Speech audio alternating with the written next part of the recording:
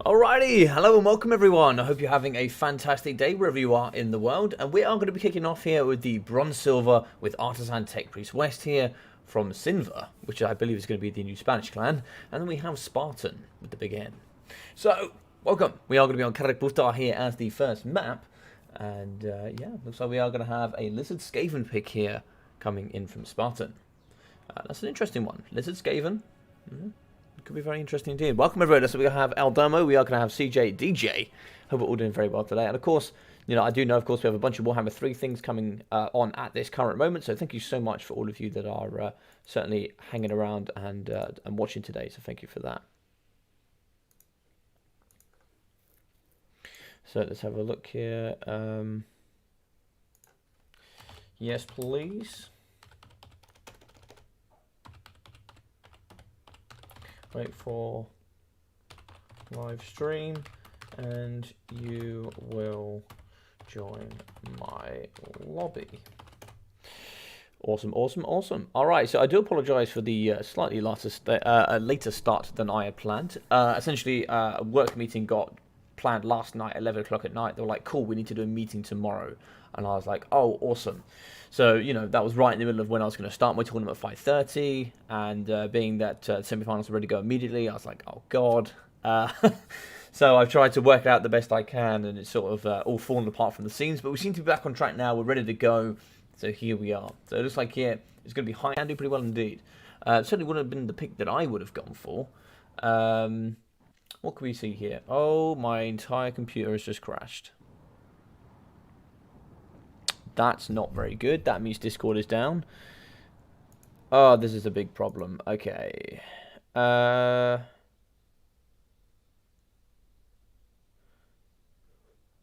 what? Right. Sorry. Discord ends up bugging out my computer sometimes, so it just ends up... Oh, my stream has crashed.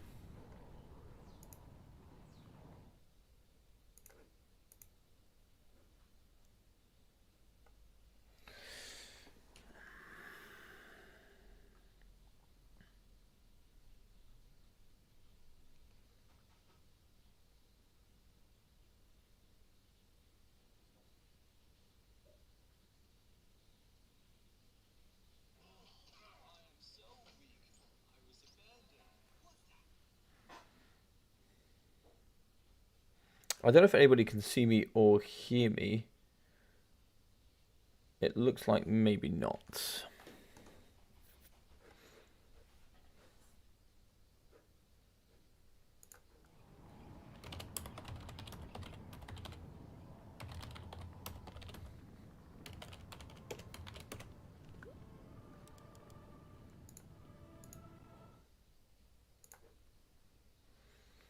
Oh...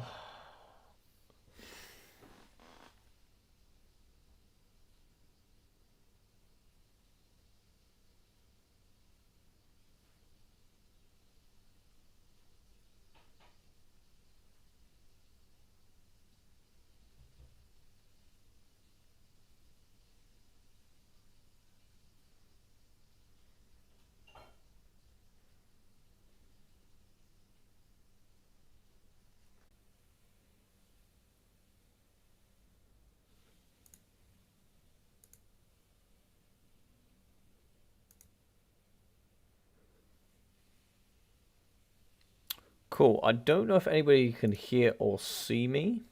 Do let me know if anybody can hear or see me. Can anyone hear or see me? Sorry, guys. I don't know if anybody can hear or see me. It looks like I've cut out. See if you can you see me now? Can you see me now? We can. Oh, thank God for that. All right. Thank you very much. Oh my God. This thing is terrible. Right. Let's load up the game again. Oh my God, what was that? I can see you here. Thank you very much. Thank you very much. Yeah, God, big issues, right? I don't know what or why, but there's a problem with my Discord that at some point, and it is Discord, it just completely bugs my entire computer. If my computer's on for long enough, sometimes it will just completely crash my computer. Like my whole computer screen will go double black screen. It kills my. It can kill some programs. It might kill Warhammer. It might kill my internet. It might kill some things. So I had a quick fire reset, and it looks like here we're able to get back online, and it looks like we're able to get going here. So game now. So you should be able to see the game. I would have thought. Hopefully. Let's sort this out as well. Right. God damn it. Right. So multiplayer host battle. Do apologise for this. God, what a nightmare today it's been, eh? What an absolute nightmare. Right. Let's see if we can get everybody back in. We should have Artisan Spartan. I don't have you added, but you should be able to join me up here. Yeah, I do apologise, guys. So annoying. I might actually uninstall Discord and then reinstall it. I just don't know if I'll lose everything on Discord if I do that. I'm not too sure. So we'll have to see about that one. We'll have to see. Mr. Artisan, Tech Priest West, where are you? There we go. That's the one. There we go. You know, the first one I heard say that. The thing is, I would understand if my PC was a potato, right? I'd understand if it was a potato, but the thing is, it's not. So I think Discord it causes really big problems for my PC sometimes. I don't understand why.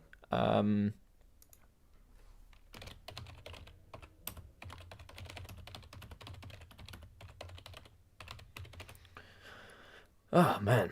All right. So it looks like we're back. It looks like we're back. Thank you very much for all coming back. Discord is linked to your account.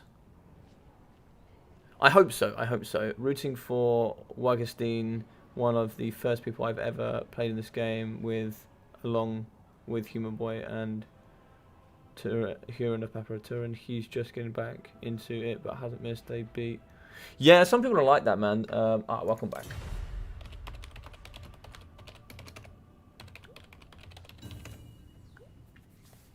Yeah, so it keeps bugging out my computer, and it keeps and it completely just shut down my computer. All of my internet stopped there. The only thing that wasn't frozen was my OBS. So I was able to fire it off and on quickly enough that I was able to reconnect OBS back to. I think there's a certain clock out timer for YouTube where it just goes, oh, we haven't seen you in like 2 minutes, so it just cuts the live stream. I was able to get in and out and back online, which is thank God for that. Yeah, because otherwise I would have had to make new links and then at everybody again. That would have been a nightmare.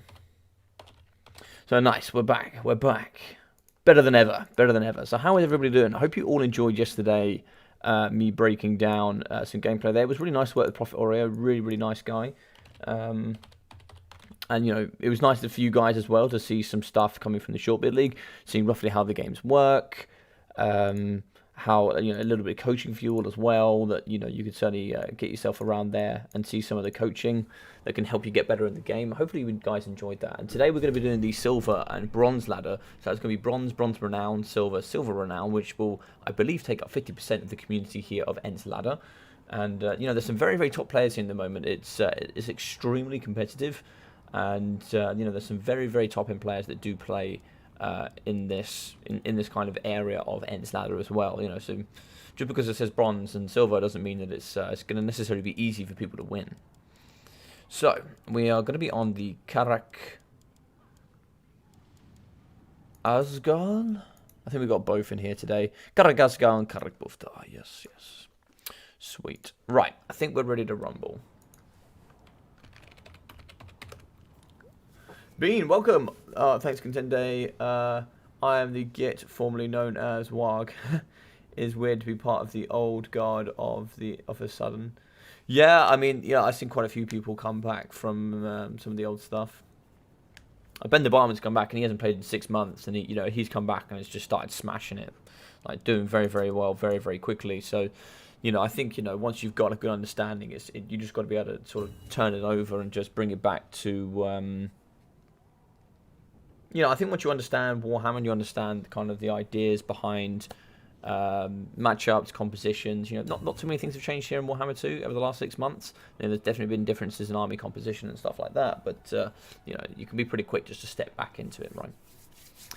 But yeah, let's kick off with the first map, and it's going to be the first map of the first semi-final here between Artisan and Spartan. I think on the other side of things we have Mr. RTK Big JP and then Wag Git Steen. So yeah, should be good. So if you guys are enjoying today's event, do feel free to, of course, smash that subscribe button and leave a cheeky like. It really does, really does help you on the channel. Actually, so much more than you know. Of course, the bigger I get, I can actually talk about it now. So I've actually been given early access to Warhammer 3, and I've been given early access to all content coming forward here from CA. That's for any Total War series. That can be, you know, anything you guys want to see. You can see with me from early access.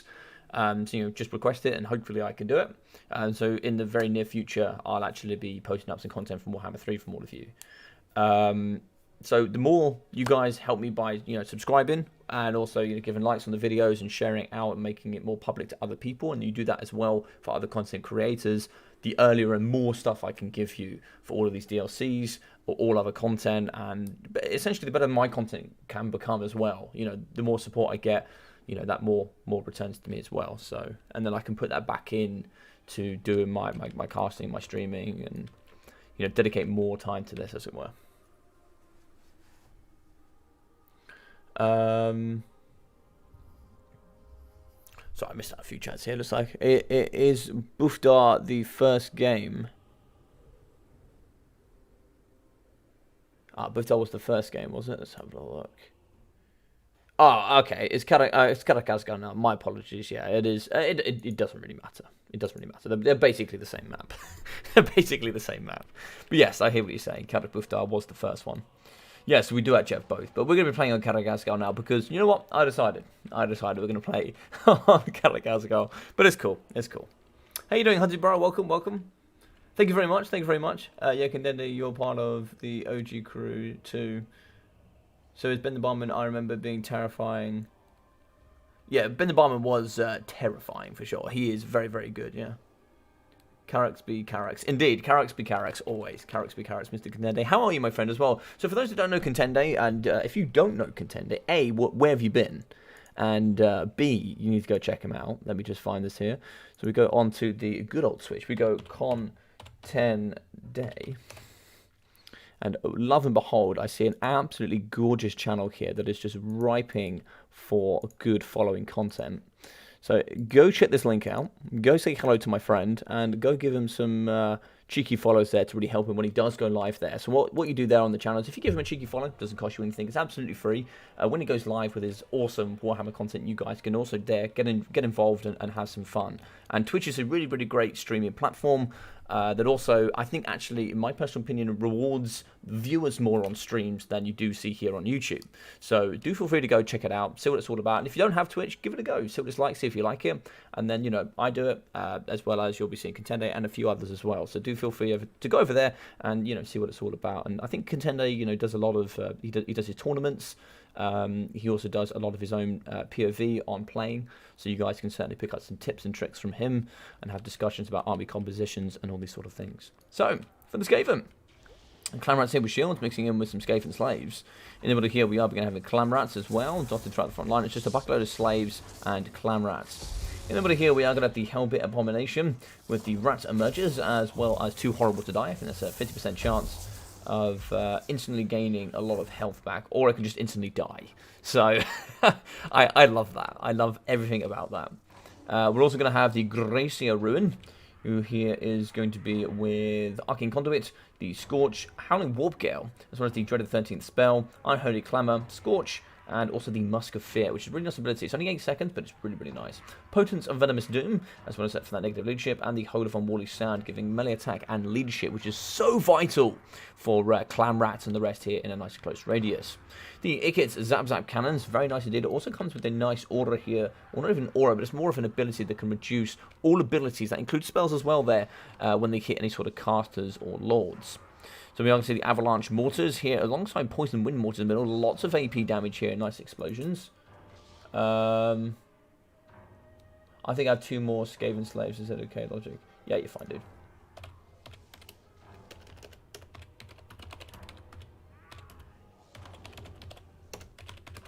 Yeah, you were fine, dude. Yeah, like 2 Skaven Slaves, it's not going to change the battle, like the Skaven Slaves. In the back here, we are going to have, the Rahaga's Pride. Look at this. Look at this. We are going to have the ROR wall lines here with the Mighty Roar ability. Negative leadership, negative speed is actually really, really good. You can certainly turn tides in battles here with such a roar, especially against the Skaven. In the front, Rangers, such good tools here just to rip through cheap infantry. And they'll even upgrade here and do pretty decent up against Storm Vermin. In the sky, we are going to have the Arcane Phoenix, a very nice model indeed. It's certainly extremely gorgeous. This thing here does have its Ember Storms, 3 of them indeed, 90 seconds between each. Great magic and fire damage as well. Really good at ripping apart infantry and creating those little battle line holes that you could really pour into there and start shutting down that Skaven weapon teams. Fire Rebirth, of course, there for the 2,500 healing. 50% chance, so if it does pop, and it can actually pop multiple times up to healing caps, so it can do very, very well indeed. Attuned to Magic, Terror, Fire Resistance, Physical Resistance, and here you can see double war lines of trace. 30% of the missile resistance, and also here with 80 armor, it's pretty damn tanky.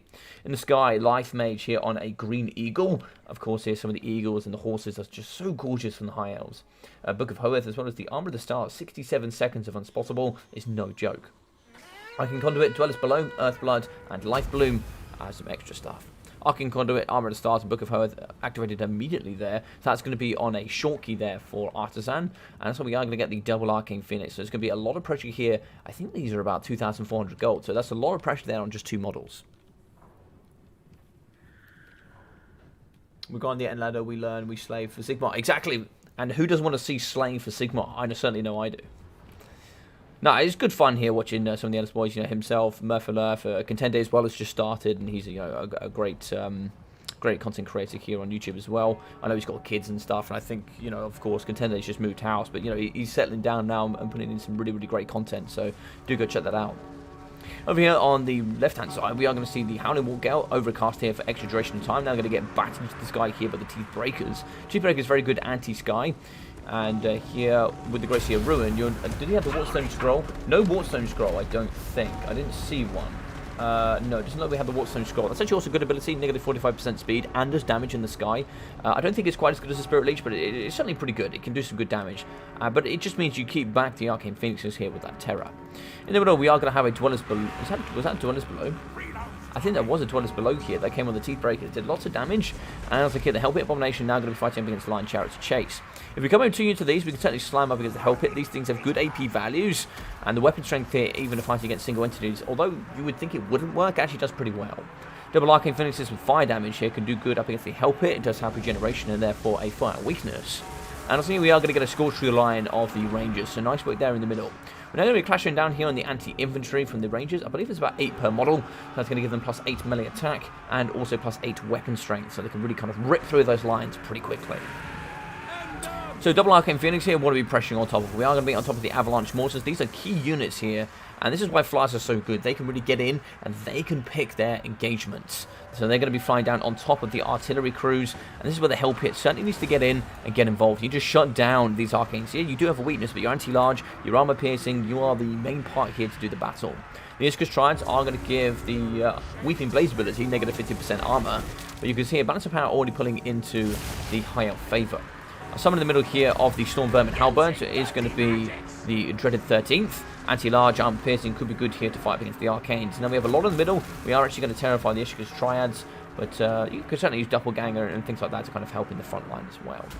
In the sky, the Archmage. Oh, look, I love this ability. That is the roar there going down, given that you can see those swells. That's going to be the negative 8 on top of negative 8 there from Fear as well. So negative 16 leadership in this aura, slowing them down as well. And yeah, you can see, look at all that leadership there that certainly drops off. Very nice indeed. Terror is going to be coming over the top here. We do see the Arcane just kind of swooping around here, looking for its next engagement. We do shatter on the Avalanche Mortars. And I'm not going to say that's GG's, but that's looking pretty close. We don't actually really have anything to take part or take apart here of the Lion Chariots. Double Arcanes as well. It's not going to be much to stop it here. Where is that Hell Pit Abomination? Hell Pit is here. Pretty healthy, actually. Could come in and do some good work. One of the Arcanes is pretty low. We only have Earthblood. We're not going to have regrowth, so we're not going to be able to heal here too well. But Earthblood is going to be activated, get a bit of healing here for the Arcane Phoenixes. But you certainly want to take down one of these Arcanes. You want to focus on one, take down that one, and then focus on the next. Reduce that damage output here by 50%, and then worry about the rest of the battlefield. From here in the back, though, you can see all of these chariots just going to be cycle charging through all of this chaff. And these things are so healthy and so thick and just meaty that they just grind through all of this all day. And they just won't take any damage. They are so goddamn tanky. So it looks like here, Rangers are going to be joining the pack. They're going to fight here up against some of the Hell Pit Abominations. But it looks like here, we are going to be going after the Gracier. Gracier is pretty tanky, though. Not great on the melee defense, 34. It's not too bad for a large entity monster. Yeah, it's got pretty good health, but, you know, if you snipe this thing, it's going to be pretty bad here for the Skaven. Iska's tries, so it's going to be Dwellers Below, catching here on the Clan Rats, Iska's, and also the Hell Pit. These attack animations here coming from the Gracier are absolutely phenomenally dirty. These things going back and forward with that mass, just no level of infantry can pin this thing in. You need cavalry, and even then cavalry can really be just pushed around here by this big model. The Hell Pit Abomination is going to be doing work here. We've seen one Arcane down to 2.9. The other one's here. It's going to be relatively healthy at 4.2. Gracier at 2,300. Not really the place it wants to be fighting. It kind of wants to be... There's actually not too many places. It kind of want to help in the back here up against all this infantry here. But you've even got the Rahaga's Pride that are going to do some nice work. It looks like here the Archmage, I wouldn't actually mind seeing the Archmage kind of getting a little bit more involved and pushing off of these units and pushing them there towards the edge of the battlefield. Keeping them away, use that fear, use that cycle charge engagement from the sky that you have pretty much paid for.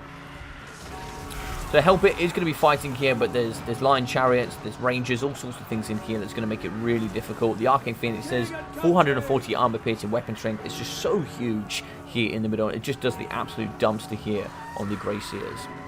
Now, I do think if the double Arcane was to go down, I actually think coming in with Teclis might have been better, because then you can bring Teclis as your Lord on an Arcane, and then you can also bring Regrowth and Nets and all sorts of amazing tools here. But, you know, that's something else as well, just to take into consideration. Rahaga's probably going down, -8 leadership, so we are going to shatter the Clan Rats there. And in the middle here, you can help break up against the Gracier. That is going to be shattering. That's going to be our Midos's GG's and well played, and a really nice tactical game there coming out of Artisan. Yeah, this is a tough one here, exceptionally for the Skaven. Very, very tough indeed. Hello, welcome. How are we? Oh, thank you very much, Mr. Bowmore. I can see here that you did delete there. Yeah, thank you very much for that. I've been seeing more Rangers more than Spearmen as well. Yeah, well, the thing about the Rangers is what's really nice. So mostly coming in here from the Skaven, they're going to have nothing more than 25 armor, and Rangers don't pay for armor piercing. So, and it's very nice because they don't need it. They also get anti-infantry, which is really good because most of this is just bucket loads of cheap infantry. So, you know, they can get in there and they're perfectly designed to trade against all of this cheap chaff. They'll get in there, do all the damage. You can see hundreds of kills. 670, 280, 380, 71, and 350. But they've got hundreds and hundreds and hundreds of kills and so much health left. All of this got absolutely butchered here in the middle. Lion Chariots 1.6. In the back here, you see 1,080. Lion Chariots getting in there doing lots of work. Rahaga's Pride 900. 1,500, 1,070. 120 kills, 1,300. Those Dwellers Belows, super good. And that is the rationale as well as taking the Archmage, which prevents the Skaven from blobbing, is, you know, that Dwellers Below certainly does a lot of damage, for sure. 450 there for the Gracier Ruin. We've got 12, 26, 20, 67, 20, 26, and 13 here from the Skaven Slaves. I think this is one of the few matchups that Skaven Slaves just can't be bought in. Because even with Spearmen, I mean, these are way more cost efficient, but Spearmen, because Spearmen pay for anti-large, essentially, so you want to be able to rip through this, because the whole point of these, right, is to reduce vigor, buy you time, so your artillery pieces or your weapon teams can do the damage, and these just rip through the front lines, and everything they pay for that is well designed just to bullet through the front lines. So I just think that Skaven Slaves, and even Clan Rats to an extent, is really tough to bring in this matchup. It's really, really tough to bring them in this matchup because they just get deleted by units that cost 600. So I think, you know, Skaven here have to think a little bit differently. But Poison Wind Mortars maybe, or maybe you just have to go wider with, I don't know, it's a tough one really. Maybe you just have to go wider there with the Globadiers and have the Globadiers fighting with a, you know, a cheaper front line. So you have Skaven Slaves over the top. Yeah, you can see here you brought one too many, but that's okay. Yeah, and then maybe you try to get the Globadiers focusing these down, because then the Globadiers could do a really good damage output. And then you can start working through the lines in that way, where you start dropping these Clan Rats and actually start putting in Globadiers instead. And then, because here there's no mobility, there's no Rat Ogres, there's no Rat Ogres to counter Lion Chariots, or even counter the Rahaga's Pride. You did have some level of Spearmen. I think you have some Clan Rats and some Iska's Triads. But Iska's Triads pay a lot for their Weeping Blades ability, which is reducing armor, which, you know, is very prevalent on top of the Lion Chariots, but everywhere else in this build, it's not really all that prevalent, to be honest. So yeah, so there's some things there to certainly consider. But 1.7k for the Hell Pit, I think Hell Pits are very good in this matchup. Artillery, I think not, because for the most part you're going to dominate the sky, which is why I think the Wartstone Scroll would have been nice for the Gracier. But otherwise, I think the build's pretty good. I think, of course, the Teeth Breakers are a nice unit. I do wonder if maybe some Warlock Giselles might have been quite decent to maybe get some sniper on the Lion Chariots. They have good AP values. Even if these have got good missile resistance, you're still going to do some good chip damage over time for sure. But yeah, we certainly need some mass here to fight against the Lion Chariots. Chariots are just a massive pain if you certainly don't bring the right tools to deal with them. Welcome, Mr. Parkerilla. How are we? Welcome. Alright, so we are going to move here onto the second game. So we're going to be here on the... Oh, we're on the Bone Zone. Nice. So we are going to be on the Pillar of Bone. Pillar of Bone. There we go. So lovely stuff there. So we're going to be on the Pillar of Bone. And it looks like here... Let's have a look. So, Dwarfs and Wood Elves. Okay. So I assume the Wood Elves there was to counteract a lot of the other stuff that can come in. Let's have a think about this. So if you go Wood Elves, you can fight against High Elves. If you've got Wood Elves, you can fight against Dark Elves. So that kind of cancels those out for the Dowie. Skaven has just been used, so that is down the drain now. Yeah, so pretty good place to bring in the Dowie. And Dowie against Beastmen, I actually think it's Dowie favoured. A lot of people might disagree with me on this one. I have a lot of experience in this matchup, and I think actually most Chaos factions now actually suffer to Dowie. A good Dowie player can bring a nice build here with Thoric Iron Brow, I think.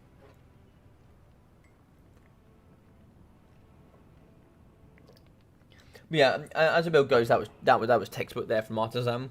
It's a bit of a high risk, high reward as well. Some of the units he brought, especially with flyers and teeth breakers and rattling guns and.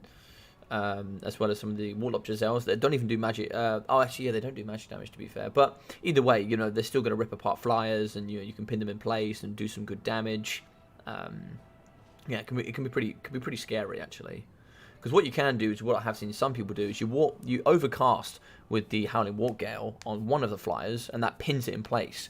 And then on the other one, use the Teeth Breakers with the Wartstone Scroll, so you slow it down by 45%, and then you slow it down by another 35%, so it's basically not moving. It's basically pinned in. So yeah. Yes, that can be a bit of a ginormous pain. Yes. You the boss. Indeed.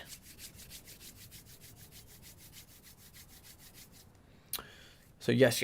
So we are moving through to game 2. So let me update the scoreboard. Oh, I did update the scoreboard. Lovely stuff. So Artisan's going to be taking a big dubski there in the beginning. Apologies for the weird start, and apologies for the late start as well. I said to some of you, but I think some of you maybe didn't hear.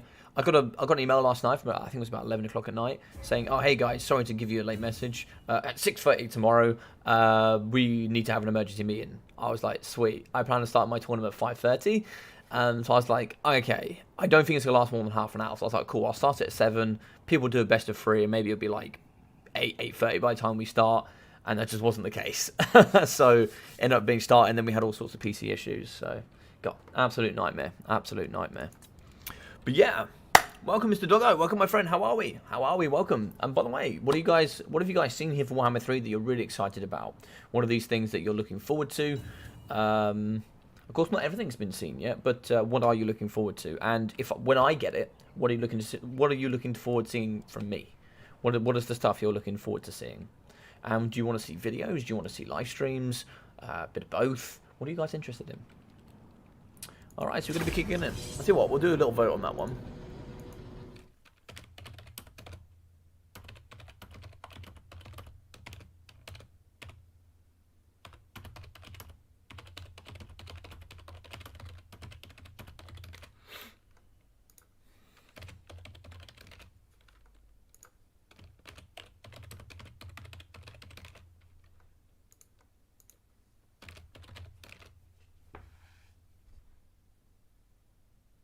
Cool.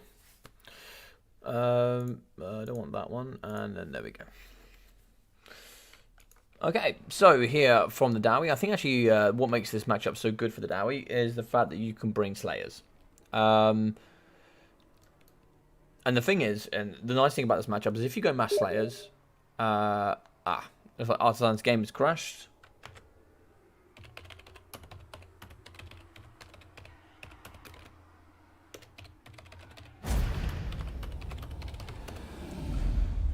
Okay. No! Quickly! We don't want to see those builds.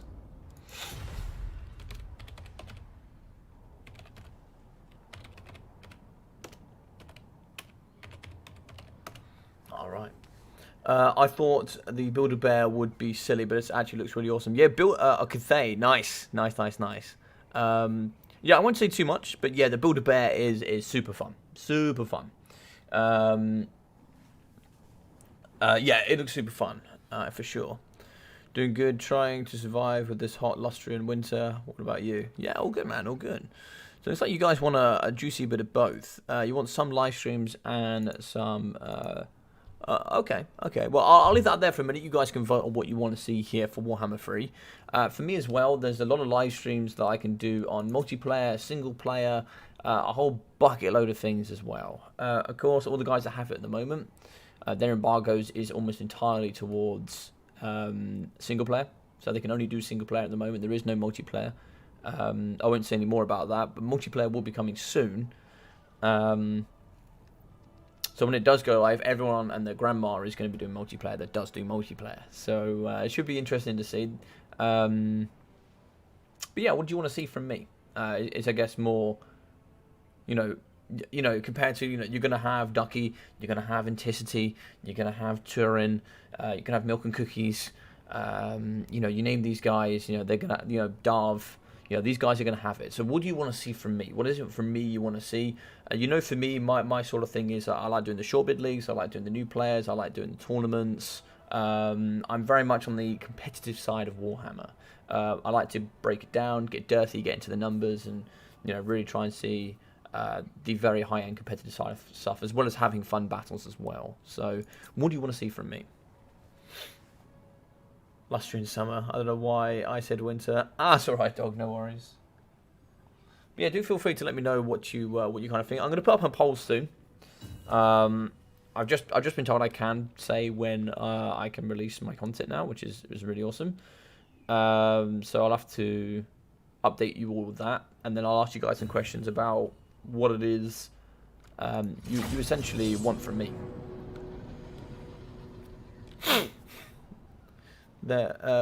With there most likely existing a sort of ladder, I'd really be interested in how that works and what that's like. Okay, yep, for sure. So for me, for most content creators, we have an embargo which says what you can and can't do. So for some of them might be like, you can't show this, you can't show that, you can't do this, you can't do that. You can't show these factions, you can't do this, or whatever it might be, right?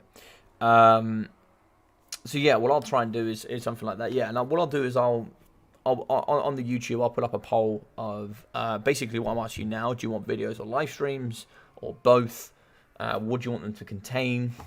But like for most parts, you get like an option of what you do. You can do a bit of a mixture and match, sort of. You can do an X amount, or you can do like say maybe like 5 videos for 200 minutes, or you might be able to do sort of 18 hours of live stream, for example. Sometimes they might let you mix and match. So, for example, if you do 5 videos over 100 minutes, so it's like 5 videos of 20 minutes each, then maybe you could do 1 hour of long live stream or something like that. So you're very limited in what you can put out there and how much of it you can put out there.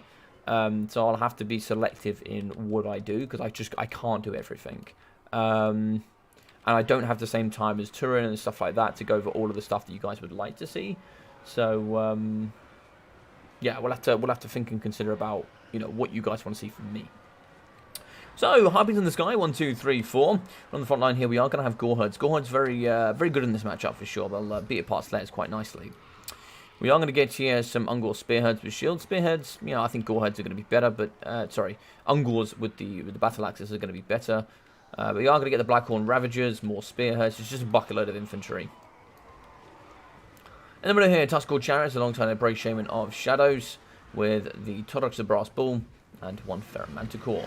So Taurox of Brass Bull here with the Brass Body, the Rune Torched Axes, and Slaughter's Call. That actually imbues a good extra AP as well. Space weapon damage could really help there up against some of those heavily armoured dwarfs. And the Manticore here, of course, coming in with that terror. On top of the chariot here, we are going to the Brave Shaman of Shadows here with the Pit of Shade. So no Penumbral Pendulum. Penumbral Pendulum can actually do quite well. Jagged Dagger as well, so we could see certainly a lot of mana there coming out. Black and Ravagers do actually have the Rowdy trait, which is a really, really nice trait indeed. Gives Perfect Vigor and added leadership. So for the front lines here, we are going to be having minus and blast and charges, Longbeards, minus and blast and charges, Longbeards, minus and blast and charges, and Longbeard great weapons. We are going to have Iron Drakes. These are going to be the Trollhammer Torpedoes, so they're going to be firing those big anti-large missiles. Giant Slayers, Double Thunderers, more blasting charges, Slayers on top of the cannons on either side. Yeah, so there's a couple of ways you can play this. Like, Mass Slayer would lose to this because it's mass infantry. But at the same time, I feel like this is going to struggle here because you've got blasted charges, which is a buckload of heavily armoured infantry. So I think this has been built here to kind of fight against a Mass Slayer push. But I think this is a good combination army that can do quite well.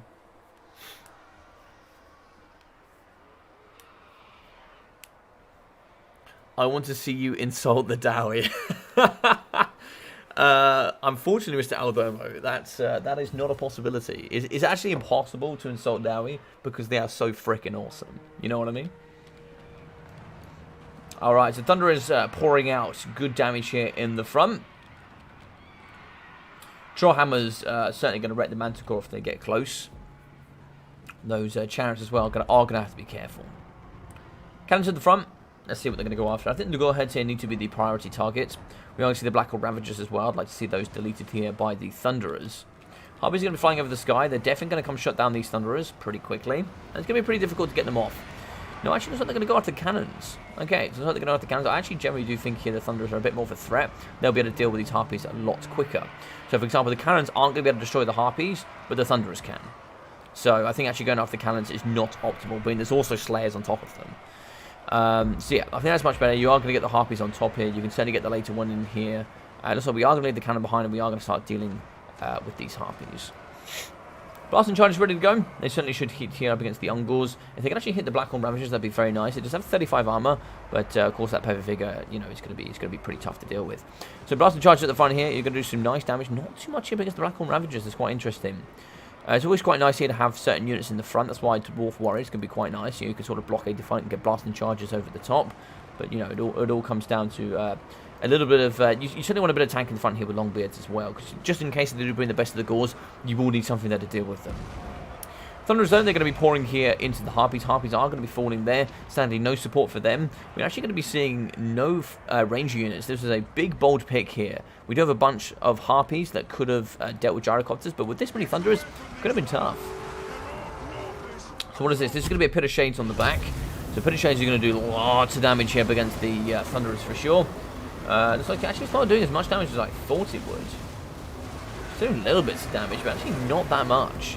I certainly thought Pit of Shades would do more damage. It's done a 1.8. It did okay. It did okay. It didn't do amazing. Goreheads in the back. Goreheads are going to fight here against Slayers. Slayers will trade pretty inefficiently here against Goreheads. Goreheads will rip them apart pretty quickly. In the back here, we can see the Brave Shamans just going to be cycle charging here through the Iron Drakes. Iron Drakes, even though they're heavy mass, are just going to get pushed all over the place. And it looks like here, Turok is going to be ripping apart the front. Slayers alongside Thoric Eyebrow is going to be fighting here in the middle. Trollhammer Torpedoes are kind of getting poked on in the back here by these Tuskors. But we can see Thunder is going to be shooting to the back of the Tuskor chariot. Should be able to get a break there. We are going to break the Brave Shaman. And it looks like here, yeah, the Thunderers are going to be able to clear out. We do need to really get some stuff in the back to shut them down. On the sides, Ungors and Harpies certainly need to come back in and start doing some work. More Harpies here need to just... You need to get this... These are going to break a lot. And the thing with Beastmen, if you keep that micro up, you can certainly get all of these units back in and compromising on these ranged units. That's where you are going to win the game here. So in the back, we can see some of the Blackhorn Ravagers shutting down some of the Thunderers, preventing them from shooting. In the middle, we can see the Rampaging Ferromatical is now going to break. And now it's basically just going to be Turox in the middle. Turox is going to combat roll here into the back, but if we move the Trollhammer Torpedoes over here, we'll certainly do some lovely damage up against Turox here towards the later stages. In the middle, we are going to push in here with the Ungor Spearmen. Ungor Spearmen could just do with like maybe just keeping Longbeards busy as well. They can do some pretty nice work there. So if you're going cheap and wide, you know, you certainly got to get round these flanks and start shutting down a lot of these entities. So nice work here with the Harpies. They are going to be getting in the back and shutting down the cannons. Blackhorn Ravagers are going to be doing some work over here. It looks like Thoric is going to be pulling into, but he is going to get chased down here by Turox the Brass Bull. 68 melee attack here whilst he fights up against the big man. don't really have quite enough. If he can pull up this way, maybe out through his Giant Slayers and his Longbeards, maybe we might be able to get away here from Taurox. A little bit of lag going on here. Unfortunately, I think here Artisan is going to be struggling.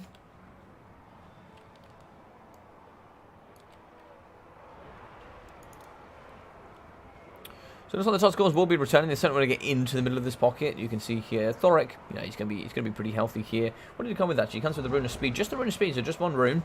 And, you know, it's just going to come with that added melee attack. In the back here, we are going to see two kind of miners on top of each other. Certainly want to see one getting in and around here into the back and start protecting them against the cannons. And some of these Thunderer crews, they certainly need to get in and do the good work. Thoric is going to be in, yet again getting chased here by Taurox. He's an absolute slippery beast here. I think he's got an amazing amount of mass, so he can pull through all sorts of units. But Giant Slayers just need to get over here. Otherwise, they're going to lose Thoric here pretty quickly. Get these miners in as well and start shutting down this middle core where there's a lot of threats. Iron Drakes getting pushed on here by Harpies. You can see the Longbeards are going to be holding. Plus 24 melee attack here thanks to the Rune of Doom. In the middle here, we are going to see Taurox is going to be going absolutely ham on Thoric Ironbrow. Thoric Ironbrow is going to be down to 1,400 health. Let's have a look here. Thunderers in the back. They're going to be fighting in combat. If we can pull those out, that'd be absolutely fantastic. But it's looking pretty dire here. We can see Rune of Speed gets activated. A really nice usage here. We're going to catch 1, 2, 3, 4, 5, 6 units. They're going to get that increased melee attack. In the back, Taurox is now compromised, fighting up against Thunderers. Even Miners will do some pretty good work up against him. They've got some good AP values, but Thoric here is going to be putting into the trees and maybe trying to go into a bit of a hidden state here in the back. Don't really want to hide him for too long. He is actually a pretty decent melee combatant, so actually get him out there, out in the front to negate a lot of the damage getting output here by the Ungors or the Ghoul Herds could be quite decent. He can certainly get some good splash damage and thump here up against that cheap infantry. Taurox is going to be in the back here. He's going to be fighting up against Thunderers. He's come over towards the Longbeards and the Giant Slayers, which I think is a bit of a bold move. Cotton certainly would call this a bold move, as those Giant Slayers can really rip apart Taurox. Thunderers getting chased off here by Harpies. And now I'd actually say that the Dowie are starting to fall down here to the might of the Beastmen. See, Tuskers are breaking. We do get a shouting here from the Harpies. Gore Herds are going to be removed as well. Yeah, negative 17 leadership. We're unlikely to see those coming back. Taurox here is going to be in sort of the middle of nowhere. You certainly need to get him invested into a good spot. Otherwise, you're going to start seeing yourself fall behind a balance of power. And here we go. We are going to be going after Thoric Ironbrow. What are you going to see here? So there's going to be Brass Body has been activated. This is not good. Slayers are coming in. Giant Slayers as well. They'll do some good work here up against Taurox. But he's going to negate a lot of damage here. Can we get him out? We cannot afford to lose Thoric here. If Thoric goes down, it is GG's well played. In the middle, Longbeards are fighting up against Gore Herds. We have a bunch in the middle here. We've lost all of our guns. If these Thunderers return, we can certainly see some shots coming into Taurox. Taurox kind of leaves this engagement, which is quite interesting. And is now going to go attack up against the Longbeards and the Miners. So, yeah, that's okay. These do need to keep kind of push Taurox away, though. They want to negate as much of Taurox damage as possible. 57 kills for him. And it looks like here we are going to get Thoric Ironbrow maybe coming over here to deal with some of these Ungor Spearmen. Harpies are going to be flying over. Really nice stuff. They are going to be chasing off the Thunderers. That's some good late game management there. We actually see here some Miners in the middle pocket. Some Miners over here as well, with some Iron Drakes in the pack that are going to be returning. So this is where mobility certainly helps, and this is why Dowie certainly are not a top tier player in the game, is the fact that they can be broken down quite comfortably here. You can see in the late stage they are certainly going to be struggling on mobility. Thoric Ironbrow, 320 health for him, 8 leadership here. He's going to be wavering. Taurox is going to be moving in. There's not really a lot here to stop him from killing Thoric Ironbrow. Thoric Ironbrow is going to break. No healing for him. Taurox is certainly putting on the pressure. And with him broken, it means that we are going to stop all those runes. Taurox is going to get a miss. He's going to kind of get hampered here by a lot of the infantry in from the Dowie. Do we get a return, though? It looks like he's actually going to break towards Taurox, which is super interesting. Taurox is... Oh, no. Okay.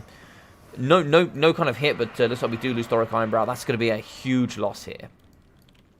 We are shutting up the infantry, and we are certainly going to be seeing here the units of the Dowie here are certainly going to start to prevail with that very, very tanky resistance here towards the end. A lot of these units are going to be kind of very tired or exhausted, and I've certainly broken a few times here in the front. These Ungors I've definitely seen Ungors here breaking a few times.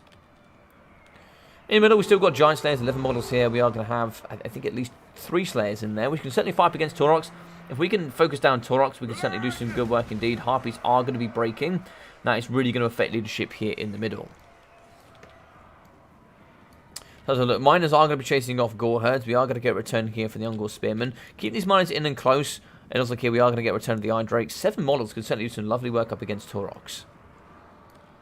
So some, yeah, so it looks like some more Gore Herds, 21. So they're going to try and fight here. I think this is a bit of a mistake. This is going to be a little bit of a mistake here, because not only that, he's also given himself the he's also engaged here now. So the fact that he is engaged and obeying the attack rules means that Taurox can pull out and now come over here and try and fight alongside the rest of his infantry forces. Now, Iron Drakes, they do need to actually fall in behind their infantry. Yes, this is going to be good. Bring your infantry over here and create a bit of a shield wall here between yourself and the Iron Drakes. Don't allow these to get too close, otherwise they could break the Iron Drakes. They've only got 2 leadership. Do not sit on your Iron Drakes. That is going to be a huge mistake. Taurox is going to be coming over. Iron Drakes, I believe, are going to be pouring shots here into Taurox the Brass Ball. So they are going to charge. They do hit here. They're not actually going to be able to stop Taurox too well. Yeah, and Taurox is just going to pull through the middle. And that's going to be a break there for the Iron Drakes. 670 health there for Taurox. He's still going to be going very, very strong indeed. We should break the Gore Herds here. We are going to chase after Taurox. We do actually break and then shatter. So that's a bit of a shame. They unfortunately became a little bit too close, I think. And we certainly wanted to push the infantry a little bit more forward there to kind of push back Taurox if at all possible. His mass is so goddamn huge that it's almost impossible. Looks like we are going to shatter here. We are going to pull it into the Dowie favor. This could actually be a win here for the Dowie. Taurox breaks. That's going to be Arminos's. GG's and well played here to Artisan with a late game push out. Lovely stuff. Really, really good indeed. Very, very good stuff. Indeed. Welcome, welcome, welcome, Mr. Roosevelt.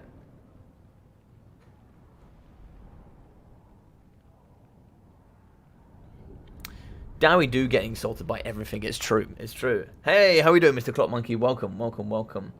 So, 413 there for Thoric Ironbrow. We got 600 here for the blasting charges. 600 as well as 530 and 530. So, really good work there from Artisan. Just showing how well these blasting charges could do. And you can see good micromanagement to get good usage. 700, 700, and 616 there from the Longbeards. 700 there from the Iron Drake to Hammer Torpedoes, with 435 and 800 here from the Thunderers. 900 and 850 there for the Cannons, with 1,600, 1,400, and 900 here from the Slayers. Very good work indeed. Unfortunately, Thoric Ironbrow certainly did suffer.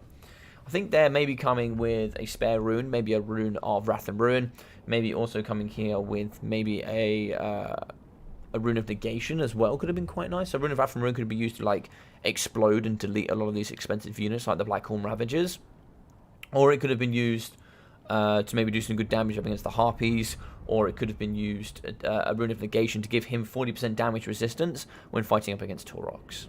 Yeah, that certainly could have come in as well. Taurox, 2,580, very, very strong character indeed. 740 there for the Brace Shaman.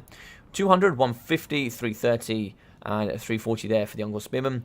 For the Goreheads, 540, 480, 600, 900, and 800 as well. You see Goreheads very, very good indeed. It's actually going to be, these are the shielded varieties, so he actually has too many Goreheads here. His build was actually illegal. I'm pretty sure. I'm pretty sure this is illegal, but there we go. So we are going to see 880 there for the Tuscle Chariot. Manticore coming at 350 with the Harpies at 230, 270, 375, and 280. Yeah, I like this build quite a bit. A little bit illegal, for sure. I think if we had Taurox there supported by a Gorbel, could have been quite nice here to fight up against Thoric Ironbrow as well. Yeah.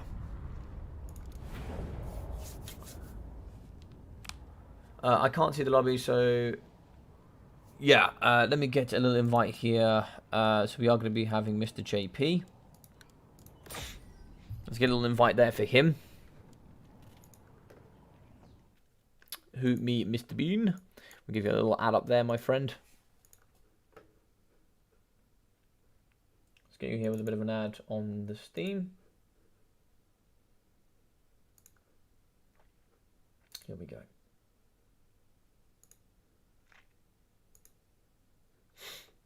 There we go, we have been added.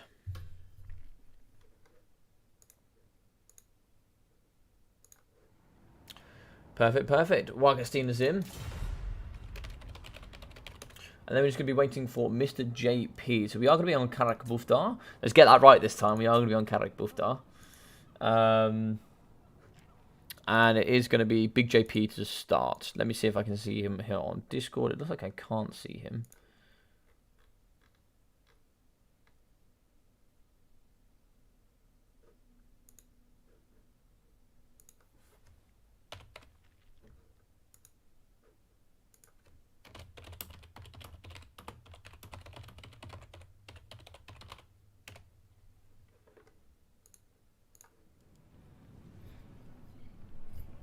Yep, so well played to Artisan. Mr. Big JP is in. Welcome, gents.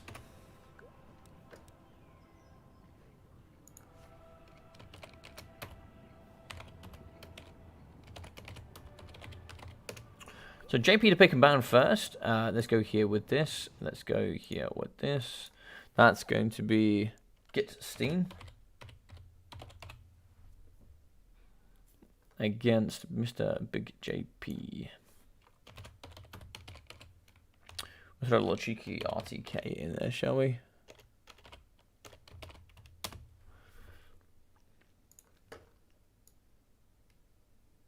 Let's make that a little bit smaller. There we go. Come on, computer skills, activate. Sweet. Lovely stuff. All right. So let's sort out that scoreboard as well, actually, now I'm here. It's going to be 0-0. So this is going to be the second semi-final. So we are going to be here, Wakasteen up against Mr. Big JP.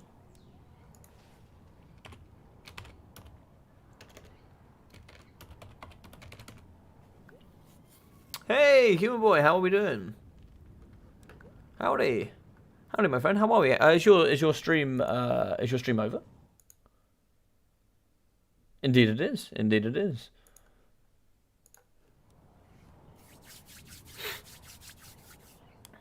Got to pop off best of threes with Arcadia. We'll be back to fight right after. Awesome. Awesome, Mr. Lee. Awesome, awesome, awesome. Guys, give me 30 seconds. I'll be right back. I've got to very, very quickly sort one thing, and then we'll be ready for the rest of the stream.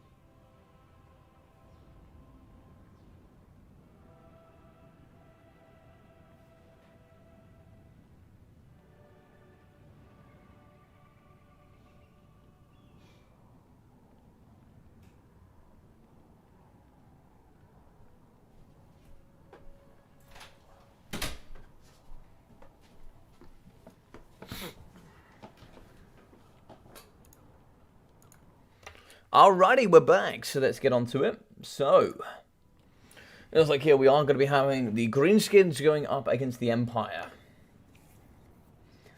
Alright, let's have a look at the picks here. Greenskins and Dark Elves. It looks like Empire is going to be the counter. Okay.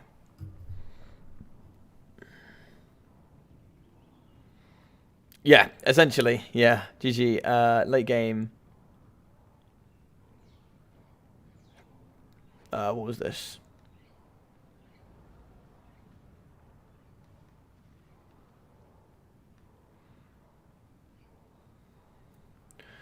Those boys do not break. No, we do not break. Us dwarfs are stubborn.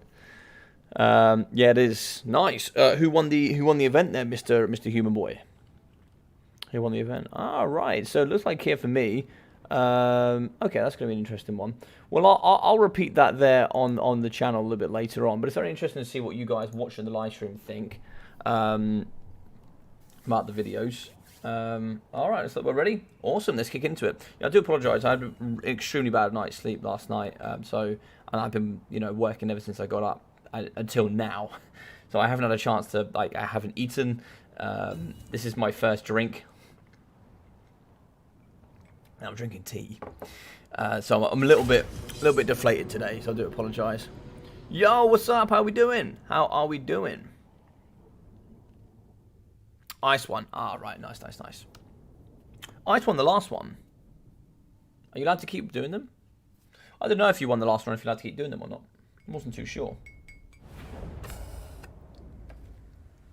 I don't really know. I don't know, young one. I don't know.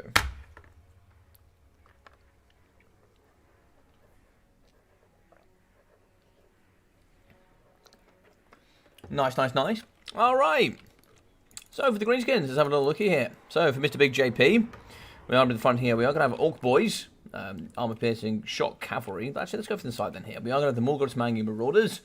Really nice skirmish cavalry here. Only 100 range, but they have AP, immune to psychology, fire whilst moving, vanguard deployment. They come with a lot of cool kit that can do really quite well. Same with the Forest Goblin Spider Riders, poison in range and in melee. 78 speed, Strider, fire whilst moving, vanguard deployment as well. So very, very good skirmish tools here, very cheap as well. So full Goblin Riders, including the Morgoth's Mangy Marauders, and then the double Forest Spider Riders. We are going to see the double Orc Board Chariots, as well as the Orc Boys, 2 units here of the Shock Cavalry. Make that 3, make that 4 actually. And then the Night Goblins. We are going to have the Hammer of the Gork, which actually has an ability here, which is blinded. Negative melee attack, negative melee defense, and also accuracy, which is surprisingly interesting. Orc Shaman with the Edbutt and Brainbuster, alongside Gron the Paunch, of course, probably the best character here for Greenskins, and has been ever since he was released. Lucky Banner with Greatness here, and Language of the Boys with Regeneration here as the toolkits. In the front line, we are going to have Orc Boys, a bucket of Orc Boys Gobbos as well, which are super strong there, Silver Shield. And they got their big stabbers. They get in there and do all the pokey poke. But yeah, good stuff indeed. So, coming in here from the Empire, Marcus Wolfhard. So we're not going to be seeing Volkmar the Grim, normally a common counter here. But Marcus Wolfhard in the front here with the Amber Bow, as well as Focus Shots and the Hunter's Snare. Only 11 seconds on that net, but still pretty nice to have otherwise. Spearman in the front here with Flagellants, alongside more Spearmen here. Looks like we are going to get an Amethyst Wizard, Spirit Leech. And that looks like Aspect of the... that's not Aspect of the Dreadnought, that's Doom and Darkness. That is Doom and Darkness, with Life Leeching, Power Stone, and Blast. Very interesting combination. Handgunners here with Flagellants, more Spearmen here, with the Buckload of Empire Knights, looks like 3 units, and we are going to have a Warrior Priest. He's going to be on a Knight here for 105 armor, so pretty tanky. Shield of Faith, Soulfire, Hammer of Sigmar, Benediction, and the Banner of Eternal Flame giving fire damage. So Hammer of the Witches comes in with the added physical resistance, so that should make them a little bit more tanky. And here they're going to do fire and magic damage thanks to having the Warrior Priest with that banner nice and close by. More Empire Spearmen, they should better help here. Spearmen with that fire damage would do really well here up against Grom. Alrighty, so let's kick this off. It's going to look pretty good. We are going to get some of the riders coming around the side here. Either side, going to get a little bit of push going through here.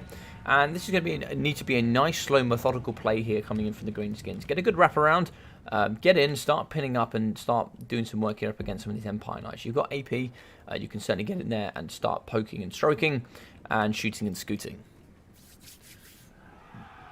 There's a lot of fast Greenskin units. Yeah, 100%. Spider Riders, very good, very fast, good armor, shielded. Holy damn, that's some good damage. And that is the problem. It looks like the artillery is actually not going to focus their artillery. It looks like they're just going to try and smash down here on the handgunners. I do actually think the Hammer of the Witches would actually finish off this Hammer of the Gork really quickly. It outranges it by 50, and it's going to be pretty accurate as well. The accuracy is pretty decent, reload speed is good. It should be able to smash apart the Hammer of the Gork really fast here. Sigmar's Blessing on the Heretics. Indeed, on the Heretics. So we are going to come in the back here. JP, of course, knowing, you know, very, very good game knowledge here, playing a lot with some top-tier players here from RTK. We come around the back, getting some good poke and stroke. You are going to see some push out here for the Spearman Shields. That's actually going to stop the Spearman, it's going to stop some of the Skirmish Cavalry from getting too close here. It's going to create a nice gap between that middle pocket where you have some of your handgunners. But you are going to see little pockets like this that are going to open up where the Spearmen, you know, aren't going to get that push. You can certainly get in a little bit closer here without getting punished too hard. And you can also, with the handgunners, if you're really, really smart, you've got little locations like this. When you can sit down below, you can actually shoot over the top onto the handgunners, and the handgunners can't shoot you because this little ridge here is going to be in the way. So the handgunners will have to overextend here in the back and then come and chase you, which is when you then hop on top of them. Focus shot, so we are going to donk here on the front here up against the Orc Shaman. Handgunners now going to be spreading in up against the Orc Chariots. Now the net here doesn't do any sort of negative to missile resistance, but it's certainly going to hold them in place here while they get shot by a buckle of the Thunderers. We are going to counter there with a nice spell that's actually going to knock over the handgunners and stop a lot of these from shooting. We're now going to get a Brain Buster. That's also then just going to whack them and just knock them over, stop all this damage from coming in. But look at the AP damage here on the Orc Boar Chariots. Lovely stuff here in the front. Goblins here, Orc Boys. Sorry, actually not even that. Orcs are going to be fighting in the front here for Giants and the Sigmar Sons. These Sons of Sigmar here are going to hold Unbreakable as well. So they should do some nice work here at really holding this front line. But the issue is pockets. Pockets are starting to open up here from the Empire, and there are pockets and pockets and pockets absolutely everywhere starting to spring out. And this is exactly what the Spider Riders at the back do. And we can certainly see some of this cavalry getting in here and shutting down. You can see Grom's already in the middle, cycle charging all over these handgunners, doing the good work that the Greenskins are knowing to do.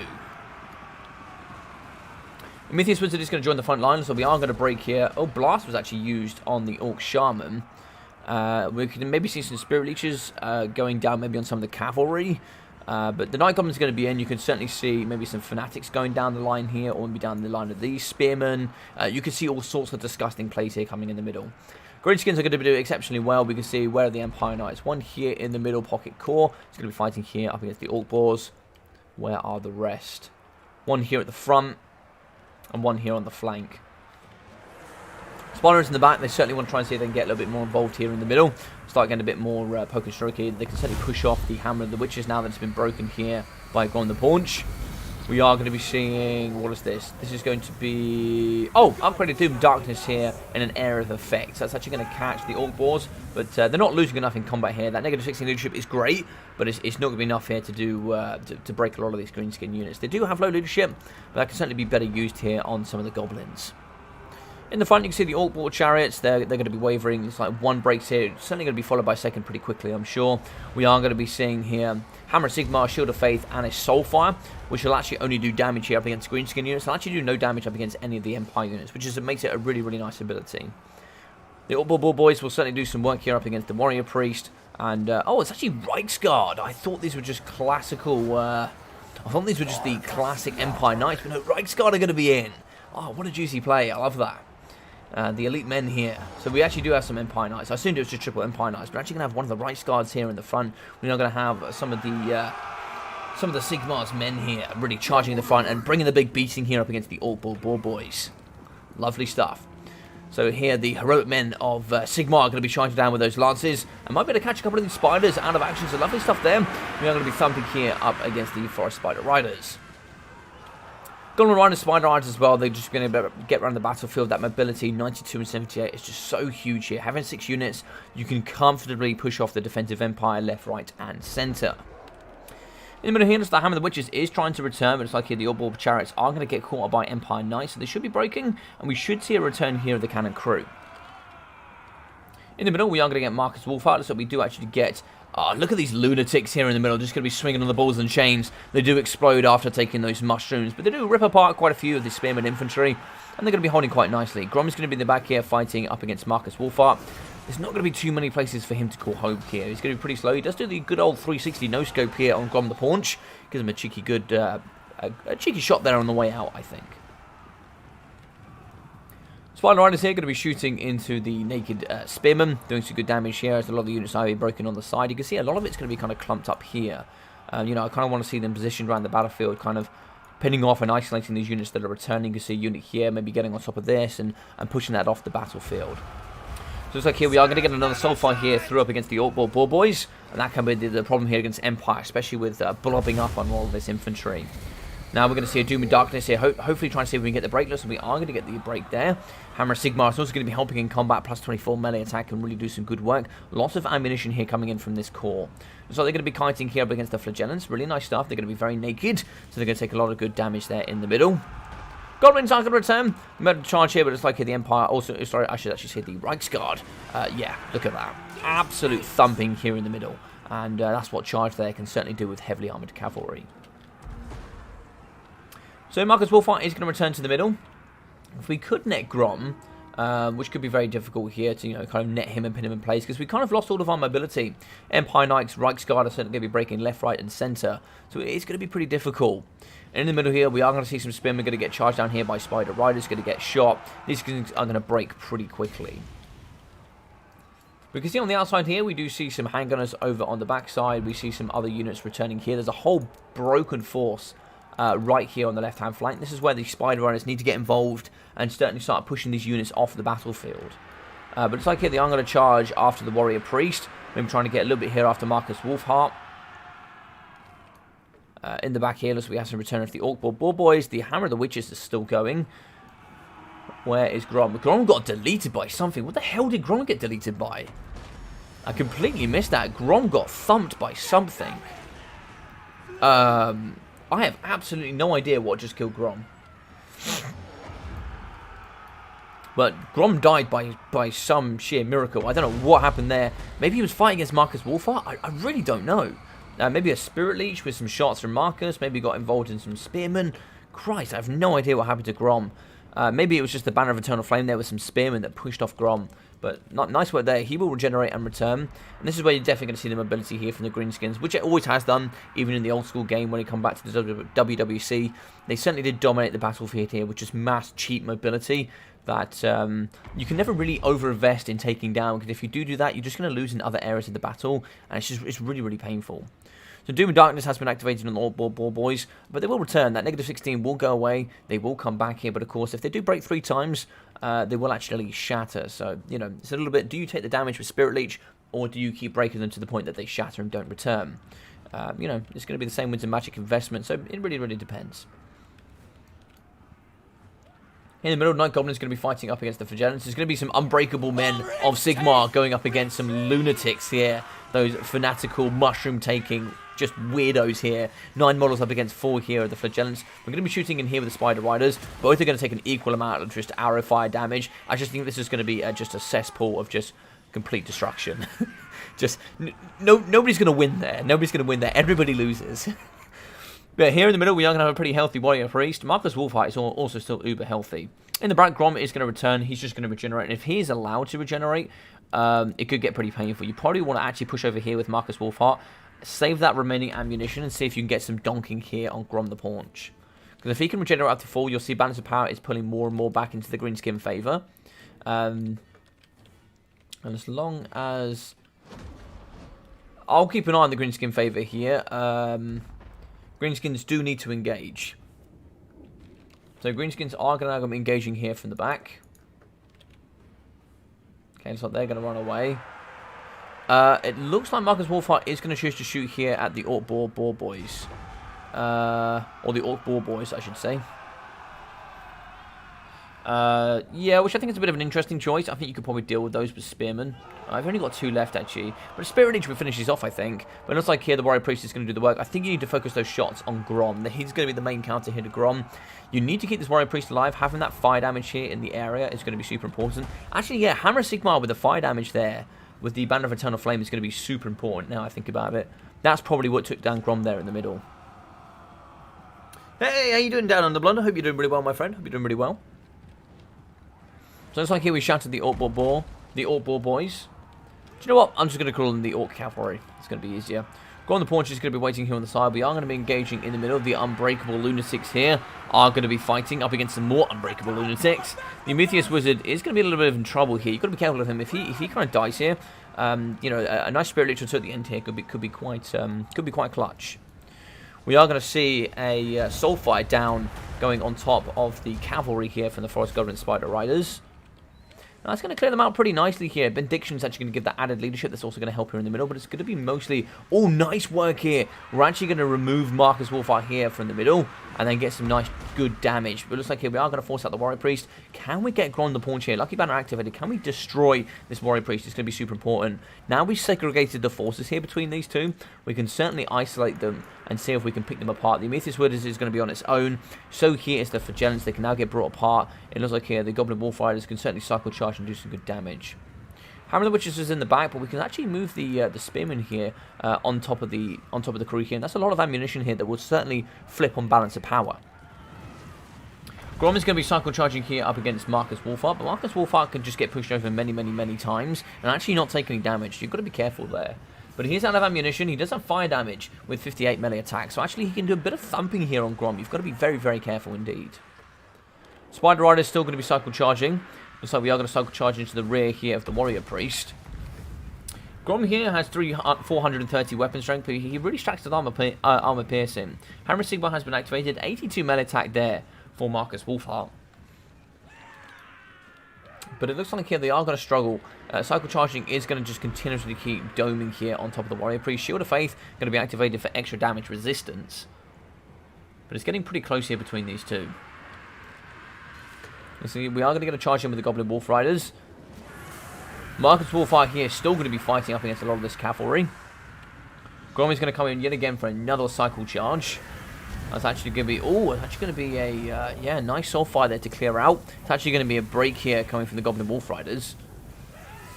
Balance of power is super even here. If we get just 1 or 2 big hits on Grom, the Greenskins are really going to struggle. We do have 2 Night Goblins. Having those go in can actually do some nice work as well. Poison imbued here on top of the Warrior Priest could certainly negate a lot of the extra damage output coming here from the Banner of Eternal Flame. So we're going to have 1,085 health here for Marcus Wolfheart. Warrior Priest at 1,600, but 105 armor is certainly going to keep him going for quite a while. Grom is cycle charging very well here indeed. Immune to Psychology for the Morgus Maggie Marauders. I don't think there's going to be any sort of fear in here. No, there's no fear.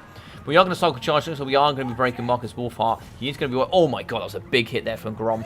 Grom slaps on top of Marcus. Marcus is going to break, and then we're going to push off here with the Morgus Maggie Marauders. Yep, looks like there we do go down with the big man, and it's just going to be Warrior Priest left. He shatters, and that is going to be GG's well played here, coming in for big RTK JP. Hey, Mr. Brook Whiteface, how are you, my friend? Welcome. For the war indeed. Yeah, you can, as long as the season is long. Cal got the qualification spot for coming in second. Oh, right, I see what you're saying. Yeah, cool. Oh, it was Cal Harmon against... Oh, that's pretty cool. Cal Harmon against Ice Power. That must have been a very good series. So, Gitstein playing very well here. Really nice game between these two. 2,100 there for Marcus Wolfheart. 617 for the Meteor's Wizard with 1,300 for the Warrior Priest. 233, 230 for the Spearman with 350 and 210. Yeah, so he absolutely must have butchered on Grom. I feel like he must have butchered on Grom. He must have done. We've got 540 there for the Sons of Sigmar. 550, 540 there for the Flagellants. Handgunner's got 336, 600. Empire Knights 450, 870. 1,200 for the Rights Guard. Really nice to see some Rights Guard. They're super fun units. I absolutely love to see them. With the last unit of Spearman here getting 261. Bit surprised we didn't see the Scroll of Shielding there from the Warrior Priest. Scroll of Shielding can actually be really clutch. A whole minute, 20% damage resistance is really powerful. We got here 390 for the Hammer of the Witches. I would like to see the Hammer of the Witches actually shoot here up against the Hammer of Gork, but it only got 680 damage value, so yeah, it's not too much. I think one of the big missiles we saw was actually smashed into the side of the handgunners, but that was the most of the damage we saw there all game. 2,480 for Grom. This man is just oppressive. 123 kills. Just super powerful. He's still very powerful. The fact that he is weaker than he ever used to be and is still by far the strongest choice is still scary. 134 there for the Orc Shaman. Gobbo is coming at 200 and 250. 350 and 400 there for the Orc Boys. 185 kills. 1,156 there for the 8-peak Loonies. With 370, 630, 580 for the Orc Boys, and 800. 88 and 280 there for the Chariots. I probably would have waited a little bit for the Chariots. They got smashed a lot there in the beginning. They just got netted and absolutely deleted.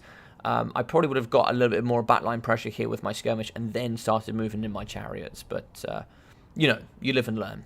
280, 600 here for the Goblin Wolf Riders with 430. Morgoth's Mighty Marauders only coming in at 500. Very surprising considering they have Reiksguard, Empire Knights to shoot at as well. Also, they have Flagellants, which they get lots of good damage value from.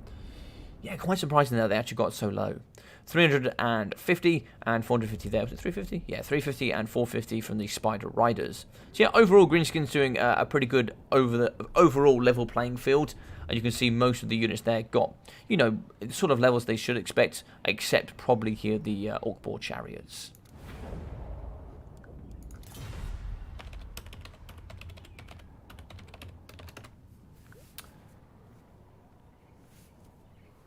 What was this? Sorry.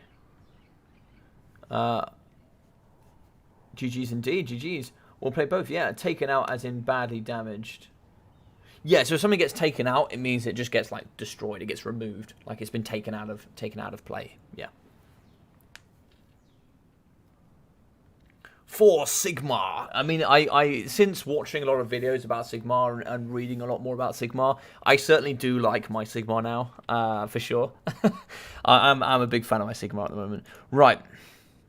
Let me get a coffee now myself, because as I said, I haven't eaten or had a drink today, because I've just been non-stop since I got up. So, no, that's Kitstein. Let me just quickly throw this coffee down the drain, and by the drain, I mean me, and then we can get hyped here for Game 2.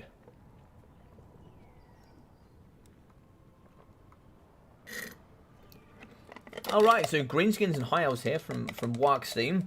I mean, with the name Wargstein, you would expect a Greenskin main. Let's have a little look here. So Greenskins and High Elves, a very interesting pick. So we're going to go Beastmen.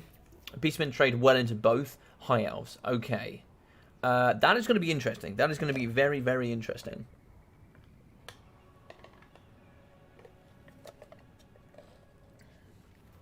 That's going to be very, very interesting indeed. So another little thing for you guys.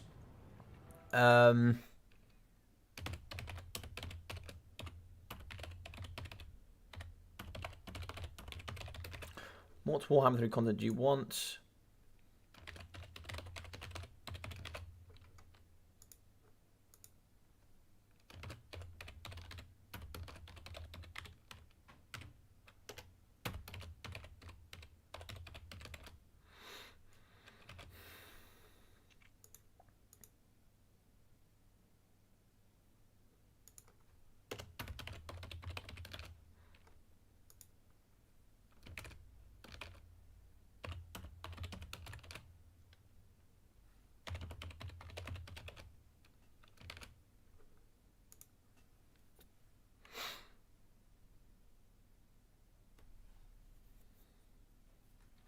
Yeah, trying to think about what I can say. Sorry, so give me a second on this one. Just asking you guys a quick question. So, what do you see from what Warhammer 3 content do you want to see? Do you want to see multiplayer videos? So, you guys, you want a bit of a mixture of both. So, do you want to see multiplayer videos, single player campaigns, best of 5, or best of 3 or best of 5 multiplayer series?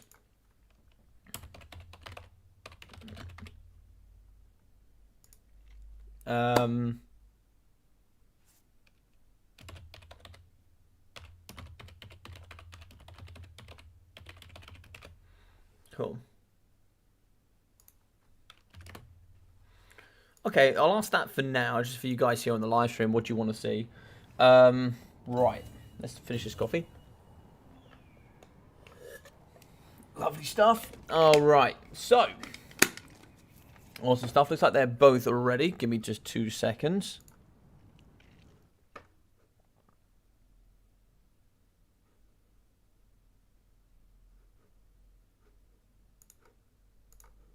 And let's go. How can you not eat all day, matey? Yeah, mate, I've just been busy. Since the, I had to get up like uber early this morning. Essentially, I just got a new car. And somebody else has taken it. Essentially, my dad has taken it to go get an MOT. So I had to get the insurance this morning. Really annoying. So I went online to go look for some insurance. Bollocks, it's the same map. Okay, whatever. It's fine. It's fine. Sorry, boys. I'm half asleep.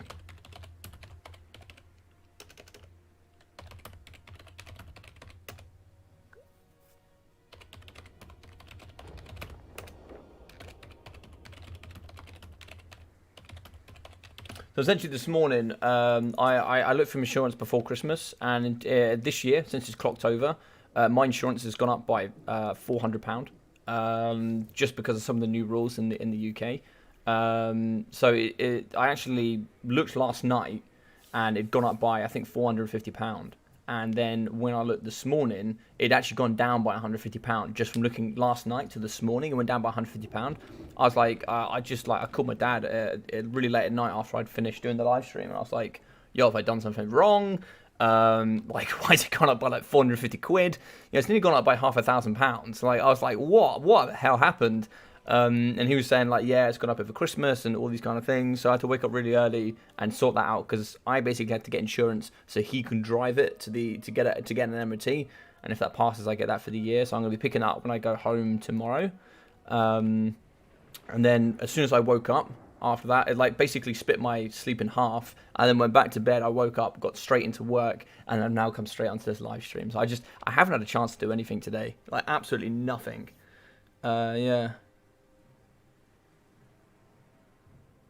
I guess a lot will depend on how the multiplayer and 8-player mini campaign works. Yeah, I think as well, like, because there's different embargoes and different people have got different things, it really depends on what I can and can't do. I have to be careful on what I can and can't do. It's cool, simple map. Yeah, cool. I didn't think these guys have a problem. So we are going to see, oh, nice, we're going to see some bacon. We are going to have the Razor Herds. In the front here, we are going to have some Ungor Spearmen, 1, 2, 3 there. We are going to have some more bacon on the side with the triple of the best of the Gors. The best of the Gors here in the middle. It's going to be pretty good. Of course, they do have 35 charge, and they certainly need it. Double Fairy Manticores here with a Doom Ball.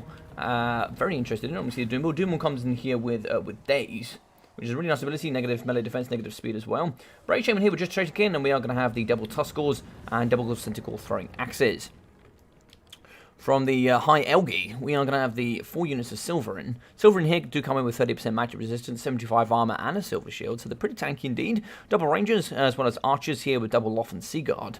A unit of the Fireborn, as well as Silver Helms here in the back. Yeah, so very good indeed.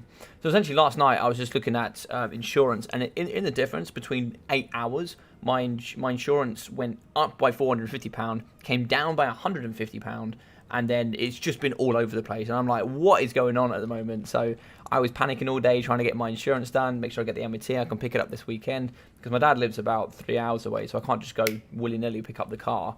Yeah, so just been busy as hell today. Just been busy as hell. All right, so it looks like Silver Helms here. These ones 90 armor. They're going to be non-shielded. So 78 speed against 93. I think they need to be shielded if you are going to bring Silver Helms. Otherwise, you just kind of need to bring Illyrian Reavers, because otherwise they can't keep up here with throwing axes. And throwing axes will just destroy this army if you're not careful. Now, a bit of an issue here we can see from Wargstein. We can see the front line here. These are all going in by themselves. They don't really have the outside support. It's a bit of a an issue on this push. You can see Bestigors here taking a lot of damage, and not all of these are coming in at the same time, so you're not going to see a multi-push here. On the side, we are going to see Ungors fighting up against the Silver Helms. Razor Piggies are going to come in, and they're going to smash here with a Manticore. Coming in the Terror, no immune to psychology here. Looks like here... Oh, the hero. Didn't even look at the hero. The hero is actually going to be Teclis on horseback. We can't actually get on Teclis right now. Teclis has a load of stuff. Looks like it's going to be Bound Fiery Convocation in the front. Bound Fiery Convocation absolutely shreks there. Okay, that Bestigal unit was the best, but now it's no longer the best. Scroll of Hoeth, Bound Fiery Convocation. So it's going to be Regrowth, Flock of Doom, Enfeebling Foe, Flame Sword of Ruin, and Net of Amator. It looks like he's pretty much coming with everything. Throwing axes are in now, so they are going to be donking here onto the backside of the range. Actually, wouldn't mind seeing them just kind of, you know, coming in and actually doing a bit of cycle charging here on the archers. Flaming Sword of Ruin is actually going to give that fire damage. Where's the Doom Ball, though? I don't see the Doom Ball at this moment. The Doom Ball in the middle here? Yeah, Doom Ball's in the middle. Doom Ball's actually going to be going after Teclis. Teclis is going to get slowed down. Doom Ball's actually going to be getting thumped here.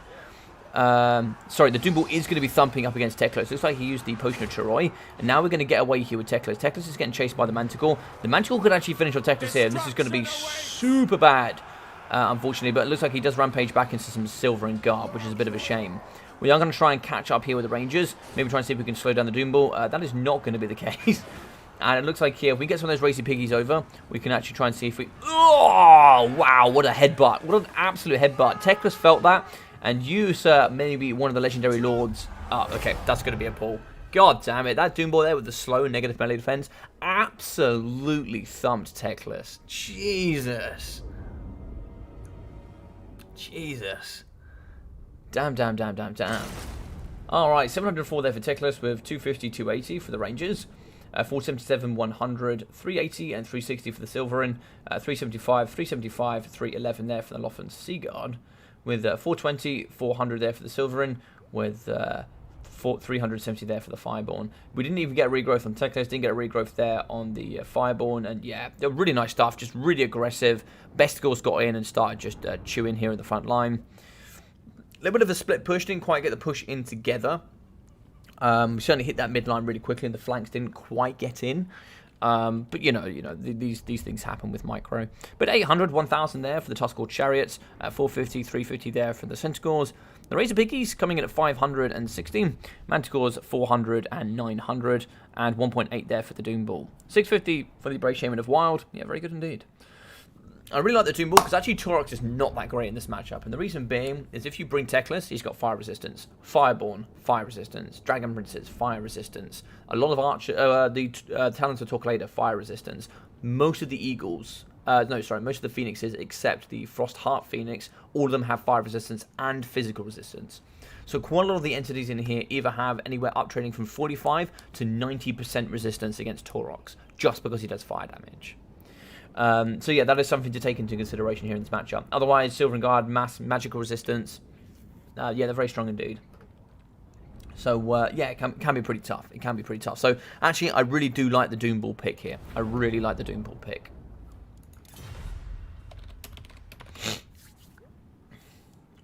Sorry to disappoint Contender. Oh, actually, sorry, I got it the wrong way round. Sorry. Big JP was playing the Beastman.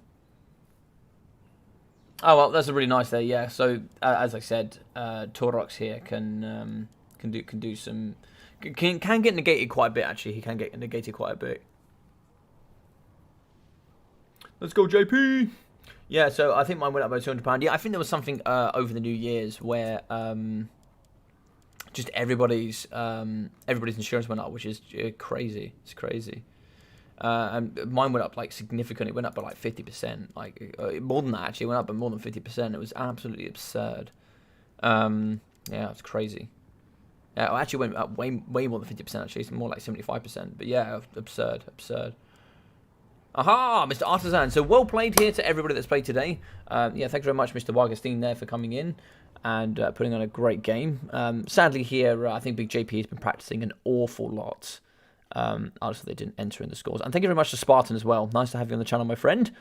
Maybe a first time for you, and especially a first time there for Wargastine as well. So thank you very much for those guys for playing. We'll submit the score there for Artisan. We'll submit the score there for Mr. JP. So we are going to be in the final. We are going to be in the final.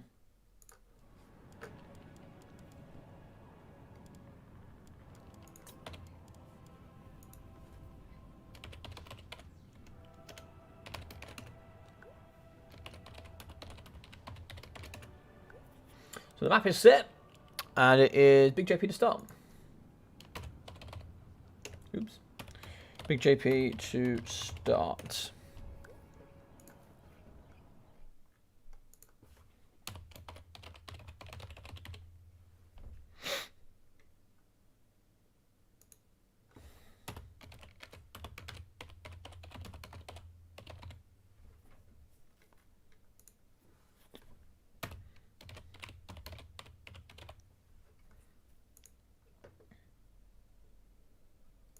Right, let's just make sure we've got all of these maps ready to go. I think we do. I just didn't upload the maps, my bad. Right, let's put in the rest of these mappy maps.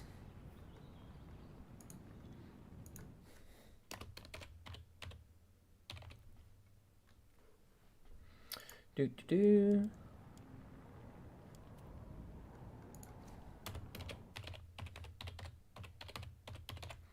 Perfect. So I didn't put those maps up. So the maps are up now on the challenge page, which is good. Lovely stuff. Good evening, Mr. Profitorio. How are we, my friend? How are we? JP loves Greenskins Beastmen. Yeah, it's a really good matchup for the if it's well practiced, it's a really good matchup for the Beastmen, I think. I think you can do it.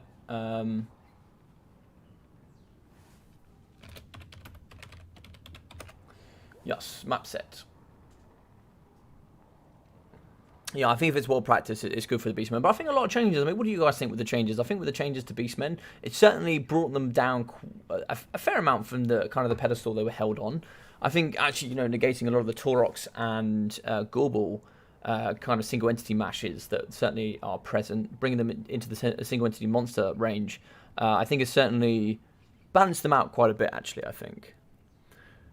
Good. I don't go on YouTube much, so on your Discord you have streaming. Yeah. So I managed to update my Discord now, so when I'm streaming, it should inform you guys on the Discord that I am streaming and on which platform, which is awesome. Awesome. Right, so let's see what you guys said here about the Warhammer 3. So it looks like here most of you are looking forward to... Okay, it's like you're looking forward to multiplayer, just videos in general. Best of 3 or best of 5 series. Cool, because that's kind of what I was thinking. I was kind of hoping to do maybe a couple of multiplayer videos and then maybe throw, like, maybe myself and Ducky, maybe myself and Darv, or Enticity or something like that. Or maybe even Valkanos as well, if he's around. I'm not sure if he's going to be doing any stuff. But maybe some of us can come together and just do, like, a best of 3 series. On multiplayer, that'd be pretty cool. Looks like not too many of you interested in campaigns or unit breakdowns. Okay, that's good to know. Is there anything else out of that you might want to see? I'll probably do a bigger poll and I'll put some thought process into it about what we can do. Are you streaming tonight, Mr. Prophet Oreo? Are you having a cheeky little stream? So for those that don't know Mr. Prophet Oreo, he is also going to be on the side of Twitch. Let me find you. Let me find you, good sir.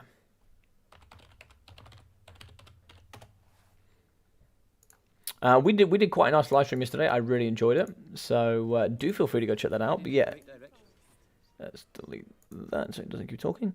Cool, there we go. So you can find Prophet Oreo here. Really cool dude. Getting into the Warhammer scene. Played some multiplayer yesterday with me. We did a bit of a kind of a teach me Total War sort of element. Where he played some games from his Shortbeard League, and we played against a bunch of people online. And I just gave some tips and tricks about how you can kind of get better in the current Warhammer 2 multiplayer scene. I'll pick Tomb Kings. Oh, that's an interesting one. Okay. Greenskins Dark Elves, and looks like we're going to go here with Tomb Kings. Okay. Very interesting. I think we're probably going to go Greenskins here if I'm Big JP, because the way that I know they like to play Dark Elves, and also Dark Elves is a good save for like Lizardmen and Beastmen. It's a pretty good counter there as well to those. And, you can use it in quite a few different matchups. You can use it against the Dowie as well, which Artisan can bring. I think Greenskins here is probably the best.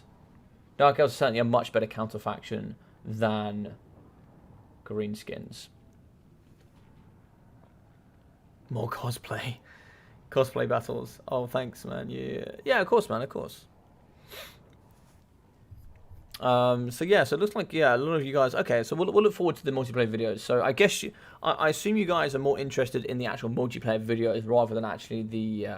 rather than the unit breakdowns and stuff. Okay. That's good to know. I'll be doing a bigger poll on the channel in the next couple of days. With when I can release some stuff, and then we can talk about what you guys want to see over, like what I should do, and we can try and work it in with the best stuff, so you guys kind of get a little bit of what you want, and then I can try and work out kind of the limited amount of time that I can show stuff. I can try and show you as much as possible.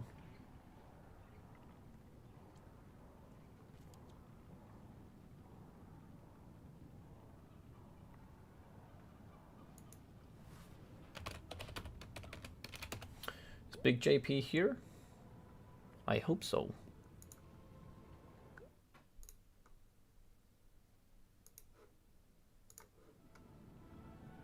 Okay, so it's going to be Greenskins, yeah, which is what I expected. I appreciate. I had a lot of fun. You said, "Nice, man. I'm glad. I'm glad you had a lot of fun. I'm glad you had a lot of fun. Hopefully, other people enjoyed that as well. I don't know. The ones that watched it yesterday, I think certainly enjoyed it. I don't know if you guys would want to see some more of that kind of content from myself and maybe Prophet Audio as well. But yeah, that's certainly something that we could do here in the future as well. I know a lot of people liked the teaching thing. It was pretty cool, man. I don't know if that is just my community. What you want? Tell me what you want, what you really, really want, Mr. McRightface.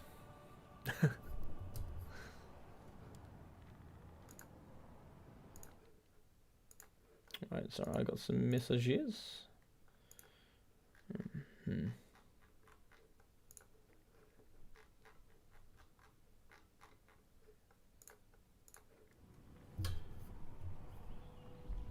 Alright, looks like Big JP's ready. Yeah, so I think this matchup is quite an interesting one. I think normally for the Tomb Kings, you're seeing some sort of... You definitely see a lot of SEMs. You can certainly see... so you'll probably be seeing something like really good cheap terror. It's like Tomb Scorpions. Very, very good anti-infantry armor piercing, heavily armored. Very good at just deleting big blobs of Skaven and terrifying them. Those attack animations are just disgusting as well. You can maybe then even go in with a Necrotect, bring some restores so you can heal your Tomb Scorpions. Sphinx of Yusef can also be quite nice. You can delete Grom pretty quickly. Can also the only problem there I think actually Grimgore is really good in this matchup. I think Grimgore is very nice indeed. From the Tomb Kings, I think you almost have to see Arcane every time. You can see Cetra, but the more I play with Cetra, the more I realise he's actually not that great. Just because he can just get negated by quite a lot of things. So you can also bring a Rogue Idol, the big one. You can bring those in this matchup, and they're pretty tough to deal with. Rogue Idols will actually beat like the Sphinx of Yusef and etc. They'll beat them down pretty hard as well, especially with Warg and like increased melee attacks and stuff like that. Spirit Leech can be pretty good at just kind of negating any sort of healing from the greenskins. Black Orcs are exceptionally good in this matchup. They're just so thick and tanky and just such a nightmare. Like Spirit Leech just doesn't do the same damage. It's just really hard to wither down greenskins with that massive hit point pool. Goblins do well as well. Most of their infantry is so cheap that you can just delete most of the, Tomb King forces. Yeah, it's a pretty tough one. There's a lot of build roulette in these two, but I certainly give the favour here to greenskins. They have all the tools that are necessary. They go wide and they do better. With War, just 2 Wars from goblins can uptrade them anywhere. It's like 600 value pretty comfortably. Cetra has fire and magical damage on his chariot. Indeed. Hey, Daniel, welcome. Educational stuff is def good. Yeah, I mean, with the unit and faction breakdowns, that for Warhammer 3, that would be educational stuff for you guys. That would be like a breakdown of, this is Khorne, this is what you've got, these are how these things are used. These are where these things are going to strive, this is why they're good. And I would break down those elements for you. Warhammer 3 as well, what a lot of you guys have been enjoying is me breaking down unit cards, telling you what does the armor piercing symbol mean, how do resistances stack, how do they work, are they multiplicative, are they additive, what is base weapon damage, how does melee attack, melee defense work, how does armor work, and all these kind of things as well. Like, if you consider health, like if you consider number of units in that unit. So if you have number of models in a unit plus health plus armor, how tanky is it? How tanky actually is that unit? Is it actually tanky or is it actually not? These are a lot of things that I want to answer in Warhammer 3 for you guys, and leave a series of structured videos that break down the multiplayer scene into little bite sizes so you can get a full understanding of what these stats mean. Because I feel like for a lot of people go, cool, 35 melee attack, that seems good. Is it good? I have no idea.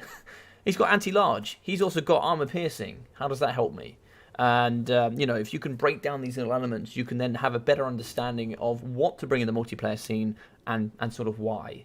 And then, you can sort of build on that to a point where, we can bring it up to a point where you can start getting a bit more complicated, where you're going to sort of look at resistances on top of melee attack, melee defense, and you can see why, for example, the brass body is extremely strong, or why, for example, Grom's old perk with I forgot. Basically, he got 40 melee attack and like 20% or whatever it was. He had amazing items, and they were completely broken and overpowered. But these videos would explain why they are just so powerful. So in the middle, we are going to have the double stone trolls here with the Morgus Manga Marauders, ITP and armor piercing. Forest Goblin Spider Riders here with the double orc board chariots. In the front line here, we are going to have the Savage Orc Biggins. Now, these do play for physical resistance, so having units that do have magic damage is going to be very, very important. Reason being is because they pay a lot for this, and they have no armor. So if it does magic damage, there's no armor to punch through. So they are going to have 25% Frenzy as well, so they're going to get that plus 10 minute attack, plus armor piercing, charge, and all the good stuff as well. Gobbos in the front with the silver shields will negate a lot of small incoming missiles, so they won't negate artillery. In the back here, we are going to have the Giant River Troll Hag, a very strong model indeed. It's really, really tanky, lots of hit points, regeneration, 50 armor as well, and negate a lot of like minute damage. And it also punches really hard with armor piercing. You can overcast Spirit Leech with absolutely no backside, because if you overcast and you do damage yourself, regen will just fix up that damage. So you might as well always overcast, and there's going to be no risk there. Oh, Lucky Banner was what I was thinking of. Yes, Lucky Banner here was what I was thinking of. Lucky Banner used to just be uber broken, just uber broken. But the greatness here, Language of the Boys, Lucky Banner, and regen for Grom as well. And yeah, so this here, if we see the Sphinx of Yusef, these two are going to get deleted. They're not going to be able to get anywhere near. But not many people bring that. So we are going to see the Nekahara Horsemen here with the Skeleton Horsemen. Nekahara Horsemen are some of the best mid-tier cavalry in the game because they're unbreakable, brilliant stat lines. They're very, very good indeed. Skeleton Horsemen, more Nekahara Horsemen, a Bone Giant here in the middle, a big Bone Daddy indeed. We are going to have Skeleton Spearmen here with the King's Takesh Scorpion Legion. So that's going to be there with the added armor, added melee defense, and poison, with essentially impenetrable here on horseback. Now, so he's actually going to be having a halberd on horseback, so he'll be anti-large. Double Tomb Scorpions.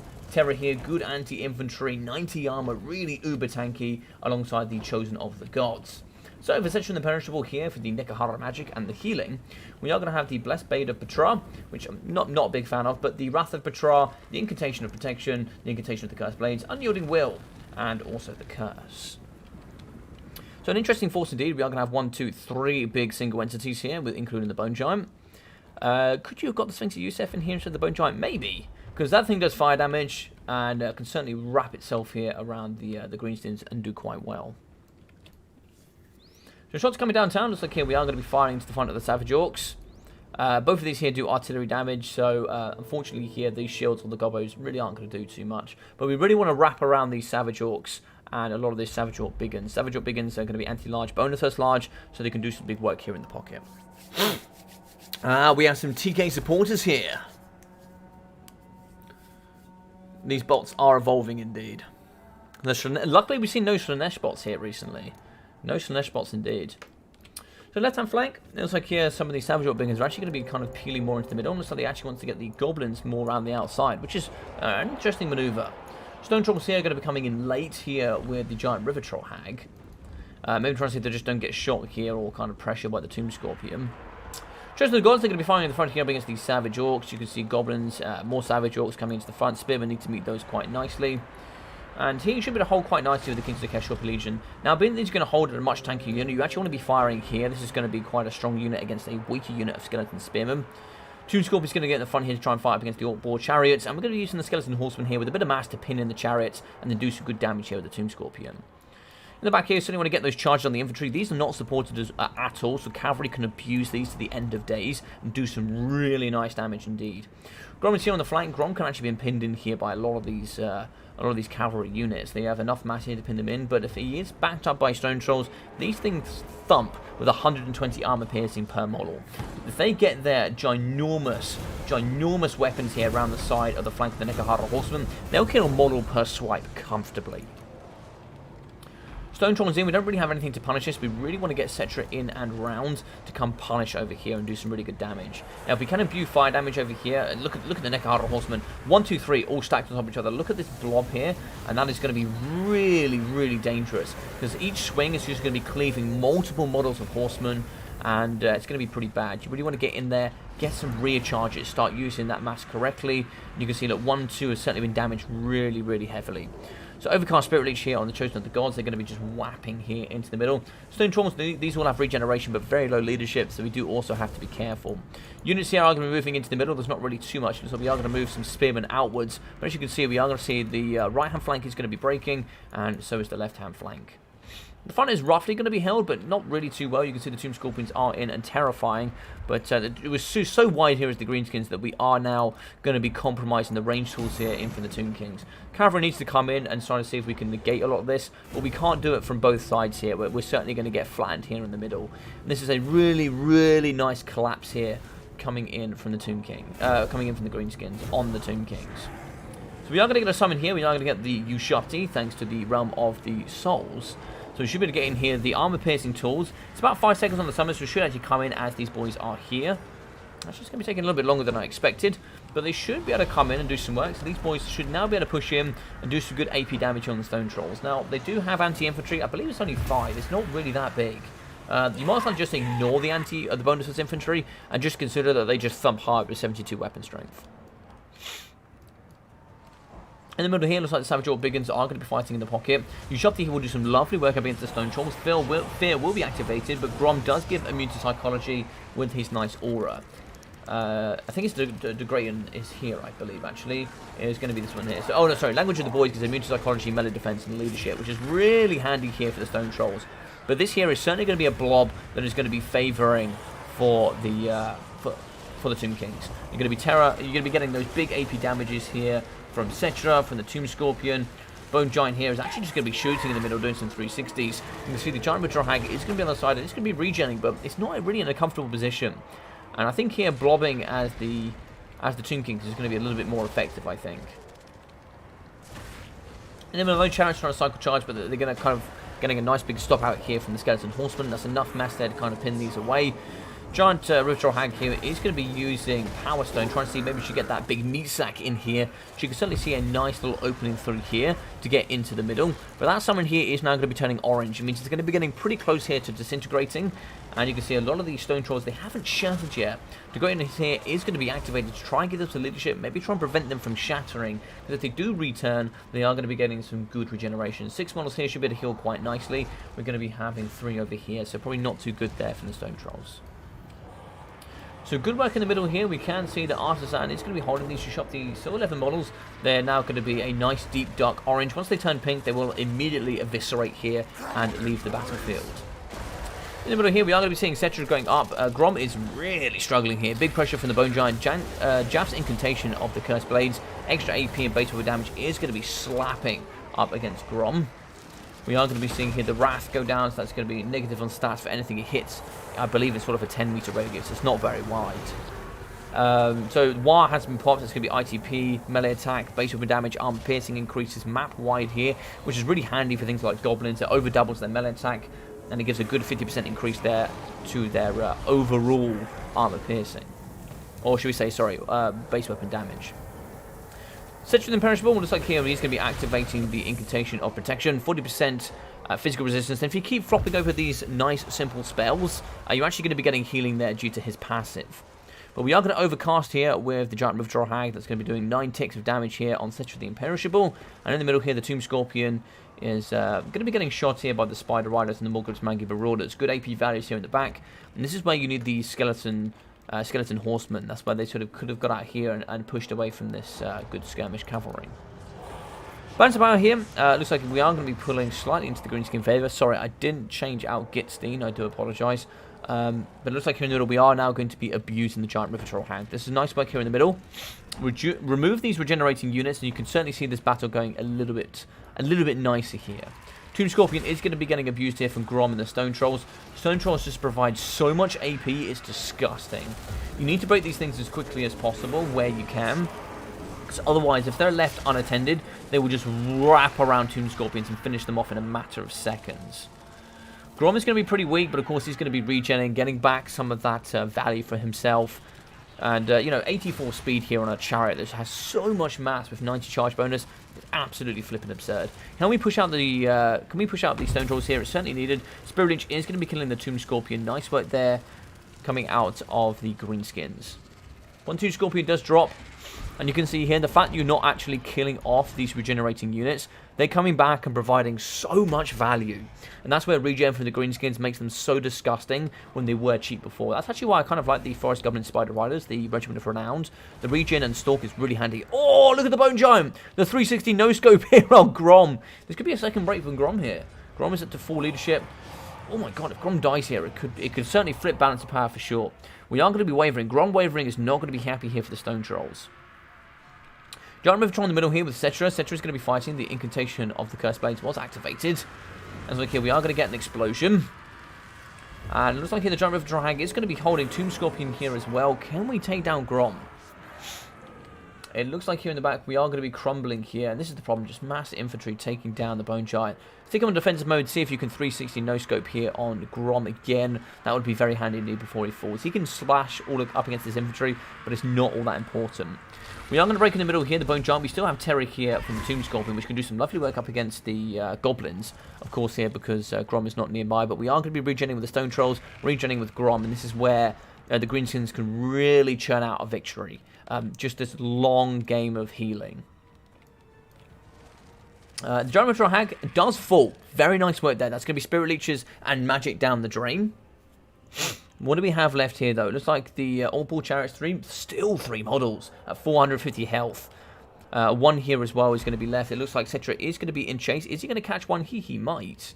It looks like he's not going to choose to fight that. Oh, no, he is going to fight it. Okay, so we are going to fight up against the chariots. So we are going to break one. The other is going to waver and break as well. This one actually shatters. No, it doesn't shatter. Oh, there's the marker. Oh my god, it's still alive. 308 health for still 3 models. That is absurdity. Okay, so in the middle here, it looks like, what are we going to get here? We need to protect this Tomb Scorpion at all costs. Yeah, having Cetra with Imperishable Healthy is good, but you need that terror for the late stage.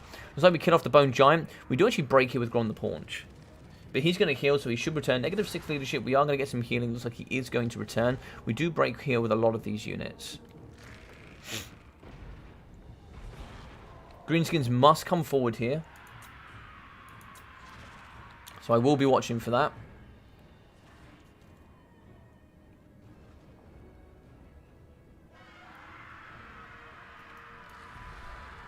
Greenskins must attack here with infantry units. They cannot back off.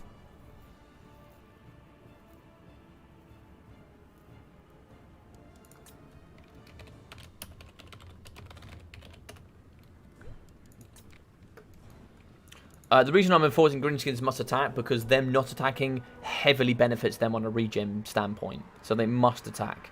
So as long as they're engaging with at least 1 infantry unit at a time, that's absolutely fine. As long as they're putting an investment here on the battlefield, that is fine. But they can't just keep pulling back whilst Grom and the Stone Trolls attack. So the issue we're going to find here, essentially, the Imperishable is going to be caught. The Stone Trolls have healed an absolute bucket ton. An absolute bucket ton here in the middle.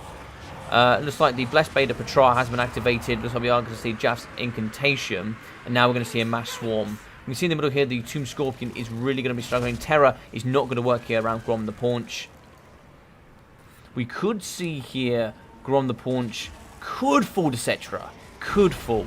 If they get a big hit on Cetra, looks like we are going to terrify the Stone Trolls. That's going to be very, very interesting. That's the last Terrify we're going to see here in the battlefield. That's a lot there that is going to be going. Can we kill Grom, though, is the question. Grom is uber low. Lucky Banner has been activated. It's going to get uber close here. We're probably, with enough cuts here, we are going to drag down Cetra. Cycle charging here from Grom. We need to hit Grom at every moment we get in. If we break Grom, we can see a big break here.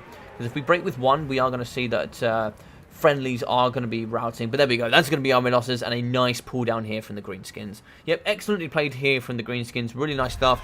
Really getting the maximized value there from that regeneration. And yeah, very, very good stuff indeed. Hey, CJ! Thank you very much for the £1 donation. I really appreciate that, my friend. Thank you very much. Thank you very much. I really appreciate that.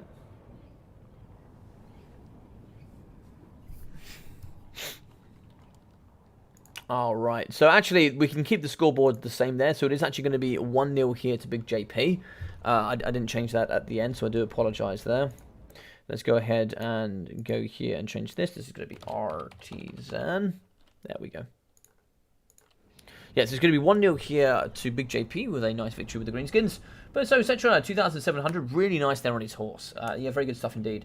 I'm not a big fan there of his explosion and reduction, because I find it's quite glitchy. I feel like it doesn't actually work as well as it sometimes should.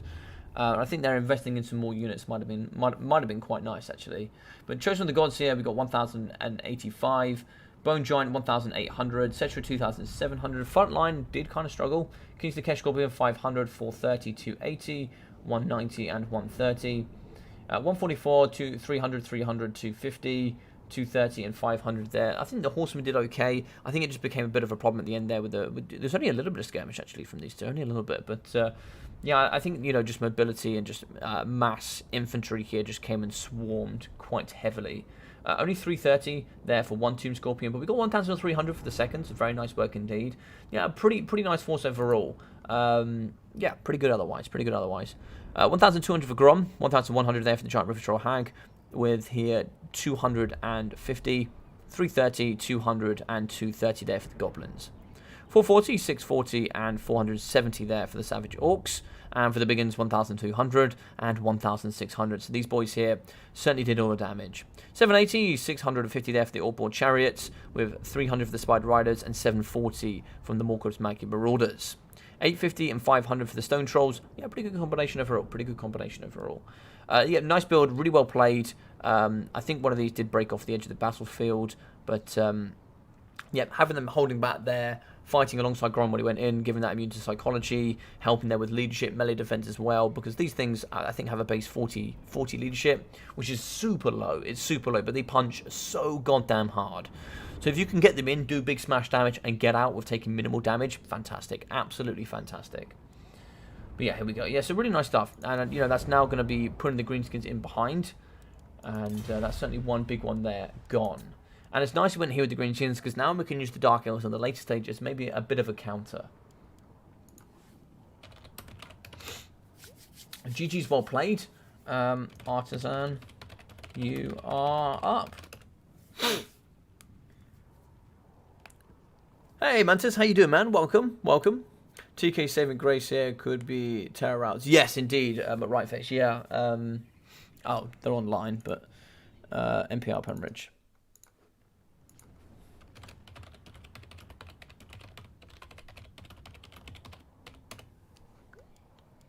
MP Alpine Ridge. There we go.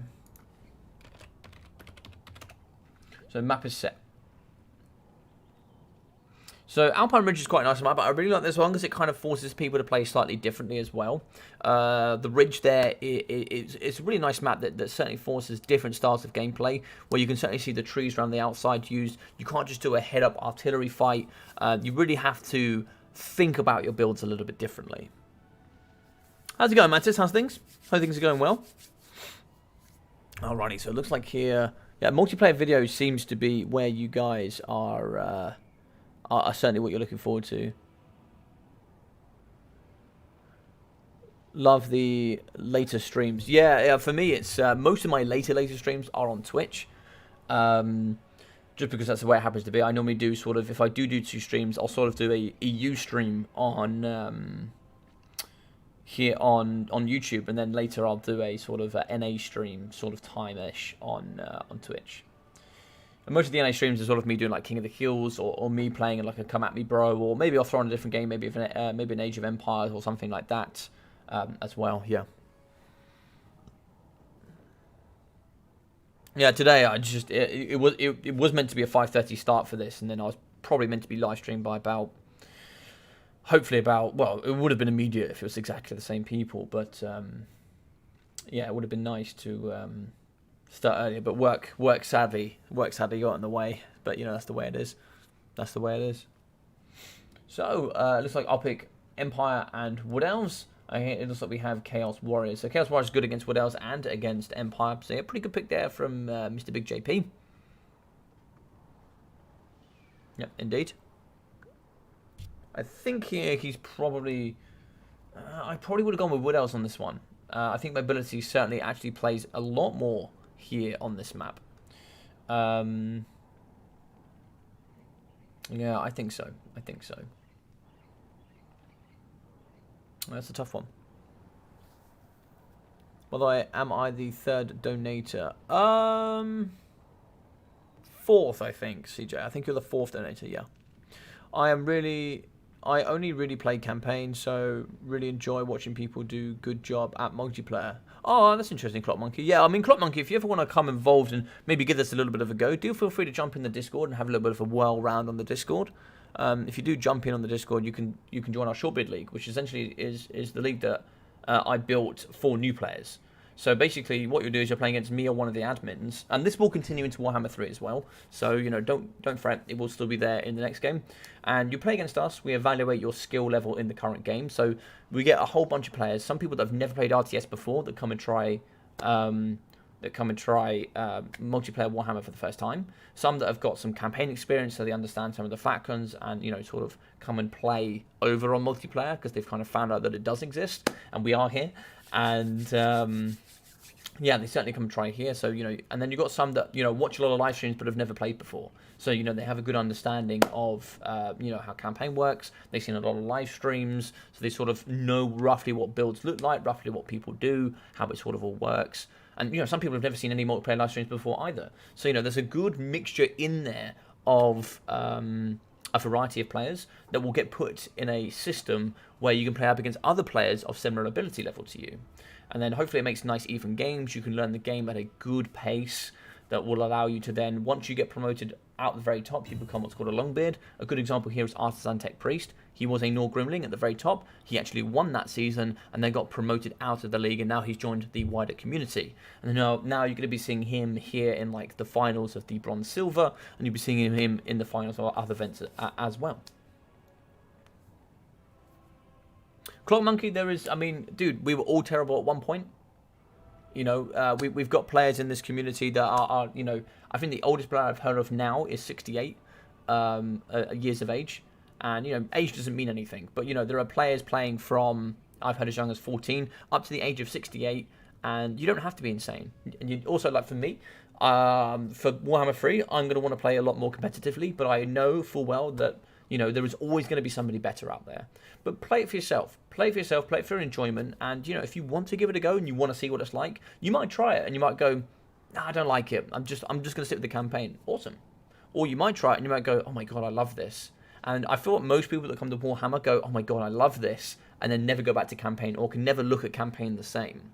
It's quite funny. Me and Rubber Duck, if you don't know, he's actually my housemate, but we talk about it a lot and we say, yeah, I can't watch live streams for single player anymore. It doesn't interest me anymore because, well, at least on Warhammer 2, Warhammer 3 I think is quite a bit different. There's a lot more stuff you can do there coming forward, but Warhammer 2, it's just sort of like you can just cheese the AI. Like it's not too hard to cheese a game that you can cheese in the same way every single time, and have mechanics that are pretty set. In here, you can't really. You can cheese to a certain extent, but you can get anti-cheesed. There's certainly a lot more competitive ways that you can play multiplayer, and it certainly pushes you. Hey, join multi, watch your replays, more game you'll get. Yeah, and the nice thing as well, so the nice thing about the league that I found is that when a lot of people were starting out this game, things like the Short Bid League didn't exist. So you saw them go on to quick battles, they'd literally be headbutting a wall for 14 hours, looking at the replays going, I'm just getting cheesed with no rules here 24/7. The nice thing here about the Short Bid League is that on there, there's a replays for analysis as well. And what I do after every season, this is a guaranteed one, but after every season, I always do a stream where I grab a bunch of your replays for analysis and I go through those games with you. I go, you did this a little bit wrong here, this a little bit wrong, army composition changes, and some things like that, where I go through some replays for you. I'm also doing some live streams, which is like the Teach Me Total War, which I did with Mercy the Mad. I also did a Logic Teaches multiplayer there with Prophet Oreo. I'm sure we'll do that again, and then I'm sure we'll do it with some others as well, where I can get on and I can kind of help educate you guys in sort of the multiplayer scene, so you can learn and grow and get better. And when you're in there with those players, you're not the only one learning; they're learning as well. And they're making mistakes, you're making mistakes, and then you've got admins that watch every single game. So each one of my admins has a league. So for example, I look after Nor Grimlings, which is the top league, and then it goes down, and every single admin has their own league, which they look at all the replays to make sure that everybody's obeying the rules. And then also, if you want any feedback, you can just ask them. You know, they're all players either from RTK or they've been in my Discord for a very, very long time, or they're trainers of ODM, and you know they've got good experiences in the game. And daily, I see people in the Discord that are just playing all the time, giving advice, helping.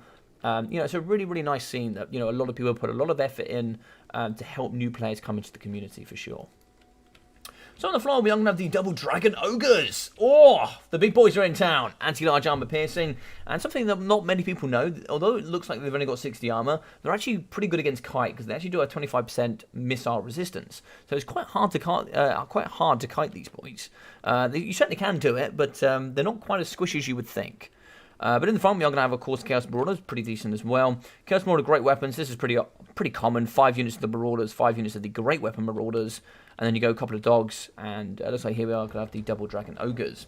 Here we're going to have the Double Exalted Heroes, here with the Mark of Khorne on horseback. We are going to have Sartorial, the Everwatcher, with the Final Transmutation, Arcane Conduit, with, of course, being unbreakable. And here in the back, we are going to have the Double Broader Horsemen throwing axes.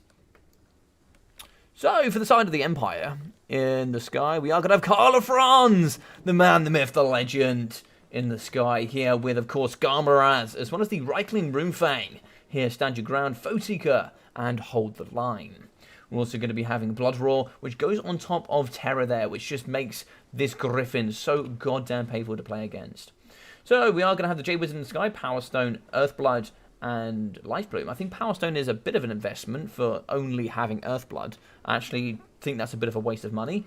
But the only reason that won't be a waste of money is the fact that you partnered it with a Celestial Wizard. But that's also going to come with Power Stone and Orion's Thunderbolt. So I assume the Orion's Thunderbolt there is used to counter any cannons. So if you see a Hell Cannon here, you can use it to delete it. Double halberds in the back, anti-large armor piercing, but of course only 30 armor, so they are pretty squishy as well. You've got to be careful. This looks like it's going to be the Box of Doom. We are going to have halberds, great swords in the front as well, mixing in with spearmen with shields, more spearmen in the pocket with triple huntsmen. Yeah, indeed. Yep, indeed. So yeah, interesting stuff. Interesting stuff.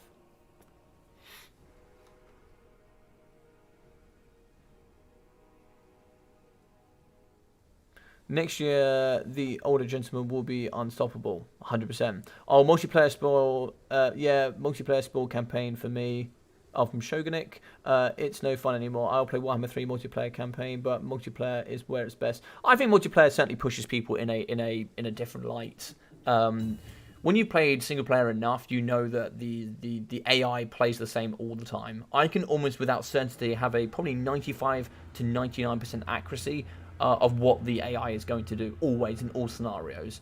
I can go into a map and I'm going to go, okay, it's going to sit back and shoot because it thinks it's got range superiority and it will win.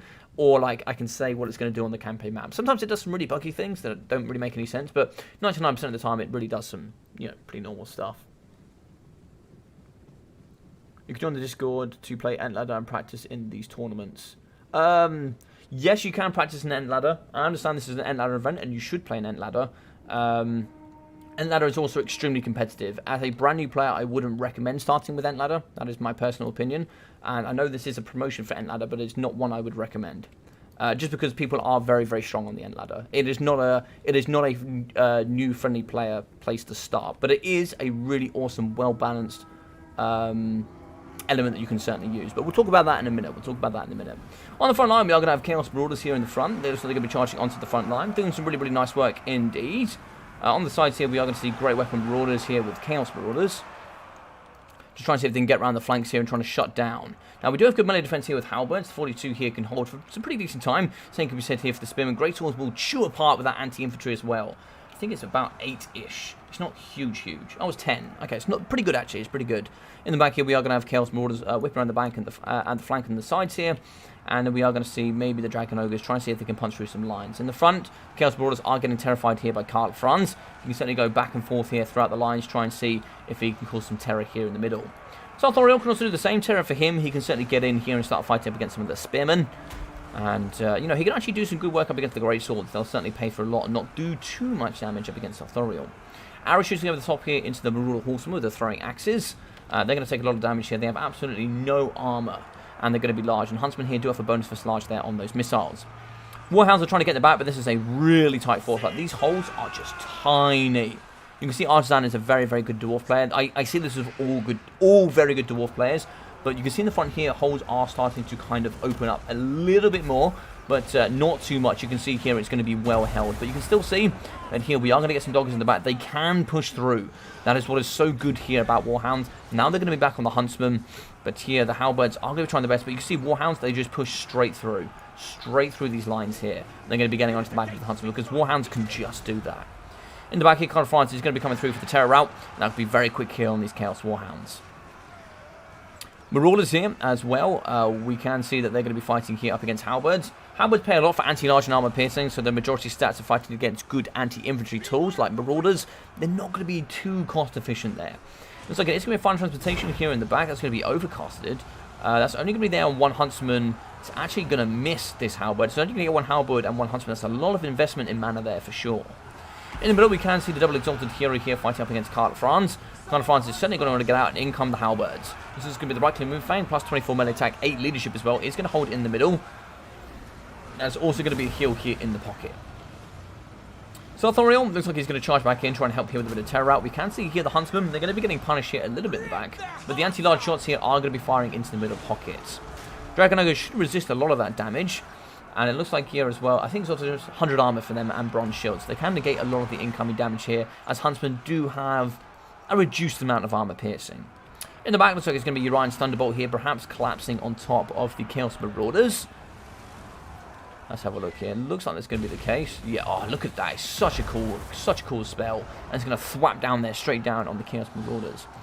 Throwing axes are going to be coming through the back here to do some good damage. And, yeah, throwing axes should be able to throw over the top and do some good work here, maybe up against Carl France. But otherwise, it's just going to be the Great Swords, really. It's going to only be the other choice here that you can do some good work. Wouldn't mind seeing the Jade Wizards getting in and doing some more damage as well. 30 charge bonus can certainly add up here. And, you know, you can certainly use these to maybe, you know, push off the lines of the returning infantry coming back here. You can see a lot of the Chaos Marauders. They've got the mobility to get down, do the damage, and get out again. You know, you can use them to push off as well, Warhounds and stuff like that are broken. Certainly want to see some more utilization from their mobility. Throwing axes now going to be kind of pouring in and up against Carl France. Foeseeker has been activated. You can see in the middle, South Thorough is going to be fighting.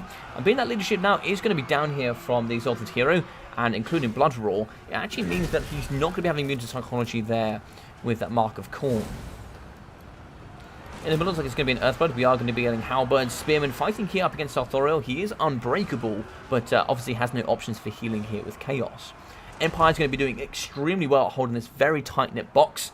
In the back now, we can just pull out the very, very juicy Huntsman and push in with the Spearmen.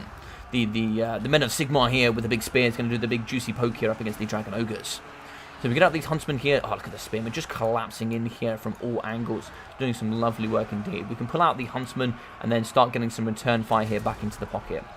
Dragon Ogres do get terrified here. Of course, no immune to psychology here for the big boys. And the same can be said there as well. Oh, actually going to be breaking here with the Exalted Hero. This is where I actually want to get my... Where's my spellcasters? Oh, spellcasters are over here. Yeah, but the spellcasters could have actually pushed off one of the Exalted Heroes, but it's like that's not going to be the case. Throwing Axe is going to be pouring into Carl France. He doesn't really care at this point, but he's going to come charge here after the Exalted Hero. Brilliant AP damage, 490. You can certainly see bonuses here when you do have Garmbarats activated. Anti-large, 50% increase to armor piercing as well. It's just so huge here for Carl France. Halberd's moving in. It's going to be an Earthblood as well here on the floor. I actually do wonder if maybe a Shield of Thorns would have been quite nice with this force, giving, you know, damage, physical resistance here for Halberds and extra AP out, base weapon damage output here to fight up against a lot of this infantry. So here the Exalted Heroes is going to be struggling. He's going to be down to half health, 2,000 HP. So Thorough here down to 2,800. But if we can, you can see here with the mobility of Carl France, we can get around and just abuse these single entities and slower units around the battlefield. We can start using that mobility, which is so key in all of these matchups, to get the engagements we want and push off what we need to. A return here of the Exalted Hero. Looks like he's going to stop. I think the attack animation was on the Carl France. That's why you're going to see that abrupt stop. But it looks like here we are going to get just a single final transportation. Garmbarats, as well as the Riken Runefang activated. Probably going to come after Big Sothoro here. 1.8k for him. Looks like we are going to get an Earthblood. More healing. No, he's actually going to come after the backside here of the Exalted Hero. The hero here of Khorne does need to run. Otherwise, he's certainly going to find his never-ending doom. In the middle, we do shouting here the Chaos Marauders. Blood Roar is such a good tool. That is going to be army losses. GG's and well played with just Sarthoria left. I don't see it going to be... yeah, we are going to see a withdrawal. So very good play indeed. I'm going to have to show off my RTK bias. I love it, Bob. I love it. Okay, so it looks like we are going to have 1,280 for Carla France, 180 and 24 there for the Jade Wizard. So double Wizard's not doing too much, but, you know, still using that mobility to get around the battlefield. 712 there for the Spearman, 127, with 302 there for the Spearman, and 300. Howard's coming in at 400, 1,150, 850, and 380. 500 and 550 there for the Great Swords. Not really too much for them to fight against, but they were there just in case there was a little bit more meat here to the build of the Chaos. We're going to see 1,032, 509, and 301 there for the Huntsman, so pretty good overall otherwise, but Carla France coming in here with the big hammer. 1,800 here from Sarthorial, 270, 44 there for the Exalted Heroes. They need to stay tight together with Sarthorial, because then they can really push off Carla France. They can really make it hard for Carla France to get in up against the big juicy chicken. 270, 370 with 216, 260, and 350 for the Marauders, with 303 and 520 with 380 there for the Chaos Marauders. Throwing Axis, 677 with 330 there from the Marauder Horsemen, with 180 and 170 here from the Chaos Warhounds, with 300 and 700 for the Dragon Ogres. Dragon Ogres was a nice pick, but I think it was an interesting one. It's a lot of cost and high risk, high reward, I think. I do wonder if we went with more skirmish cavalry, could we have seen a different performance, maybe? Hard to say. It's hard to say. But I like the attempt. I like the attempt here from Big JP. Nice build from Artisan. He kept that really, really tight. Very, very disciplined. And you have to be with these builds. The discipline is really what determines this build. Having those nice, tightly packed units next to each other, even with the Warhounds able to push over the top, was still disciplined, used Carla France to push those off, it didn't break that box, didn't allow the skirmish there in the back to get through onto those juicy targets of the Huntsman, and, you know, you can see there they still got some pretty good damage overall. Yeah, it's very, very good stuff.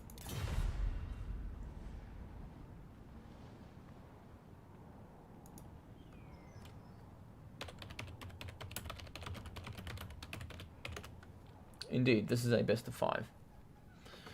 So, we are going to be here. We are now going to be on the Gorgazan.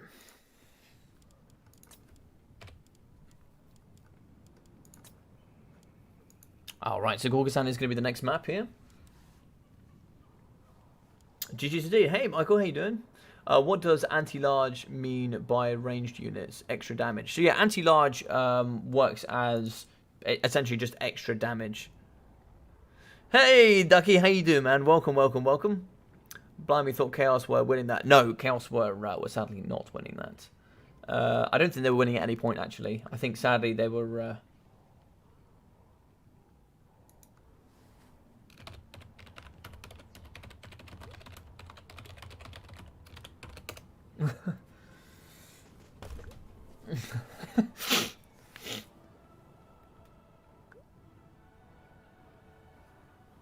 Hey, big boy, how you doing? Yeah, so what I would say is, and I'm going to reiterate on top of the Enticity ladder, if you are brand new to the scene, Enticity ladder is not the first place I would go. What I would do is join the Discord with Inticity's ladder, start finding some people to play alongside first, get some tips and tricks, because the way Inticity's ladder works is when you join in, you're going to join in at a mid-tier level, which means you can play from anywhere to the very top, anywhere to the very bottom. And being at the very top, if they lose to someone that's brand new, they're going to go really, really hard and want to beat you, because if they don't beat you, they lose a lot of experience. So what's going to happen is you're going to join Inticity's ladder, and you're going to get slapped again and again and again and again and again until you get a ranking, and then the hard grind starts. So my advice is, if you're brand new, get into maybe my Discord, Inticity's Discord, get in there and try and find some people to talk about it. Play a couple of games first. Get used to the game a little bit. Find a couple of factions you like. Learn those first. And then get involved into the ladder. Because it is an extremely competitive place, which is good, but also not so good for brand new players. So make sure you get that experience first before you go into a highly competitive scene. But Inticity's ladder is good. It is very, very good. I just don't recommend it for brand new players. If you've got experience in the game where you played a good level of campaign, you've seen some good multiplayer experience where you've watched some online streams like myself or Ducky or Turin or Darv, Human Boy, anybody else like that. if you've seen some of those live streams, you see roughly how builds work, you know how the game mechanics are, then I would recommend going onto the ladder and giving it a try for yourself. But if you are brand new in any sort of aspect, let's say you've only played campaign, or you've only ever watched live streams but never played the game, or perhaps you're just brand new to the whole thing in general, get in and have some games first. Play with some other people, have some more friendlier games, explain that you're a new player, and then I would probably recommend playing like that first. Hey, Dim in the Dark, how are we? Also AP. So armor piercing. So if you have armor piercing damage for a unit, so let's say you have Dark Shards. Dark Shards do 23 damage every per model every 10 seconds, I think, is roughly how that works. But let's say they do 11 AP per missile. That means regardless of how much armor you've got, those arrows will always do 11 damage regardless. So that AP, that 11 damage will always do 11 damage to that unit, and it will negate all armor. So that's why it's armor piercing. That damage is always guaranteed. Armor only has resistance against base weapon damage, which is damage that does not have armor piercing. So for example, if you've got a missile that comes in with 15 armor piercing, but it's 30 weapon strength overall, which means it's 50% armor piercing, it will automatically do 15 damage. And then the extra 15 damage that is base missile damage will then get negated from the armor. And as the higher the armor goes up, the lower the percentage of actual base weapon damage will do damage. So the higher the armor piercing, the more armor you negate. Essentially, is roughly how that works. There'll be more for me to explain on top of that in the videos that I will be making coming in the future. But that is the very, very basic understanding. No problem. AP by anti-large. So AP is just AP. AP is for large. Anti-large gives bonus to melee attack and weapon strength when fighting large units, but only large units. Everywhere else, there's no other bonus. So if you're fighting against an infantry, there's no bonus. So yes.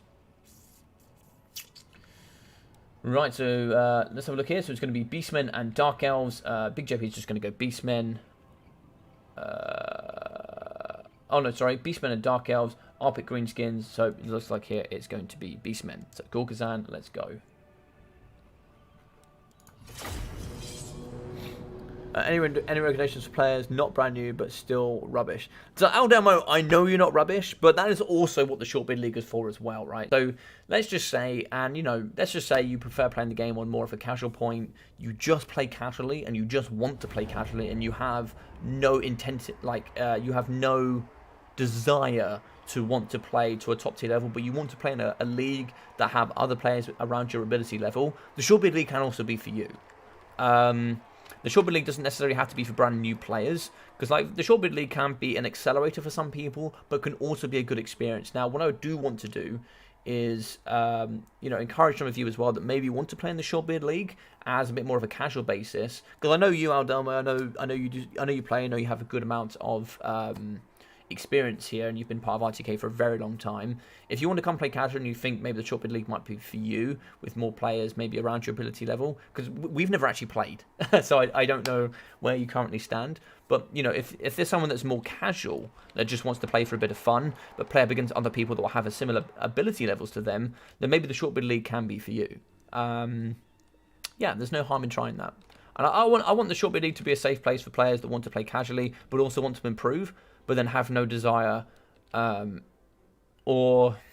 there are a lot of people that will accelerate extremely quickly. There are some people that will come into the league that will get coaching on builds. So like my ruling is, if you're part of a top 5 clan, which is ODM, RTK, VM, XMT, or Son of the Mountains, you immediately start at a minimum standard. And I'll explain why in a minute. So for the builds, we are going to have the double Chaos Spawns here for Big JP. Double here of the Chaos Ferromanticores with the double Warhounds. We're going to have double of the Tuskor Chariots and 1, 2, 3, 4 units of Centaurs with 1, 2, 3, 4 Spearmen, as well as a Brace Shaman and Torox the Brass Bull. So Trade Skin here and Torox the Brass Bull here with just Brass Body. So what you can see here, normally you'd have a Gore Bull alongside him, but that's not going to be the case, as unfortunately you can't do that more here with double Manticores.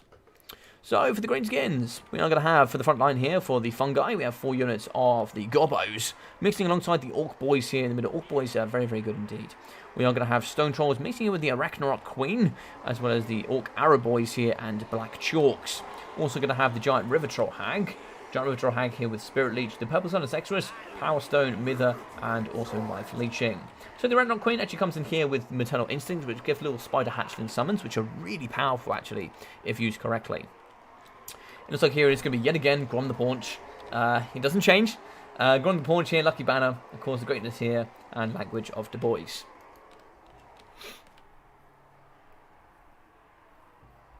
Oh, I poop on the RTK with regular abandon, then I wake up. Quack, hey, how we doing, Captillus? How we doing? The AP ratio stays the same even with more BLV. Sorry, what do you mean by BLV, Captellus? BLV.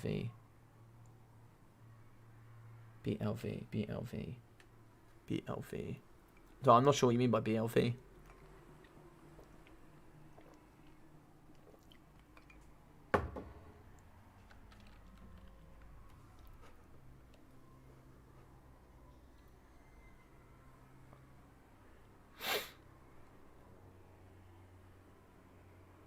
Alrighty. So wait for these two to kick it off. Ready, good luck, have fun from Artisan. Just waiting for JP here. He's going to be mixing around his forces. So Artisan is ready, so we'll let JP mix around his forces and see what he wants to do. Oh, right. The AP ratio stays the same even... Yeah, with bonus first large, yeah, of course, yeah. Yeah, so AP is just exactly the same. AP has no effect on bonus first large, which is what I think a lot of people get confused. Most people that go against big large monsters go, oh, I need a bucket load of AP. But I'm like, not a lot of monsters have armor piercing, or like have a lot of armor. There are very few large monsters that have actual armor. Yeah. But yeah, the ratio is still the same. It doesn't change, even with anti-infantry, it doesn't change. It's a completely different metric altogether.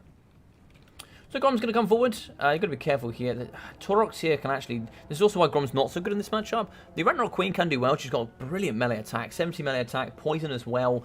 Good anti... Oh, it's actually anti-large. I forget that they're anti-large, yeah, because of course they're very good against the Lizardmen for sure. So anti-large, armor-piercing here, so this is a good example of a monster that is anti-large and armor-piercing. The Ragnarok Queen doesn't have a huge amount of armor, it's just 120 actually, it's a lot more than I thought, but yeah, 380, so you're going to see here, so it's going to be a bonus for large as 14, so that adds 14 melee attack when fighting against something large, and adds in an extra 14% weapon strength. So yeah, that can be doing there, along with the poison that also comes with the debuffs. So that's why it's been partnered here to fight alongside Grom and the Stone Trolls to really try and help here in the middle. Gom's going to be fighting here. Looks like the Chaos Spawn are going to be in trying to help fight that front line. You need to get some Orc Boys in here and around and maybe get a nice rear charge here and trying to get a little bit of support there from the front line. Coming in the back here, we are going to have some of the Chaos Warhounds mixing in with the Double Centicles. We're going to see the same in from this side as well, trying to see if we can collapse on the back line. Black Chalk certainly want to get in here and maybe try and see if they can help the River Troll Hag. River Troll Hag kind of wants to Spirit Leech spam here on the Ferromanticores.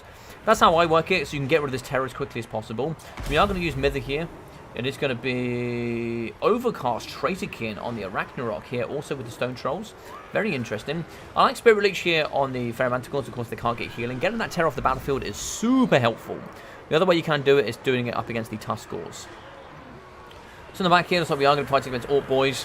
Orc Boys here will hold. Looks like here we are going to get that Warg as well. Plus 24 melee attack, base movement damage, armor piercing, you name all the big juicy stuff. The Ragnarok Queen here up to 94 melee attack. Should be going really hard here up against the big man. The Brass Ball is going to be fighting. But him here, he's also going to be having, I'm sure, yeah, the Brass Body activated, plus 24 melee defense, 40% damage resistance as well. So the Ragnarok Queen will get negated there. But you can see Ferromanticore is suffering. In the middle here, the second one is also getting whacked down here by the Stone Trolls.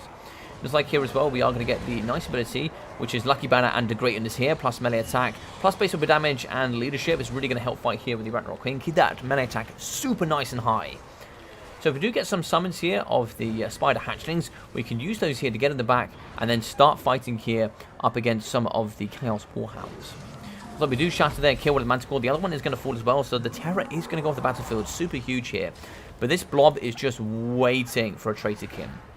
But here we don't have the Jagged Dagger, so it's going to be a while before we get enough mana here to do another Overcasted one. And it's certainly worth doing an Overcasted Traitorkin. This Manticore is going to fall. We're not going to have too much to chase it. We can actually see... that's actually going to be around a coin. It's actually going to be Spider Hatchlings in there as well. So there is going to be some Spider Hatchlings. In the middle, getting ganged here is going to be Taurox the Brass Ball. Stone Trolls, Grom, the Arachnarok, And it's like here, is this actually, what's this going to be here? It's going to be Orc Boys as well in the middle. Yeah, the Rat Rock Queen is getting right on top. And that there is it's just going to be a normal Traderkin that's going to do all that damage. Okay. In the back, Goblins are going to be returning, but here, Centaurs are really painful with Doggos. Centaurs will break these cheap lines, and then the Doggos are certainly going to chase it all off, and they'll do some very, very good work indeed. That's why these Maternal Instinct summons can be really good at counteracting a lot of the Chaos Warhound kind of gameplay. In the back here, the Orc Arrow Boys are going to get shut down. That's going to be both there. Giant Hag is going to return, so we are going to get a Spirit Leech here on the Tuskal Chariot. It's nice stuff. They are certainly do some good deletion indeed. So in the middle, Taurox is going to be down to 2,600 health. The Rat Rock Queen is such a lovely counter here to the big boy. The big brass chair is going to be getting put down here, unfortunately. The big man is going to try, but you know, he is going to struggle. For the remainder of the battle, we are going to see Black Orcs here fighting up against the Tuskal Chariots. The Tuskal Chariots kind of get caught in these lines. The armor-piercing battle axes will just rip apart them, but Tuskals could certainly do some good work up against Black Orcs in return. In the back here, we are going to now see some Ungol Spearmen return to the battle line. What is this? This is going to be a summon here in the middle. I'm not too sure. Oh, this is going to be the Maternal Instincts. So we are going to get a summon here of the Spider Hatchlings. Poison for them as well. I think they're pretty quick. Yeah, 76 speed is certainly not slow. Stone Trolls are going to fight here up against the Ferro Manticore. That's going to get removed pretty damn quickly here. Stone Trolls can thump pretty hard. Yeah, you can see there, certainly when they do get a successful hit, 120 weapon strength per model will just really spank the cheeks of the Ferro Manticore. That's going to be the second break. The third one will be a Shatter. In the back here, we can see Black Orcs fighting up against Centaurs. If they continuously cycle charge, Black Orcs could be in some big trouble. In the middle here, we are going to see some of the Goblins fighting alongside Orc Boys. They're going to get cycle charged here by the Tuskal Chariots. And I don't quite see what happened to the other one here in the backside. Like, we don't know. That's going to be the Bray Shaman. Looks like it's just going to be one of the Tuskals left here online. The other one has, I think, oh, there we go. It's going to be removed. Spirit Leech is going to get activated here on the Centaurs. So that's going to do a lot of damage here up against the mobility of the Beastmen. There's a little blob here which is still going to be going. It's barely been touched by the Traitorkins of the Beastmen.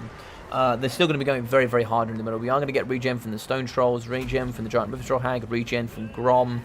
And the Red Rock Queen is just so tanky, like it's just going to shrug off a Traitorkin. Pretty tough here.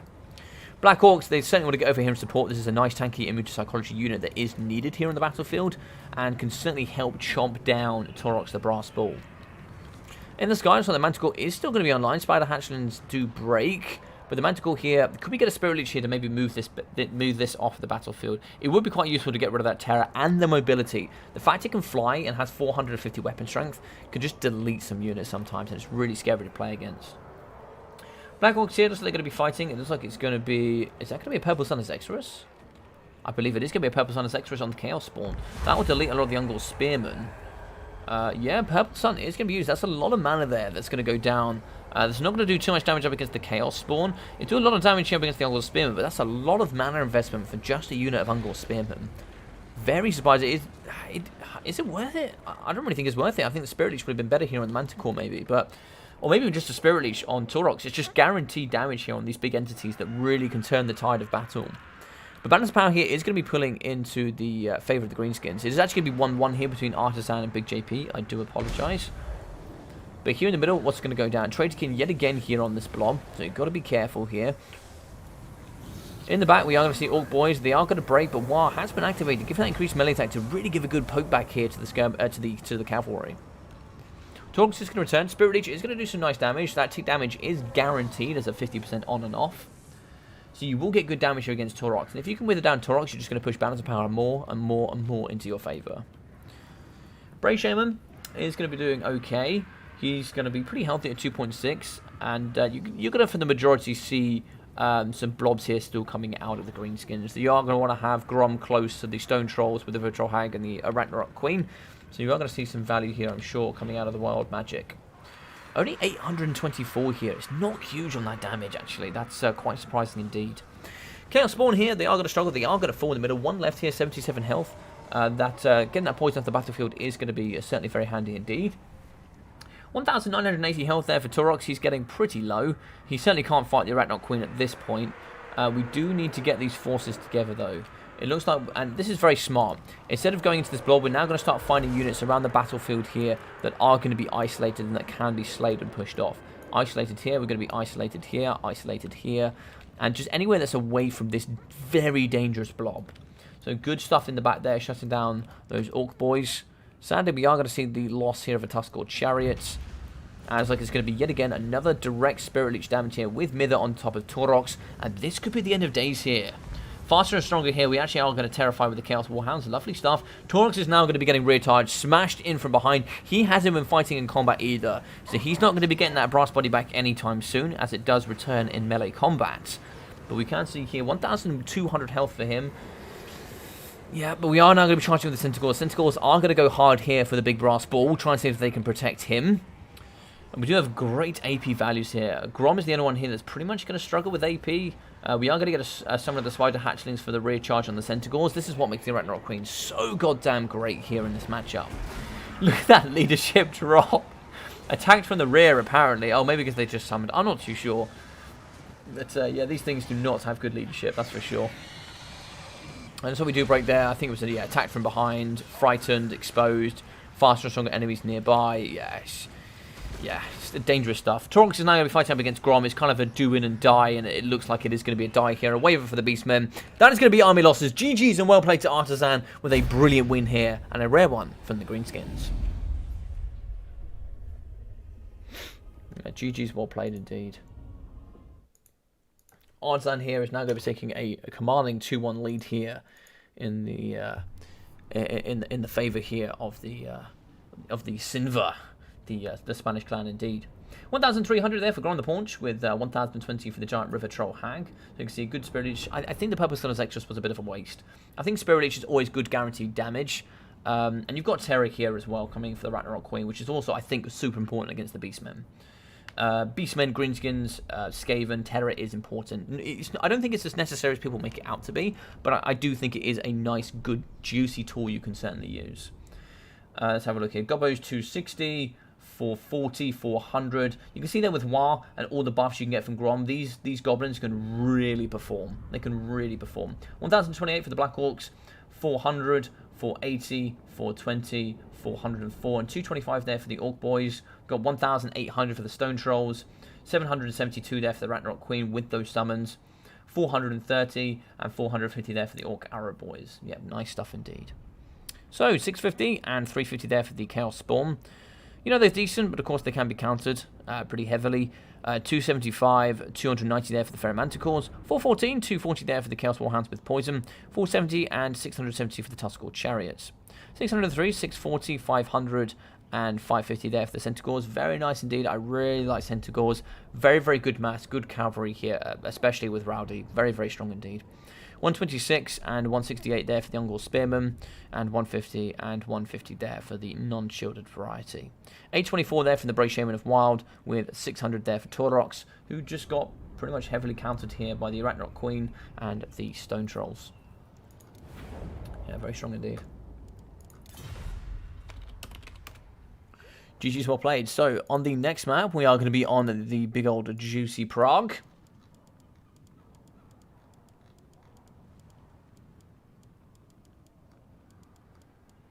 There we go. So we're going to be on Prague for the next one. I believe Artisan's up. GG. Rare to see Greenskins win this matchup nowadays. Yeah, I think if Greenskins know what they're doing, it can be... it's a tough one. It's a tough one for sure, yeah. Laughs in Steam Tank. I love it. Queen plus Nets plus Hag forms the base of a really nice Goon squad here. Yeah, 100%. 100%. Beastmen are cringe. Embrace the war. How you doing, Eden? How you doing, buddy? Welcome. Greenskin dubs. Greenskin dubs always. Getting the old school greenskin dubs in here. Alright, so it's going to be 2-1 there to Mr. Artisan, the tech priest. Hopefully we get some good juicy picks. So there's a lot of them used here, actually, so we're going to have to start writing some of these down, I think. So Artisan, we had... What did we have in the beginning? I can't remember what we had in the beginning from him. So game 3 was Artisan and Big JP. So here we have Greenskins. We have Empire.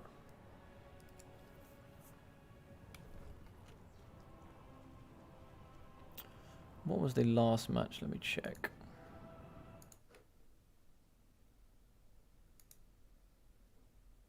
Oh, it was Empire against Chaos, wasn't it? Yes.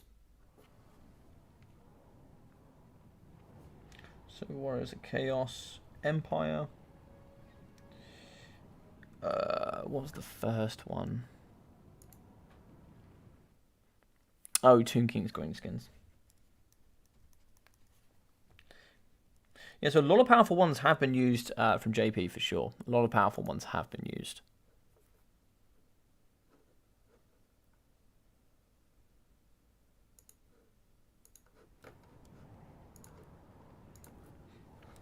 All right, we can end that there. So it looks like a lot of you guys are just looking forward to maybe me doing a best of 3 or best of 5 series, and yeah, there may be a multiplayer series as well. Okay, a multiplayer videos would be good for you guys. Okay, well, that's certainly very good to know. Wood Elves, so Dwarfs and Wood Elves. This has actually got a lot better for the Dowie for sure. So it's going to be a grudging. So it's going to be High Elves here for Mr. Big JP, and yeah, it's going to be, yeah, it's going to be. I think the Dwarfs here from Artisan. Yeah, I think that this has certainly got better with a reduction in chariots. This has certainly got a lot nicer for the Dowie. Yeah, for sure.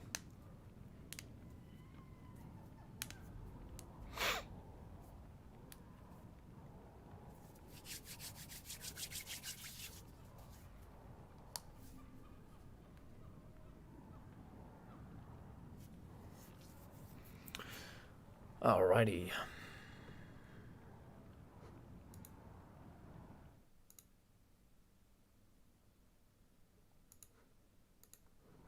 Alright, so by the way, for you guys here that are potentially new, if any of you guys are enjoying all of the content here on the channel, do feel free to subscribe. It really, really does help here on the channel. It really helps quite a lot. Of course, the more subscribers we get here on the channel, the more I can do, essentially. The more I can do for you guys here in the future. As well here, do feel free to leave a like if you haven't already.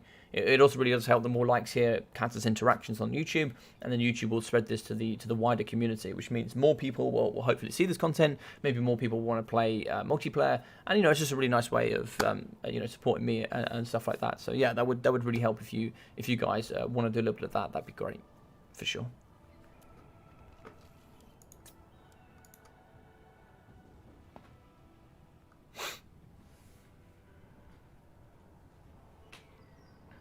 Oh, 1 second.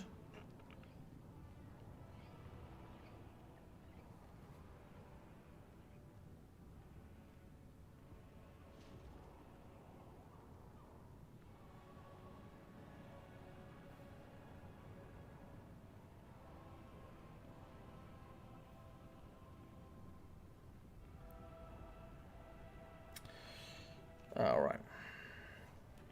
There we go. Smack that light, bash, AKO, that joint. I love it. Oh, RKO, yeah, get the good old juicy RKO in there.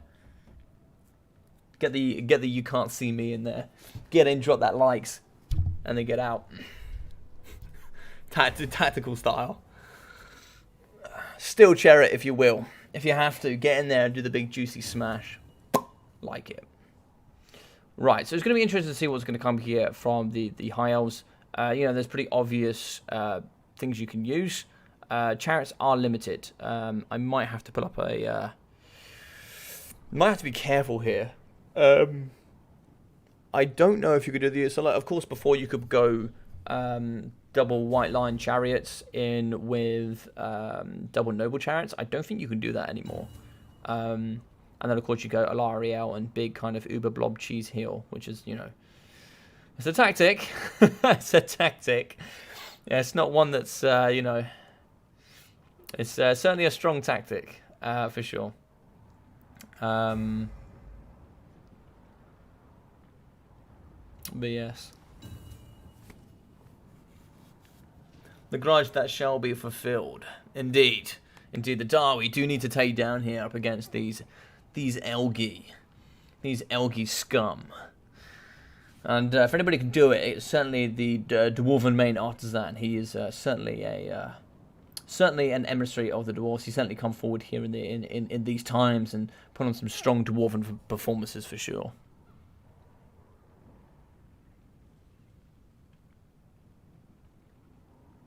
Just waiting for the big JP. See if he's going to come forward.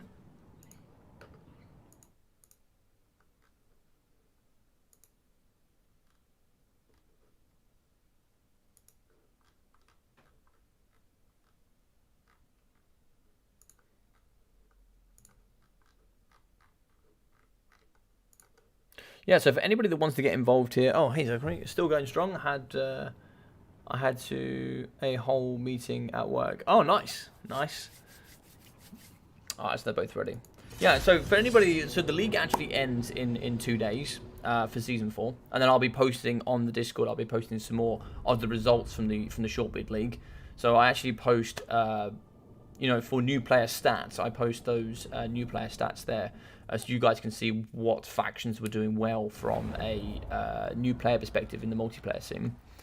And like how often they were picked, how well they did, all these kind of things. And then we're going to be doing the tournament. So there will be a short bid tournament before we finish here with the Warhammer 2. So we'll finish off season 4. So every single season we do a league. We then finish off that season with a tournament. So you guys get league and tournament experience. So there should be a nice, good, juicy tournament there to finish off with the end. And then here as well with Inticity's Ladder, we also do the bronze and silver, and then we do the gold plus. We do that, I think, on a weekly basis, so there's good tournament experience to be had here as well. So if you do get involved in playing quite a bit of the ladder, this goes on a weekly basis, and then at the end of every season, we finish off with a nice opportunity for you guys to win some nice prizes. So there's lots of opportunities for you guys to still currently get involved in the multiplayer scene in here, even in Warhammer 2, up until the end there, so we can get into Warhammer 3. So Swordmasters of Hoeth, anti-infantry here. They're going to get a bonus of 14. Good armor piercing. Relatively decent. Good armor as well. That can really help in the front line. They're going to see 1, 2, 3 units as well. We're going to see some white lions and traits. Great armor piercing here on the front line. Great armor as well. They are going to be bronze shielded, I believe. No, they're not bronze. Oh, of course, yeah, they're dual-handed axes. But the big great axes here are actually going to be having good armor piercing. They actually have missile resistance of 30% as well as 90 armor, so they can negate a lot of incoming missiles. Can see in the back here the Life Mage and Tyrion. Tyrion's a very interesting choice. We are going to see Earthblood and Life Bloom. Tyrion on foot here with Foe Seeker and the Heart of Avalon. Of course, he doesn't do magic damage, but he does have good fire resistance, so you know we could see some stuff here. So a nice big infantry push here coming in from the High Elves. A couple of units, it's going to be 5 units of the cheap archers just to counter any gyrocopter plays. In the back here, we are going to see Dwarf Warrior Great Weapons, Longbeard Great Weapons, Dwarf Warrior Great Weapons, Thoric Ironbrow here as well. He's going to be having the Juicy Anvil as well. Also bringing here the Rune of Doom and the Rune of Speed. Now he does magic damage, good AP values as well. He's pretty tanky. 25% physical resistance, 50% missile resistance, 120 armor, you name it, he's got it. Longbeards as well with just more great weapons. Loads of great weapons in the front. Giant Slayers here in the back on top of the cannons. There's a Goblobber coming in for negative 16 leadership when they hit. Here the Goblobbers will have a negative 16 from Discourage. We'll also be having here some more cannons as well. I think probably trying to see if we can target down a bunch of chariots and any sort of cavalry. But we're going to see here no cavalry, so it's going to be pretty interesting.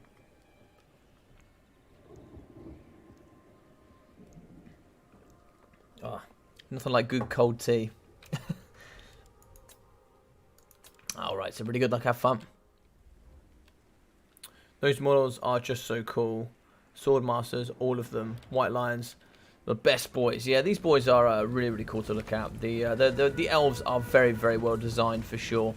They're very, very good looking units. Swordmasters as well. Depending on what faction you look at, Swordmasters are just exceptionally well designed.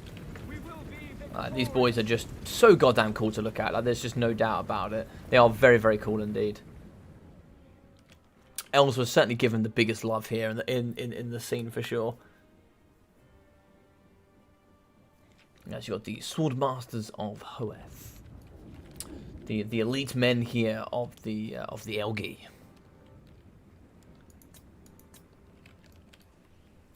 So both are going to be coming together here. Looks like we are going to push this front line, trying to see if we get as much distance here between these cannons as possible, which, you know, is pretty good. Yeah, definitely going to be wanting that. Certainly going to be wanting to spread and fan out here just a little bit, try and see if we can catch as much of this infantry as possible. It's going to be 1, 2, 3, 8 units of infantry, and let's see what we've got here for the dwarves. 1, 2, 3, 4, 5, 6, 7, and then of course 3 in the back. So we should be able to wrap up most of this. But Tyrion here is not coming in with Feint and Repose, which is super interesting. That's plus melee attack, plus melee defense, and physical resistance, which, yeah, fine, doesn't help against Thoric, but does help against a lot of the rest. Looks like it is going to be a heal here. Swordmasters are going to get taken out by the model, though. We can see the Grudge Throwers here going to be firing into the lines of the Swordmasters, doing some brilliant damage indeed. Now, these boys don't have shields, but they have good armor, that's for sure. So here we go. We are going to be pulling out to try and see if we can catch here some of the white lines of Trace. Trying to see if we can catch as many models. He wants these to go around the outside, if he can. Giant Slayers will thump pretty hard as well. These Giant Slayers have pretty good attack. It's going to be 48 melee attack, anti-large armor piercing, so they can do some good work as well. As the Rune of Doom has been activated, so Fear is going to be present.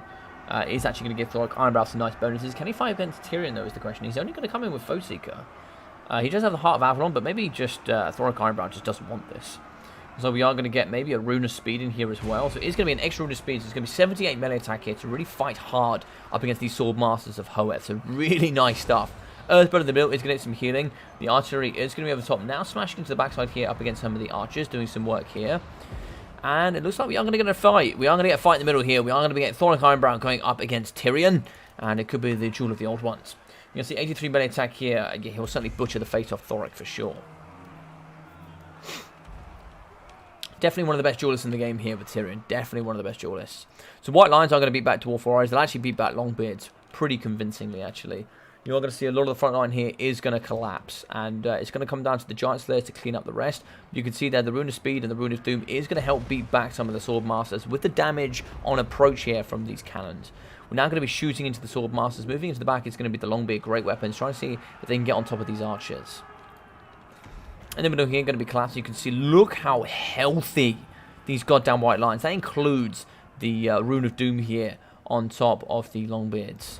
That's, yeah, damn, man. These things are going to be thumping hard. We do get a return here. The Dwarf Warrior Great Weapons. We can get those bad boys in the front. They're going to be a little bit more here, a little bit more youthful than their Longbeard companions. So they will be just a titch bit faster. Not too much, though. Not too much to write home about, for sure. Thoric Ironbrow is going to be fighting here up against the White Lions, trying to do as much damage as possible here with the Longbeard. Swordmasters are going to be entering the fray as well. And it's like Tyrion is going to be coming over. I think this is where the big bad boy has to certainly evacuate. He does want to be fighting up against Tyrion. Yeah, certainly wants to try and get away with that as much as possible. Archers are going to be coming into it, and this is where the Giant Slayers could find themselves in trouble. I think here these Slayers have not been used well enough, in my opinion. They're now going to have to fight against infantry with missile support. The Slayers needed to get around the flanks whilst that front line was engaged, and they needed to get around and start dealing as cavalry here against some of these archers. They are going to be faster there by 4 speeds. They are able to catch and do some good damage, but but now they're going to be coming in. They now have to fight the infantry whilst taking missile damage. So, yeah, I don't know. I'm not convinced. I'm not sure. I'm not sure. I think there might have been a missed attempt here from the, because the Slayers are now going to have to fight against the White Lions. Yeah, it's going to be pretty tough. It's going to be pretty tough. And I think here as well, being the fact that here that we are going to be having Tyrion on the heels of Thoric Ironbrow, we need to get the Slayers in here. The Slayers need to block for Thoric. Otherwise, it's going to be pretty dire here. I think Artisan is going to be losing across the battlefield here, unfortunately. These cannons banked on the fact there was going to be some sort of chariot play. But I think here this was perhaps a bit of an overinvestment. But we shall see. We shall see. So we are going to pull away. It looks like here the Slayers are going to entrap Tyrion. We are going to be able to use the Rune of Doom here, which is going to give plus melee attack here. So 72 for the Giant Slayers. Of course, they have no armor, but this is all armor piercing for the White Lions. So they're not really going to see too much value from that. But the archers are just going to get bucket loads of value. They can just do all kinds of fire here in the middle and just shut down everywhere. Tyrion has managed to get free here, so he is going to be able to fight in the middle. It's going to be Earthblood activated. Swordmasters are in as well. You can see here, look at the goblins attached to those rocks as they get thrown. It's so hilarious. But yeah, the archers here are certainly going to be wavering. Negative 16 leadership there, plus negative 10 from the artillery. Yeah, so it's pretty good stuff. Tyrion is going to be fighting, and the Thoric Ironbrow is just going to be getting slaughtered. There's sadly nothing here that can be done. Yeah, I think the Slayers needed to be used earlier, because now they're just going to be getting ripped apart here. The cannons are going to be shooting the range. I just don't know if it's going to be enough here. I just don't know if it's going to be enough. We do get some units returning, so we certainly need to get these in and doing all the big bad work. Yeah, Giant Slayers are shutting down some of the range, but there's 9 models here trying to kill down 32. It's going to be a close one. Thoric Ironbrow, though, is going to lose. There is no doubt that he can win here against Tyrion, and these Slayers will fall because they just don't have any armor. They have no staying power. Giant Slayers is going to be fighting up against White Lions, but just going to drop here and then start shooting over the top with the archers, which is going to be some good value. Return here of the Longbeards, which are just battered beyond repair. Yeah, I don't know. I don't think there's enough ammo here left for the cannons and the artillery pieces to finish off. Maybe there's enough, but I don't know how they're going to kill Tyrion. I just have no idea how they're going to kill Tyrion. Thoric Ironbrow is just going to be running because there's no way he needs to be fighting here in combat. But he's going to be taking damage here from the Swordmasters. I don't know how the Swordmasters are keeping up with him. Oh, yeah, he is only 30 speed, to be fair. But Longbeards are going to come in to try and fight where they can. Yeah, it's going to be tough, though. It is going to be tough. Over the top here, we are going to get a resurgence, but these are super weak from the High Elves. Maybe a couple of Earthbloods could be used, but there's kind of be no pressure. Where is the? Here's the Mage of Life. Yeah, it is going to be tough. It is going to be tough. White Lions do break in the middle. Giant Slayers are coming over, but I think it's a little bit too late. These are just going to get finished off here by these archers. So much ammunition left here. Sadly, the artillery pieces, they are going to fire here against these archers, but you need to start breaking some of these. So it might be better actually the cannons fight into the thick model here, and then you get these two just shooting into the cheaper units, because now these are just going to come forward, and now they're going to start shooting here onto the cannon crews. So you can see there the archers 180 range just going to be firing here onto the cannon crews. Only 40 armor for them, so they're going to do a lot of damage here. Thoric Ironbrow has been broken. This is going to be getting into army lost territory, and I believe that's going to be GG's well played. There's a nice attempt, though. We might get the Goblobber here to break the Swordmasters. Let's have a little look over here, see if we can do that. Yeah, this one we are going to break the Swordmasters, but we are going to chase off here with the White Lions and Trace. So we do break the Swordmasters. It's going to be negative 14, because it's negative 26 there from the artillery piece. Can we do it here up against the White Lions, though, is the question. I don't know if we have enough ammunition to do that. And even then, I think Thoric Ironbrow is going to be, yeah, he's going to shatter. So it's just going to be the Slayers here. These crews are going to break, and that is going to be GG's and well played with, I believe, probably one Slayer here. Yes, one Giant Slayer with 4 health left on the battlefield. Push button, fix the one stat that hurts your almost unbreakable super beefy infantry. Hey, Iceman, how you doing, man? Yeah, I had to start slightly later today, unfortunately. I had to start slightly later, just because of work. Booked in an emergency meeting last night for today at 6:30, and I was like, well, I was meant to do my tournament at 5:30. So I was like, okay, I don't see it going longer than half an hour. It ended up being an hour long, which was a bit of a pain. So we had to start streaming about 8, I think it was, we started. So, yeah, nightmare. Anyway, so 1,088 here for Tyrion. 0 for the Mage of Life with 600, 630, 726, 800, and 850 here for the White Lions. 950, 740, 650 here from the Swordmasters, with the Archers going in at 530, 615, 280, 690, and 930 for the Archers. Thoric Ironbrow, 575. Looks like here, Dwarf Forest, 285, 357. Let's just go through these. So 285, 500 here from the Dwarf Warriors. Yeah. Longbeards, 800, 600, 830, 540, and 350.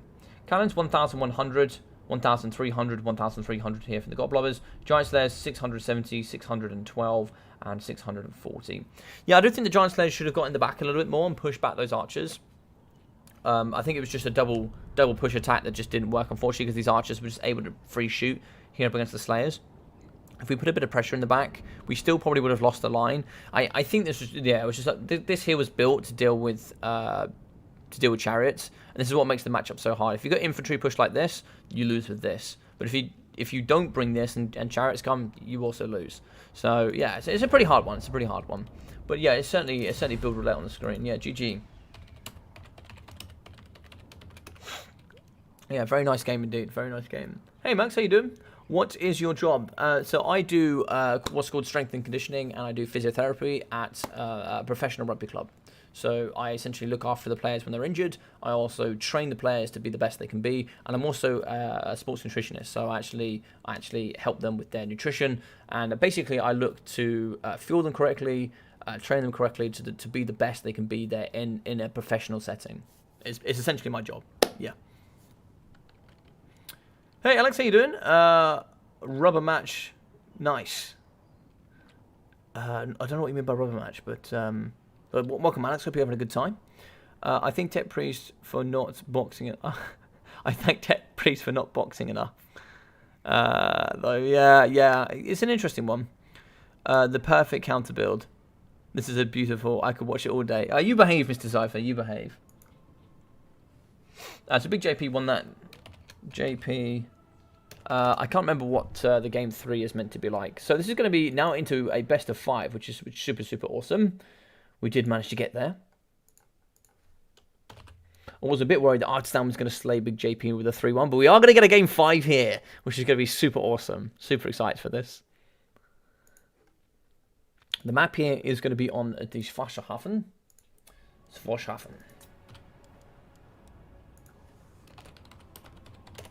The map is set. Let's double check here on the rules to see who picks and bans. I believe it should be Big JP.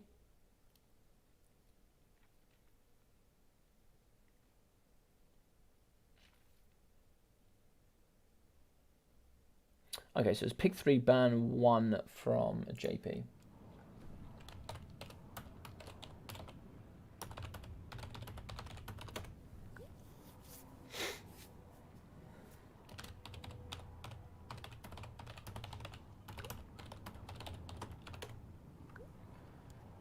Cool. And then after this, your boy is going to go eat because your boy is starving. Oh, that sounds really cool. Thanks, man. Yeah, no, I really enjoy it. You know, it's not, you know, a lot of what I do, some of it I volunteer as well, and I do some rugby coaching and stuff like that. So, I just really enjoy, I really enjoy that aspect of my life as well as streaming. I kind of left so when I was at university, I was there for quite a few years. I was doing some other stuff, and I started doing that slightly after uni, and now I've kind of left behind my security side of life. So I used to do some bodyguarding and some security at like kind of major events. And that was fun for a while. It's a pretty messed up job, to be honest. But I'm quite happy I've left that behind now to do like streaming and, you know, kind of pursue my career, which is, you know, it is really fun. I really love what I do. So, yeah. GG. That haggard foot chase of Tyrion waddling after Thorek. I know. Thorek is like, get off me, Elgi. Get off me. He just wanted to swing his hammer around and start causing runes. Actually, if he used a rune of speed on himself, maybe he might have been able to get away. But, you know, we'll never know. We'll never know. But, yeah.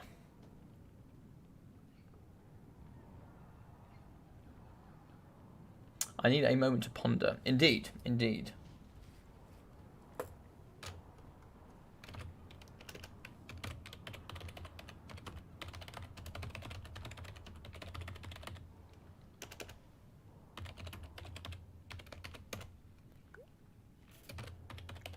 Let's try and see if we can help the opponents. So TK, EM, GS, DW.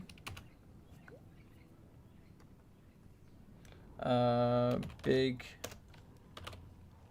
JP, GS, WC, EM, HE. Okay, I think he's got it. Nice. So the factions have been just so that they both have it and they can just see what's no problem, mate. Yeah, I think it's just kind of helpful to have that, you know, that knowledge there, so that, you know, it can help them pick and ban.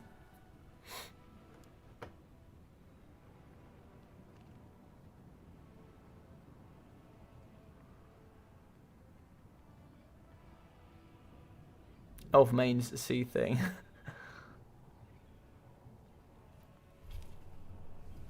All right, so what are we thinking here? So I know JP is a big advocate of the Elven factions. I think like Empire, Elves. I think he's a big faction of just like Beastmen, Elves, Empire. Yeah, it's kind of his theme, and Greenskins to be fair. I could see him going like Dark Elves, I swear it was Greenskin's first Beastmen.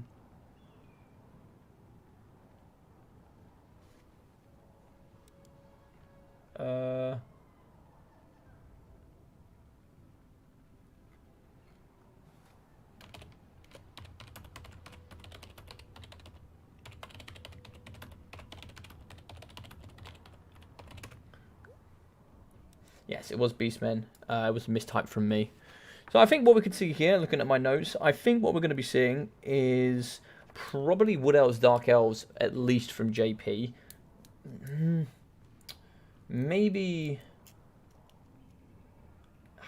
It's a tough one. Okay. Oh, yeah, and Lizardmen. I was going to predict Lizardmen, Dark Elves, Wood Elves, but it looks like we're actually going to get 2 of those with an Empire. The other one I was thinking was maybe Vampire Counts, but I don't think I've ever seen JP play Vampire Counts. I don't ever really see him play Undead. So it looks like we're going to ban Chaos Warriors. So Chaos Warriors is a pretty decent ban. So we haven't seen Beastmen from Artisan yet. But Beastmen is... If you go Beastmen, you could counter... It's not a good one. Yeah, Chaos Warriors is a good ban here. What could we see? So TK, Empire, Greenskins, Dwarfs.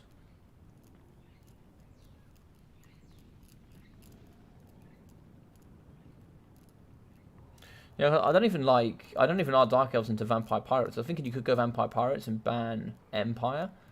And then it'd be Dark Elves, Vampires, but I just don't think I like it for Dark Elves. I still think it favours the Dark Elves.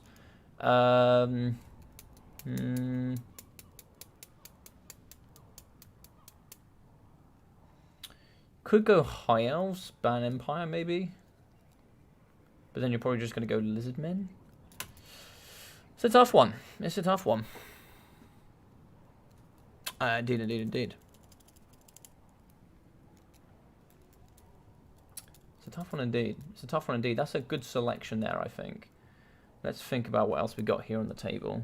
Bretonia could be a good one. Actually, maybe going Bretonia banning Lizardmen.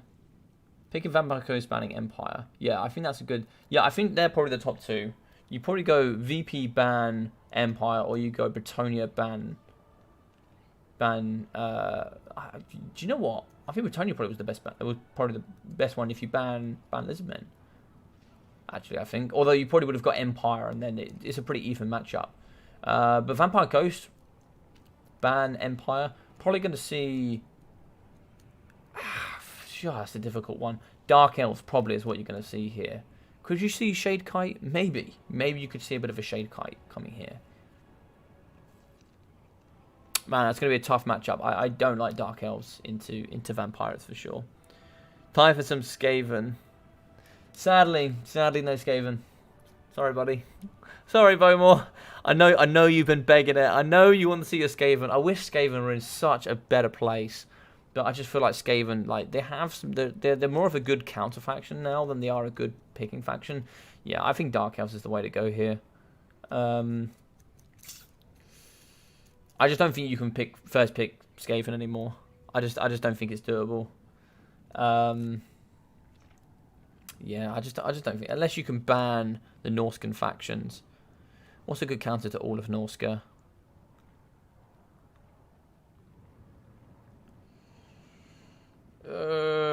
Empire, maybe?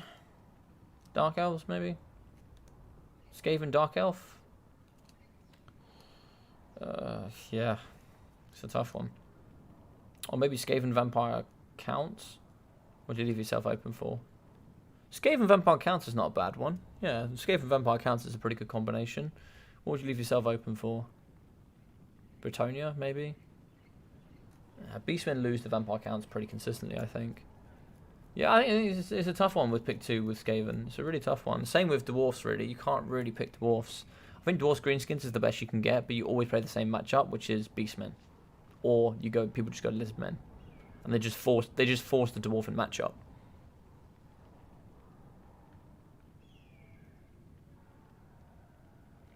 Yeah, I think it can be good, like, if it's not the first round. Yeah, for sure.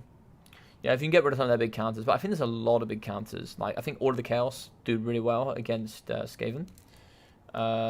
Pretty consistently. What else here against Skaven? Yeah, I think Norska does really well. I think Warriors of Chaos do really well. I think Beastmen do really well. I think Beastmen do exceptionally well. I think Beastmen is horrifying as the Skaven. What else does pretty well there?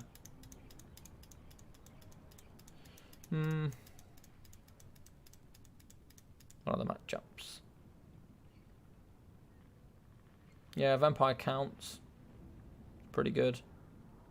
I think Tomb Kings and Vampire Coast is favoured for the Skaven. But I think Vampire Counts is really good. Yeah, I think it's a tough one. Yeah. Of course, like Wood Elves as well. It's flipping atrocious. I don't really like High Elves and Dark Elves into Skaven. I'm not very confident with that. Obviously, I'm not Skaven main at all. It's probably in my bottom 3 most played factions. But yeah. Skaven Lizardmen can be okay. You have to be fine with Lizmen versus Beastmen or Lizmen versus Skaven. I feel like if you go like mass Javs and you go mass Chameleon Stalkers, I feel like it can be a huge problem for the Skaven. I feel like, but I could be wrong. TK can be a bit annoying with chariots. Yeah, I think if you go full melee push, if you go like full cav melee push, and you go a bit of TK, like TK against Wood Elves, if you do that same approach against Skaven, it can be pretty tough. But of course, you've only got 3 chariots now. But you can certainly go like Nickar Horseman, Skeleton Horseman. You just gotta wither down with the horse archers. You just gotta poke and stroke there against the rat ogres and just force them into engagements they don't want to be in. I just think Skaven have so many like not bad matchups, but not favourable matchups. They have a lot of bad matchups and then also non-favourable matchups. Yeah. But that also can be the problem, right? If you get a powerful unit like Globadiers and Pointed Wind Mortars and you just nerf them, you can just delete factions from like existence. You can bring them from S tier all the way down to like C tier, where you just find that they just struggle. I don't think they're bottom tier, but I think they certainly struggle.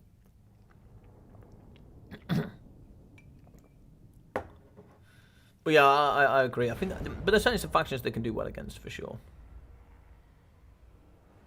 But you have to learn how to play Skaven against Tomb Kings. I feel like I think Beastmen is atrocious. I think if you can learn how to play against Norska and you can learn how to play against, I don't know, because the problem is you have to ban Wood Elves. I feel like you have to ban Beastmen. I feel like, but High Elves is also not a fun game. I don't think. Dark Elves I don't also think is a fun game. But then you've also got Norska, which I've seen good success, but I've not played like against like your standard, to be fair. So, but I feel like I feel like there's a lot of struggle. Go Artisan. Good night, buddies. If you're heading up, Joe Smart, you take care, my friend. Thank you very much for sticking down, man. Rogue Posh can go bruh, but yeah, it can be a tough one. Yeah, I think if you go double mutant rat ogres and you go like 4 rat ogres and you go big melee push, it can work. But if you get caught out by skirmish and like the Uwubos, they certainly can do the big dump stream. So it looks like this is going to be the play. It's going to be Shades with dual weapons, just a bucket of Shades on the front. Yeah, Shades just seems to be the kind of manner of play here against the VP. Oh, baby. I like it. Oh, I hope they brought some Death Magic. If they don't bring Death Magic, it's going to be pretty interesting. So Dark Riders with shields here in the front, bucket load of Shades. Oh my god, so many Shades. 4 units of the Black Ark Corsairs and the Supreme Sorceress of Fire. So going to be here with the Flame Sword of Ruin, Fireball, Burning Head, Kindle Flame, and also there that is going to be the Opal Amulet for damage resistance and Arcane Conduit. Very good. So for the front, we are going to be having the zombie decal mobs. These things actually, surprisingly, stat-wise, are actually absurd. A unit that costs 300 gold that comes in with 7 armor piercing. I just want to highlight how powerful that is. As an infantry unit that's unbreakable, yes, fine, it crumbles, but it has 7 armor piercing per model. It's flipping absurdity for 300 gold. Yep, you're also going to get some bomber units in the back that do some great work. Of course, double gunnery whites here, but the gunnery whites are actually going to be on foot, which is actually quite good, because of course the crabs can get just deleted by Shades. Count Oculus on foot as well here with the Captain's Wrath Moondial, the Wrathstorm, Arcane Conduit, Invocation, the Drowned Dead, and Hunger. Side means very, very good. Of course, they will die to Burning Heads. The Shade Wraith Gunners are actually really powerful. They're actually the, nice little fact, they're actually the only ethereal units in the game that don't cause terror. They only cause fear. But the nice little ability they do get is the Discourage. Everything they shoot gets negative 16 leadership. They have bucket loads of AP as well. So 30 armor piercing per model. So you just got to times that by 24, and you're looking at already that damage output. We are going to see the double deck guns. We are going to see as well carronades as well. The problem is going to be here is how are we going to outpush and keep away these shades? Because shades here at 130 range, just phenomenal AP damage as well. These things just thump in the whip. So 12 per missile. They fire double missiles in one go. So that's 24 armor piercing out of the entire. They only have 3 missile base weapon damage. So in total, so they'll do, what's that? That's going to be per missile. So per double missile, they'll do 24 armor piercing out of 30. That's absurd. It's an absurd percentage. Hey, Sooners, how we doing? What is the easiest campaign to play and start with? If you're talking Warhammer 2, the easiest campaign to start with is probably Tyrion. Tyrion is probably the easiest campaign. The High Elves start at a very, very safe location. Tyrion can absorb a lot of factions by Confederation very easy. I would say he's probably your easiest one, yeah. I was playing Ikit, but then I lost my capital and I quit. Yeah, I would say Tyrion is probably the easiest. Normally on the campaign, you want to be going with good factions. All good factions, like High Elves, Dwarfs, Empire, always find it easier to partner up alongside other good factions because you can actually get trade agreements.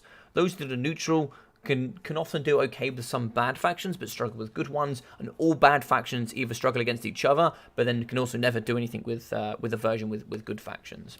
So I would say probably either, yeah, I would say High Elves. I would say High Elves. Yeah, that's what I'd say. All right, so let's get it going.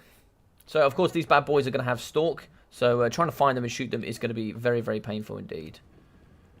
He will see these units, so he'll know that they're going to be roughly in this zone somewhere. What he's got to do is he's just got to send units out to go find them. He's just got to go find them. And once they're found, you then just got to delete them. ASAP. They're just got to be deleted. Flaming Sword of Ruin is one of the shades will just flump all over the Sirens. Like, there's just nothing that can be done. And the problem with this here is this is just not going to be enough. These need to fan out more to keep these shades away. So Artisan is a smart enough player to know at this point, and you can see he's automatically doing it. A Dwarven player of his geometry and skill knows that this sort of range here is going to be able to pop on top of the gunners. And he has the range advantage here with the deck guns. These need to move out, but not leave too many gaps. If they leave too many gaps, you are going to see cavalry and the like kind of pop into these gaps and do some big damage. Now, this could be a bit of a distraction kind of effects here with the Supreme Sorceress in the front. Try and have a little bit of a distraction here in the middle. So Fireball is going to go down. It's going to try and see if we can hit on the carronades, maybe. No, that was no place. But there we go. So we do push out. We do see actually the shades here. So now we can turn, and there we go. Now we're going to be burning here on the shades. We will see those for a considerable amount of time. So you can see we're going to be popping a good one here into the shades, doing some lovely damage. And you can see, look at those little blue missiles coming out of the Shade Wraith Gunner. Such a cool unit, man. Such a cool unit. Fireball here looks like it is going to break. Oh, actually, does it miss on the carronades? Oh, the carronades gets the nice turn, and he misses on one of the carronades. It does hit the crew, but it's like that Fireball there is not going to be able to hit in the back. Shade Wraiths are not going to be engaging here. Big JP.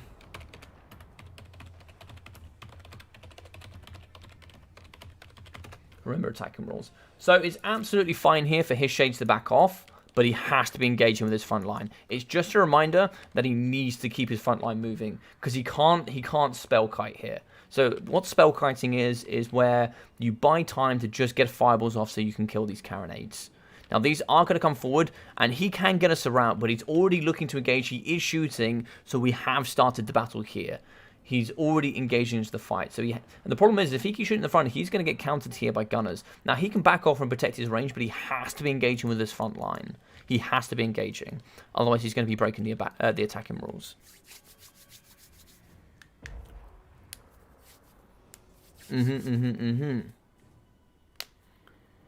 I can see, Rusty. I can see. It was just a reminder. It was just a reminder. You need to just relax and trust me. I've done this. I've done this a few times before. I've done this a few times. I can see that he's moving up. I can see that he's moving up. It was just a reminder. You're more than welcome to drop your shades back. Just remember that the front line also has to come as well.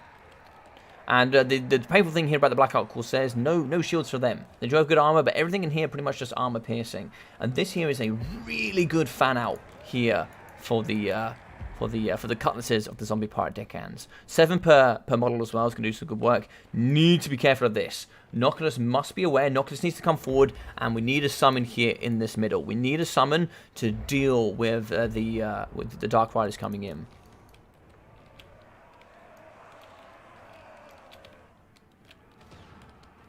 So now we're going to be shooting here up against the cavalry incoming. That's going to be -16 leadership. They're going to be getting thumped by everything. Bombers in the front, so we are going to get a burning head on the Decans here. Lovely stuff here. So that's going to really rip apart. We are going to be moving in the middle, and this is the problem here. We're now going to start to spread apart. We're going to be getting holes opening up here in the battlefield where you're going to start seeing the cavalry coming through. This is where the double summon from Noculus comes in. This is where he has to play. But now we're here with the backside of the artillery. We now need to be shooting here up against the shades. We need to be slow and methodical here and understand we are going to start losing some units here from the... we are going to have to start sacrificing some of the Dark Elves here to get into this pocket. This needs to drop. This needs to pull in and start saving here. We are going to break on the side. That's why this -16 leadership is so nice from the Shade Wraiths. So nice indeed. Now, I wouldn't mind maybe a little bit of sniping on the Supreme Sorcerers. This thing would die very quickly if given the opportunity, but we are actually going to shatter the Dark Riders. No way. That is so good. That is so good here for the VP. We are actually going to get on here with the polearms. Polearms are going to meet up against the Black Arcs. We need a summon in here. We need a summon to block here for the deckhands. Dark Riders are coming in, and now they're going to start getting in. We are going to have the gunners that should be able to fire here into the Dark Riders. Sirens are going to move forward here for the Terror. And no, looks like unfortunately we weren't quite microing effectively there with the Black Arcs. They're going to get caught here in the middle. This here is going to be Flaming Sword of Ruin. So we're now going to get magic damage here. We need to drop off with the range. Yeah, these things are going to get deleted pretty quickly here in the back. Cannons need to be shooting in here into the front, but we can see now we are going to get Murderous Prowess here for the stats. We can see the Supreme Sorcerer's of Fire is pretty weak. Cannons can shoot in the sky as well. You know, you've got to be careful with that. Dark Riders in the middle, we can get the Carronades in here to do some good work. Balance of Power is going to be favouring the VP, but of course we are now engaging here with the side of the Dark Elves. Siren's going to be coming forward. Flame Sword of Ruin has been used. Scabscraft down the line here of the Shades. Only 30 armor for them. Burning Head throughout this pocket is going to be devastating. Shade Wraiths are probably going to come forward. Oh no, they're going to get caught. Oh my god, the Burning Head actually goes off at an angle. That is really fortunate here. Shade Wraith's going to be shooting the sky here on the Supreme Sorceress. She's actually going to be getting hit here pretty hard. In the middle here, we are going to break with the Dark Riders. They get terrified. Dark Riders as well. Looks like they're going to get terrified here from the Sirens. In the back here, Siren's going to be fighting up against Black Ark Corsairs. Carronades are going to be going strong. And you see in the middle here, we are going to break terrified of the Shade Wraiths as well here. Sorry, the Shades from the Sirens. We are going to get a Wrath Storm in the front. That's lovely work there on the Shades. The dual weapons here are going to get hit pretty quickly. In the middle as well, Gunner Rights are going to be feeding ammunition throughout the lines here. This is looking like a very good hold from the VP so far. Looks like Balance of Power is hugely going to be pulling into the VP favour. In the back there, so we are going to get an Invocation of the Heck overcasted. That's going to do some good healing here in the middle. So it looks like we are going to get in some Shade Wraith healing here, which is going to be really, really good for ethereal units. Shade Wraiths are going to be firing here right down the line up against those Shades. We can certainly get those Cutlasses forward to go fight as well. Noculus is going to be going up against the Black Ark Corsairs. They need to be pushed all the way through here. Yeah, fine, there's Sirens and stuff, but you need to compromise these deckhands. In the back, we did manage to get some Dark Riders. Nice stuff from JP. He's going to be getting on top of the Carronades. Black Ark Corsairs coming in the back as well. Could we get a juicy summon here in the back that is going to help kind of negate maybe some incoming pressure here. In the sky, pretty weak here is going to be the Supreme Sorceress. 1,000 health for her. We are going to see here that the Siren's moving over. Shades over here. We can now see the fire here, I'm sure. There's going to be Burning Head here. Can we move these out of the way? That's going to be pretty simple. Yep, looks like we are going to miss a lot of that. So really, really good work there. And that is going to be a pull-out from Big JP with a lovely win coming in from Artisan with a phenomenal defense there with a fantastic army composition. 810 for the Supreme Sorcerer's Fire with 560, 650, 330, and 360 for the Black Ark Corsairs with 460 and 180 for the Shades. Shades here with the dual weapons getting 310, 423 with also their 180. So really nice shutdown. These units could really have done some painful work there. 480, 12, 288, and also 0 there from the Dark Riders. Yeah, this was a nice attempt here coming in for Big JP. I do wonder if we gone maybe a bit wider, how well could we have changed the battlefield here a little bit, perhaps. 290 there for Count Oculus with 900, 1,200 for the Gunnery Whites, Scab Scraffs and the rest coming in. Also some good sniping, I'm sure, on the Supreme Sorceress of Fire. 630 there from the Shade Wraiths. 1,052 from the Gunners with actually the Silver Chevron, with 300 there from the Deck Guns. 400 and 540 there from the Carronades, with 29, 740, 620, 100, 180, and 163 there for the Deckhands, and 380. Sirens 620 and 400. Yeah, it's a very, very good stuff overall. Lovely build.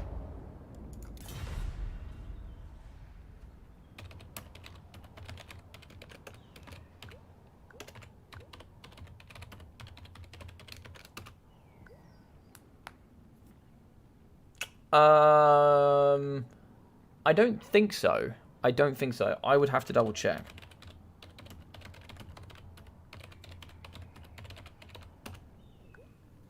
Do we have Bowmore in chat?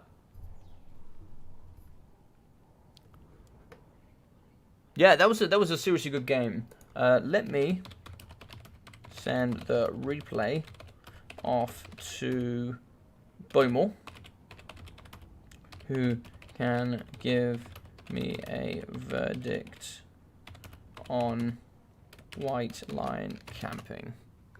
So, Mr. Bowmore, hopefully you're here. I would appreciate a review. Of course. Of course. Let me send this here to Mr. Bowmore.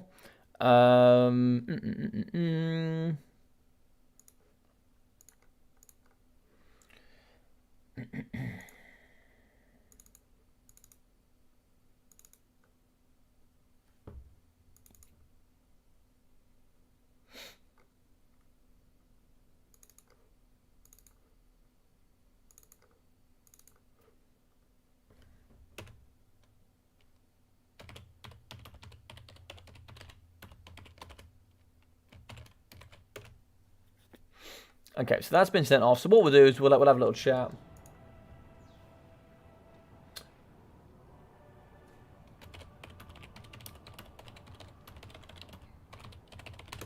Yeah, it was a very good battle indeed. Yeah, it was a very good battle indeed.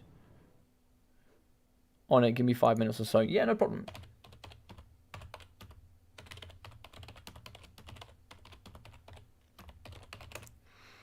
Alright, so it looks like Bowmore is going to be on to it, so we'll get onto that as quickly as possible.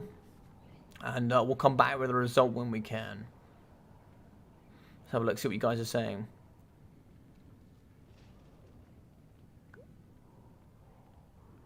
See, Rusty, you would only know that, Rusty, if you were watching JP playing. So I couldn't see it from my casting.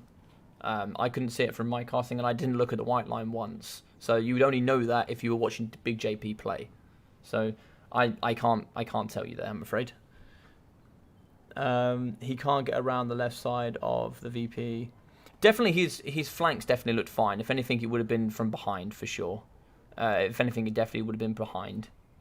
But we'll have to see what I don't know. I didn't look. We'll have to see what the rules council there, or when I'm doing these, I won't be doing the rules. It'll be Bowmore or Enticity. They'll look at the rules and they'll tell me the result. The battle is happening towards the mid map. It looks like right, but very close. Yeah, essentially, if it is, no dramas. I'm sure it wasn't. I'm sure it wasn't intentional. And if it was, we'll just replay it, and we'll come back again. Stormlands, how you doing? Welcome, my friend. Is this the same universe as 40k? No, so this is old school, my friend. This is going to be back in the old days of Sigmar. It's actually going to be post-Sigmar. Yeah, post-Sigmar. So it's not going to be... So Sigmar has essentially left the world, and, it's going to be the era of Karl of France. So Karl of France is going to be roaming with the Empire. It's kind of the era we're talking about here.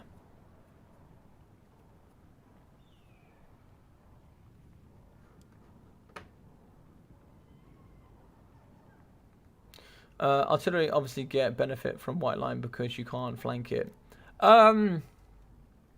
I mean, yeah, you always get benefit. Well, that's not really what he means by the white line, right? So the biggest issue with white line camping is if you fight on the edge of the map and one of your units breaks, it will break off the edge of the map because it's so close. There's no chance for your units to rally. And essentially it's the same thing, right? So because of that effect, you don't want to push the back. Not that you can't push the back, you don't want to push the back of the fear of your units getting broken off the edge. So for example, they can terrify and they get pushed straight off the edge of the map. So, we did have some terror causing units there in the back, so it looks like we're just going to be waiting here for Bowmore. We might have a response here, let's have a little look. No, it doesn't look like we have a response yet. I'm getting pings everywhere else though. So that's pretty interesting.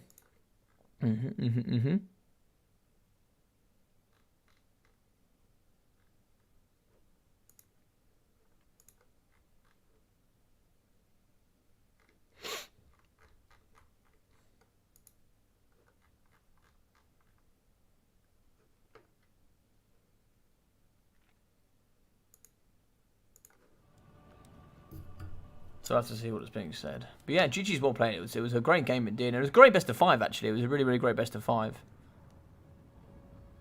Yeah, game 5 is so hype, especially with like this matchup, which actually like really well played by Artisan. What an absolute real name. But yeah, indeed.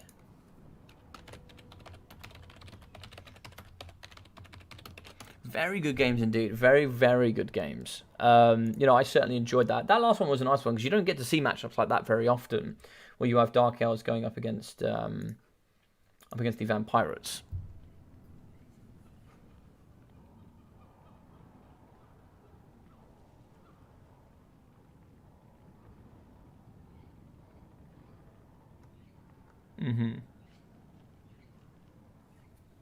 No, of course, it's always in a element of fairness, of course.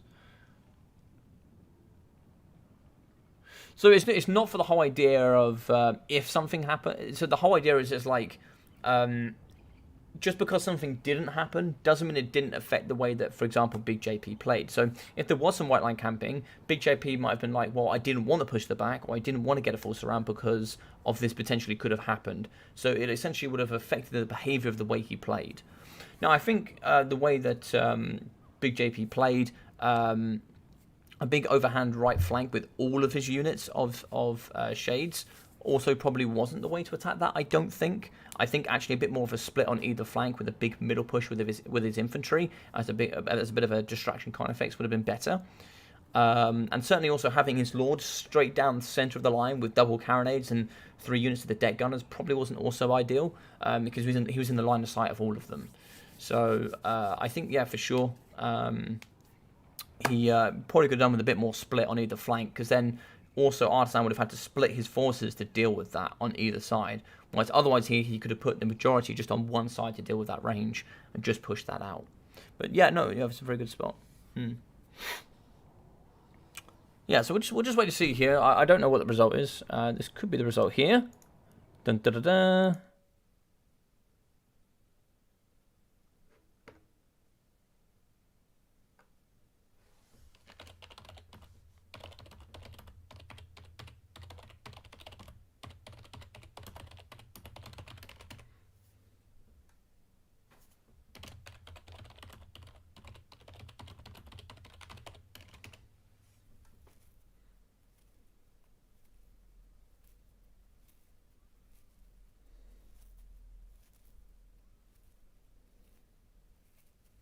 Okay, so just talking with Bowmore now. He's going through the step-by-step process.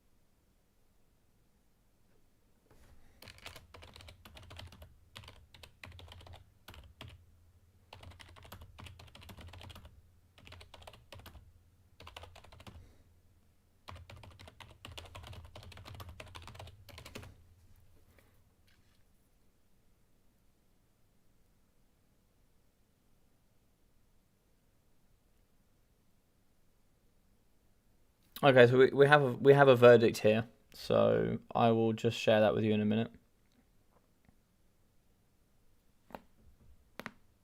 Oh yeah, I needed that. God damn it.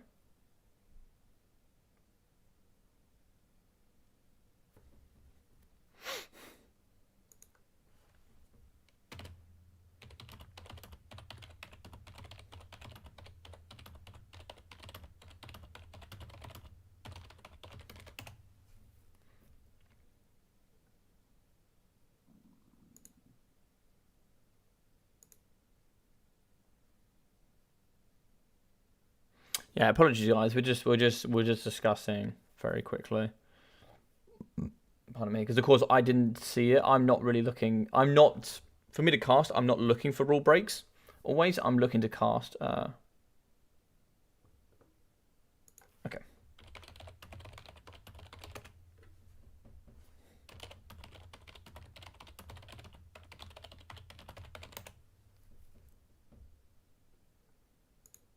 Perfect. Okay, we have come to a conclusion.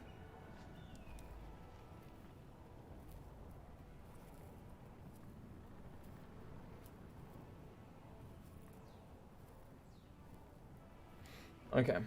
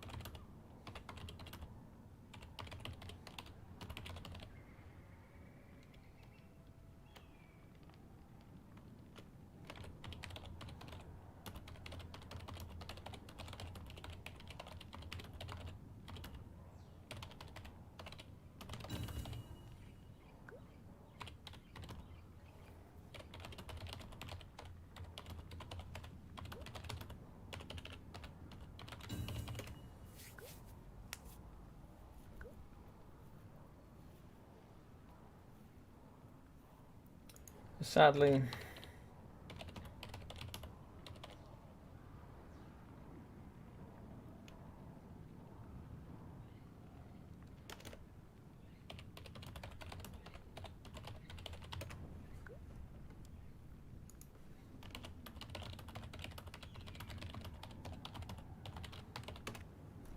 All right, so let's go.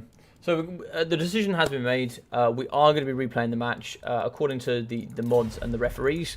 It was considered that Artisan did benefit from the white line supposedly, and there was enough of an effect to have an impact on the match. So we're going to be going again. It's not my decision. I left it up to them. I didn't see it in the game. I'm not going to go over it on live stream. And that is the decision that they have made. So I'm going to back them with that decision. We are going to continue, and it is going to be a replay with the same armies. So we'll be on the map, and yeah. So this area here was used. So I'll we can take a little look, but I think we'll forget about it. We'll move on. It's going to be a replay.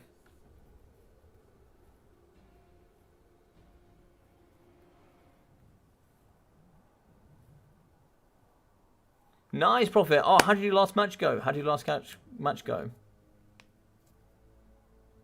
RTK Bowmore strikes again.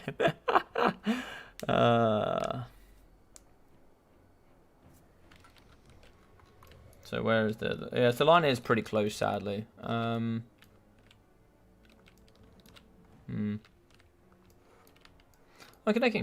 There you go. So this is the white line that we speak of. This line here.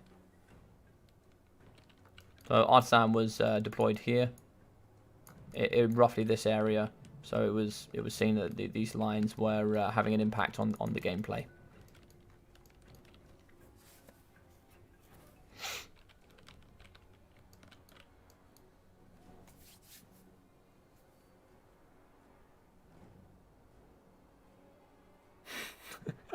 Joe Smith, for future tournaments, take out a ruler and compass to measure the distance to the white line.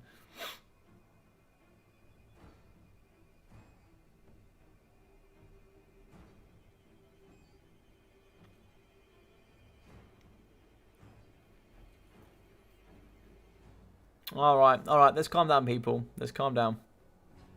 Okay. Yeah, the decision was made, and the decision is what it is. Okay.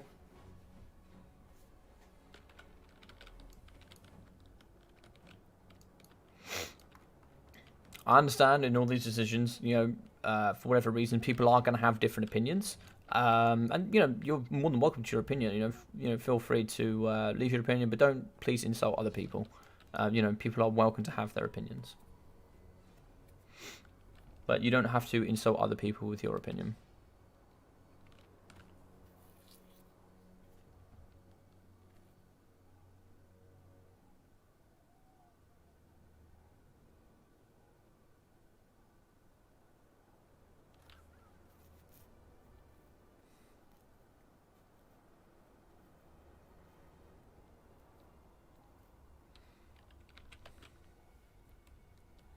Alright, so we're going to go back here. There's going to be a replay of the final game. It's going to be Artisan here as the Vampire Pirate. It's going up against the Dark Elves. So, of course, we are going to have 6 shades, 4 units here of the Black Ark Corsairs, 4 units here of the Dark Rider Shields, and, of course, the Supreme Sorceress of Fire.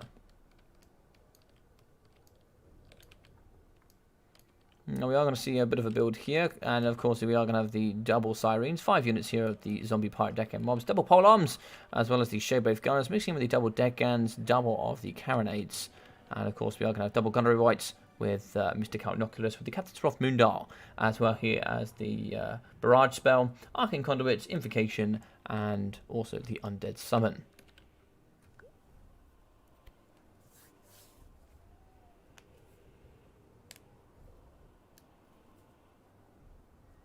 Listen, Eden.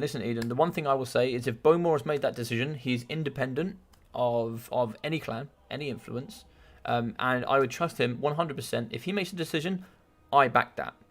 I back that decision. I trust him more than enough that he's an exceptional player. If he believes that the game was influenced by the white line, I believe it. I don't have to look myself. I just know that that is the case.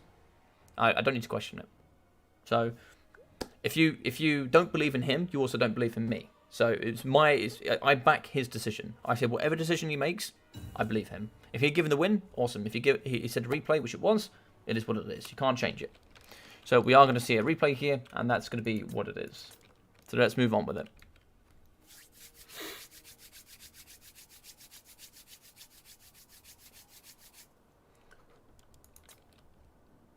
Alright, so it's still, yet again, it's going to be really good luck, have fun from both sides. So still good sportsmanship, which is what I love to see. Even with a replay, it's going to be good sportsmanship.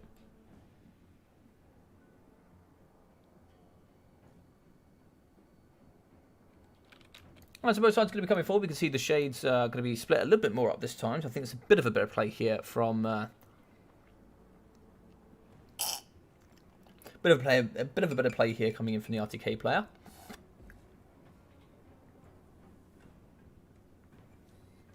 I'm going to be finishing off my tea. The tea was stone cold. That was enough tea to kill anything here in the multiplayer scene. So yeah, Artisan's playing this, very, very well as well. These are going to be splitting out, searching. You can see there's going to be 3 here on this side. So, silly logic. Getting tired and hungry here. But we are going to see here that these 3 are going to get caught on the side. We are going to have the Shade Race and the rest shooting in here. Up against the shades. That's going to be 1 here getting deleted very quickly. These are going to push out and they're going to prevent the 130 range here from getting in and shooting here up against the Deckhand Gunners. These do need to push out and prevent these from attacking. So you can see here, this is going to get hit really hard.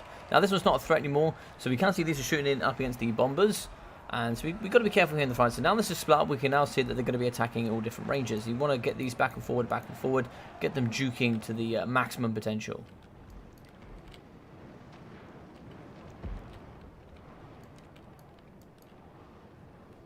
So in the front here, we are going to be shooting up against the Shades. Shades are going to get shot on the way out. Shades are going to pull out as we fire here into the front. We are going to be obeying attacking rules. We do get a fireball down the line. There's going to be 2 artillery pieces now instead this time.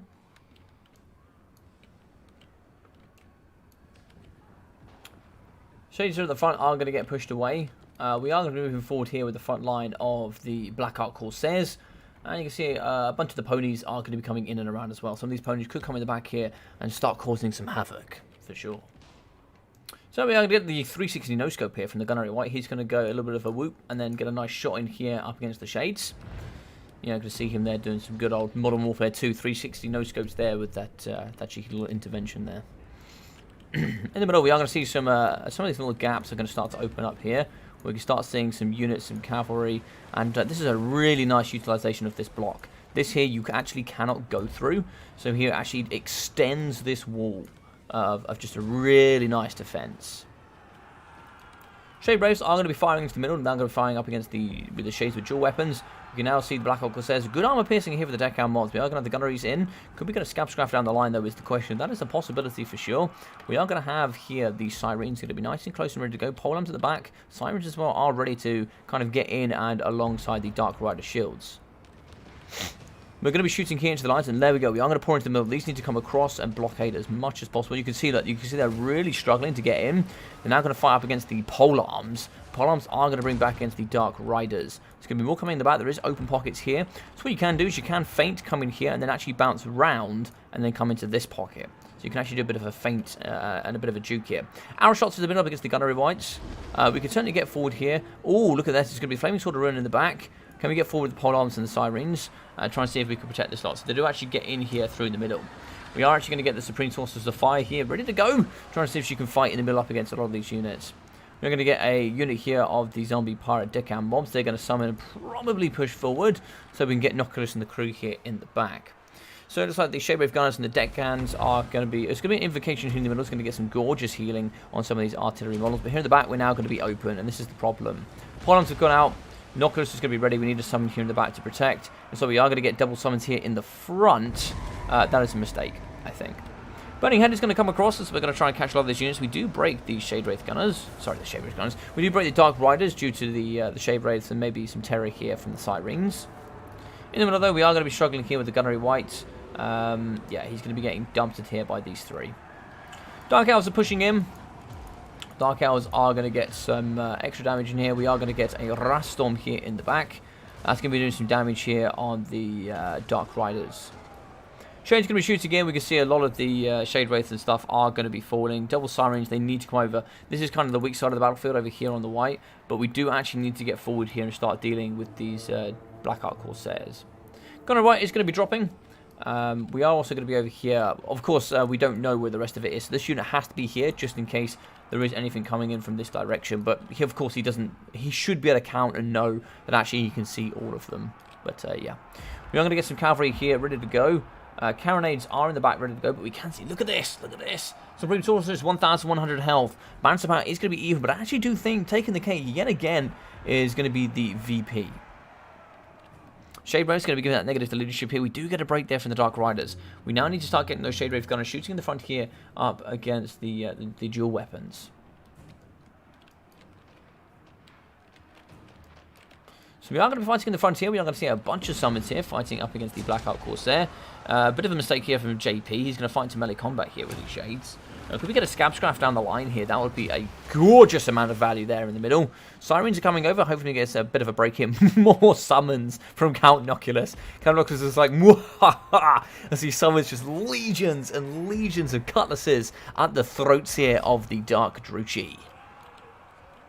Yeah, the Dark Riders are going to come in here. We can certainly see a Flaming Sword of Ruin. Flaming Sword of Ruin activated here in the front, though, actually. We can now pull out the juicy little Sirens. Magic damage will butcher the face off of these magical ladies, indeed. Shade Wraith is going to be shooting at the flank here up against the Dark Riders. We can shut down this cavalry. Get rid of that mobility. We can certainly do some good work for sure. We do have the Carronades. We can certainly pop a few here in the side of the Dark Elves. Balance of power actually gently pulling here into the VP favour. Can we get some 360 no-scopes in the sky, though, on the Supreme Sorceress? Possibly. We do have the big Gunnery White himself. He can do some work. Polar's moving. It's like here JP hasn't quite seen this. Burning Head does come through here on top of the Shade Wraith Gunners. That could be the end of days for them. That looks to be the case. Could we get an invocation here in the back? Possibly. Possibly we could. That negative 16 leadership is certainly going to be very handy indeed. In the sky here, still 1,100. It looks like actually the Gunner White isn't going to be shooting on the Supreme Sorceress. But in the back now, we actually do have the double Shades. Polearms are going to pull forward. We're getting some more summons here in the back. Where is Count Noculus, though? Wrathstorm is going to fall on top of the Shades. So it looks like it could do some good deletion here. We are going to see some negative leaderships with the Shade dual weapons here. Shade Rays are at 12 models. Could we get an invocation? Possibly. Now we're going to be 360 no-scoping in the sky. Fireball downtown. Are we going to hit the Shade Rays or are we going to go after the Carronade? Looks like we're going after the Shade Wraiths. But we do get a return here from the Dark Riders. We could get some shots in, some shots in the front as well. We are going to be firing here up against the Gunnery White. We are pretty weak. 900 health there in for the Supreme Sorceress.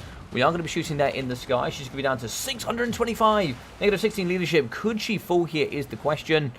Possibly is the answer. 8 leadership. It's pretty damn close. It is pretty damn close. Get those cutlasses forward. I think this is going to be a win here for the VP. VP yet again got a strike on the Druchi, and they're going to be bringing them down to absolutely nothing. Arcane Conduit, I don't know if it's going to be enough here. The Supreme Sorceress of Fire is going to have to get out of here.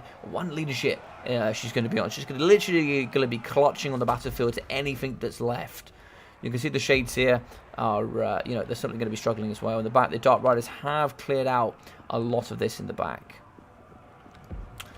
Oh my god, she breaks. 22 leadership should see a return here. But it is going to be the Shades left. We are going to see the Polearms here fighting up against the Shades. Shades, I believe, is now going to be a bit of a kite fest, unfortunately. We are going to heal the Sirens. We do break the Black Ark Corsairs. We do see a return there from the Supreme Sorceress. But we do have the Carronades. So the Carronades need to be protected at all costs. In the back, the Dark Riders are going to be super important. You need to have something back here protecting, but you also need to delete this. So we are going to return back here with the Polearms. That's going to be very smart. But in the front, we have Polearms fighting. Probably going to see a Flaming Sword of Ruin here in the front. That is going to help counter. Sirens are going to drop back, and very smartly indeed. They just need to get away. These ladies do not want to fight here. But if they run, we're also going to be able to shoot with the Shades. So it's going to be pretty drastic here. Carronades, if they get one lucky shot here on the Supreme Sorceress, I think she's done. I think she's done, but you do need to deal with this huge blob in the middle. Artillery is going to be good for negative leadership. Sirens in the front, Terror as well, can really play a big part. Summons here can do some nice work. Polearms are moving in. Going to be racing here with the Dark Riders. Dark Riders need to do something. They're going to be a nice tool here. Unfortunately, that is not going to be able to do much. Shades are breaking. We are going to see some shatters. Breaks is also going to really affect leadership. We're getting so close to army losses here. It looks like the Dark Riders are going to be coming in, but Noculus could do a huge thump. Oh, nice! So we are going to get the Wrathstorm here coming down on the Dark Riders. That could be the end of days for them. That could chip balance of power. Could we see the end of days here? They are so close to getting terrified as well. They're going to be uber close here. Could we get in for the terror out? Maybe. I'm going to drop here. If we hit that 16, I think it's going to be the end. That's going to be 14. Are we going to see the terror out? Looks like we're going to get away with it. Looks like we're going to get away with it.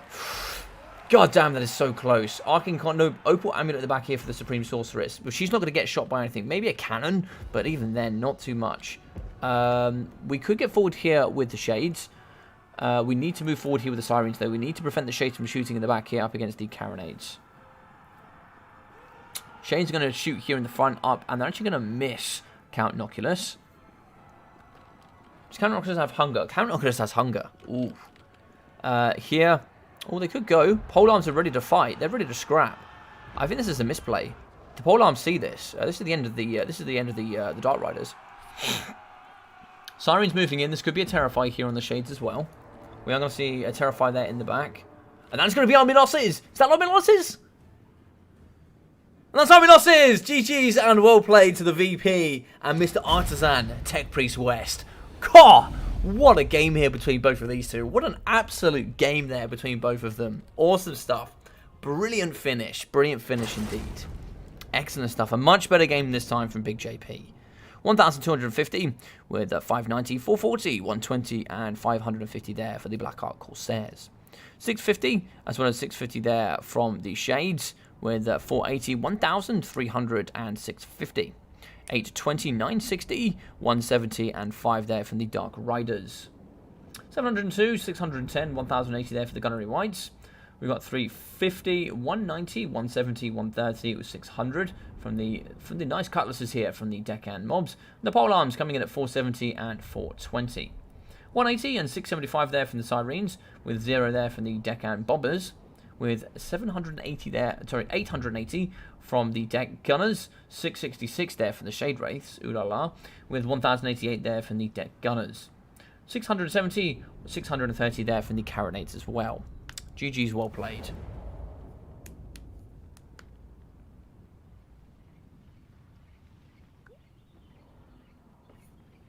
Yeah, I have hunger as well. I was born by hunger.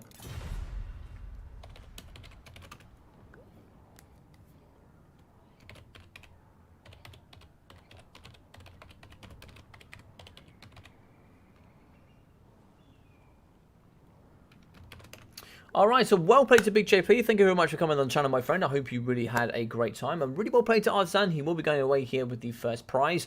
I think he'll probably be confirming himself there in the winter playoffs. So good stuff for him. Very well played to JP. I'm sure he'll come back strong. But brilliant plays between both of them. And yeah, thank you for playing on the stream.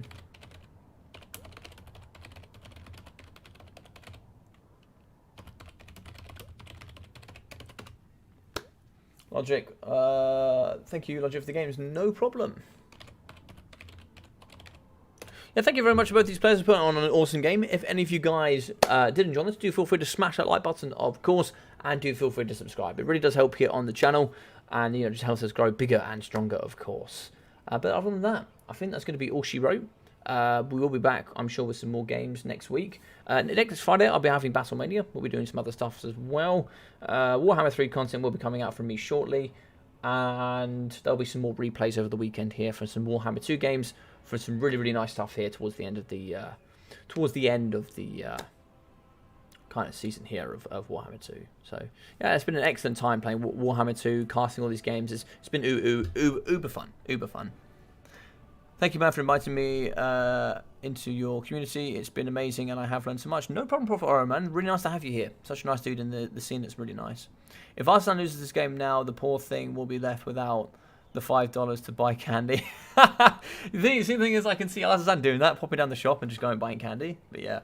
Yeah, really good game between those two. Really nice builds, and yeah, it was very interesting to watch that game play out. Yeah, what a series indeed. What a series. Yeah.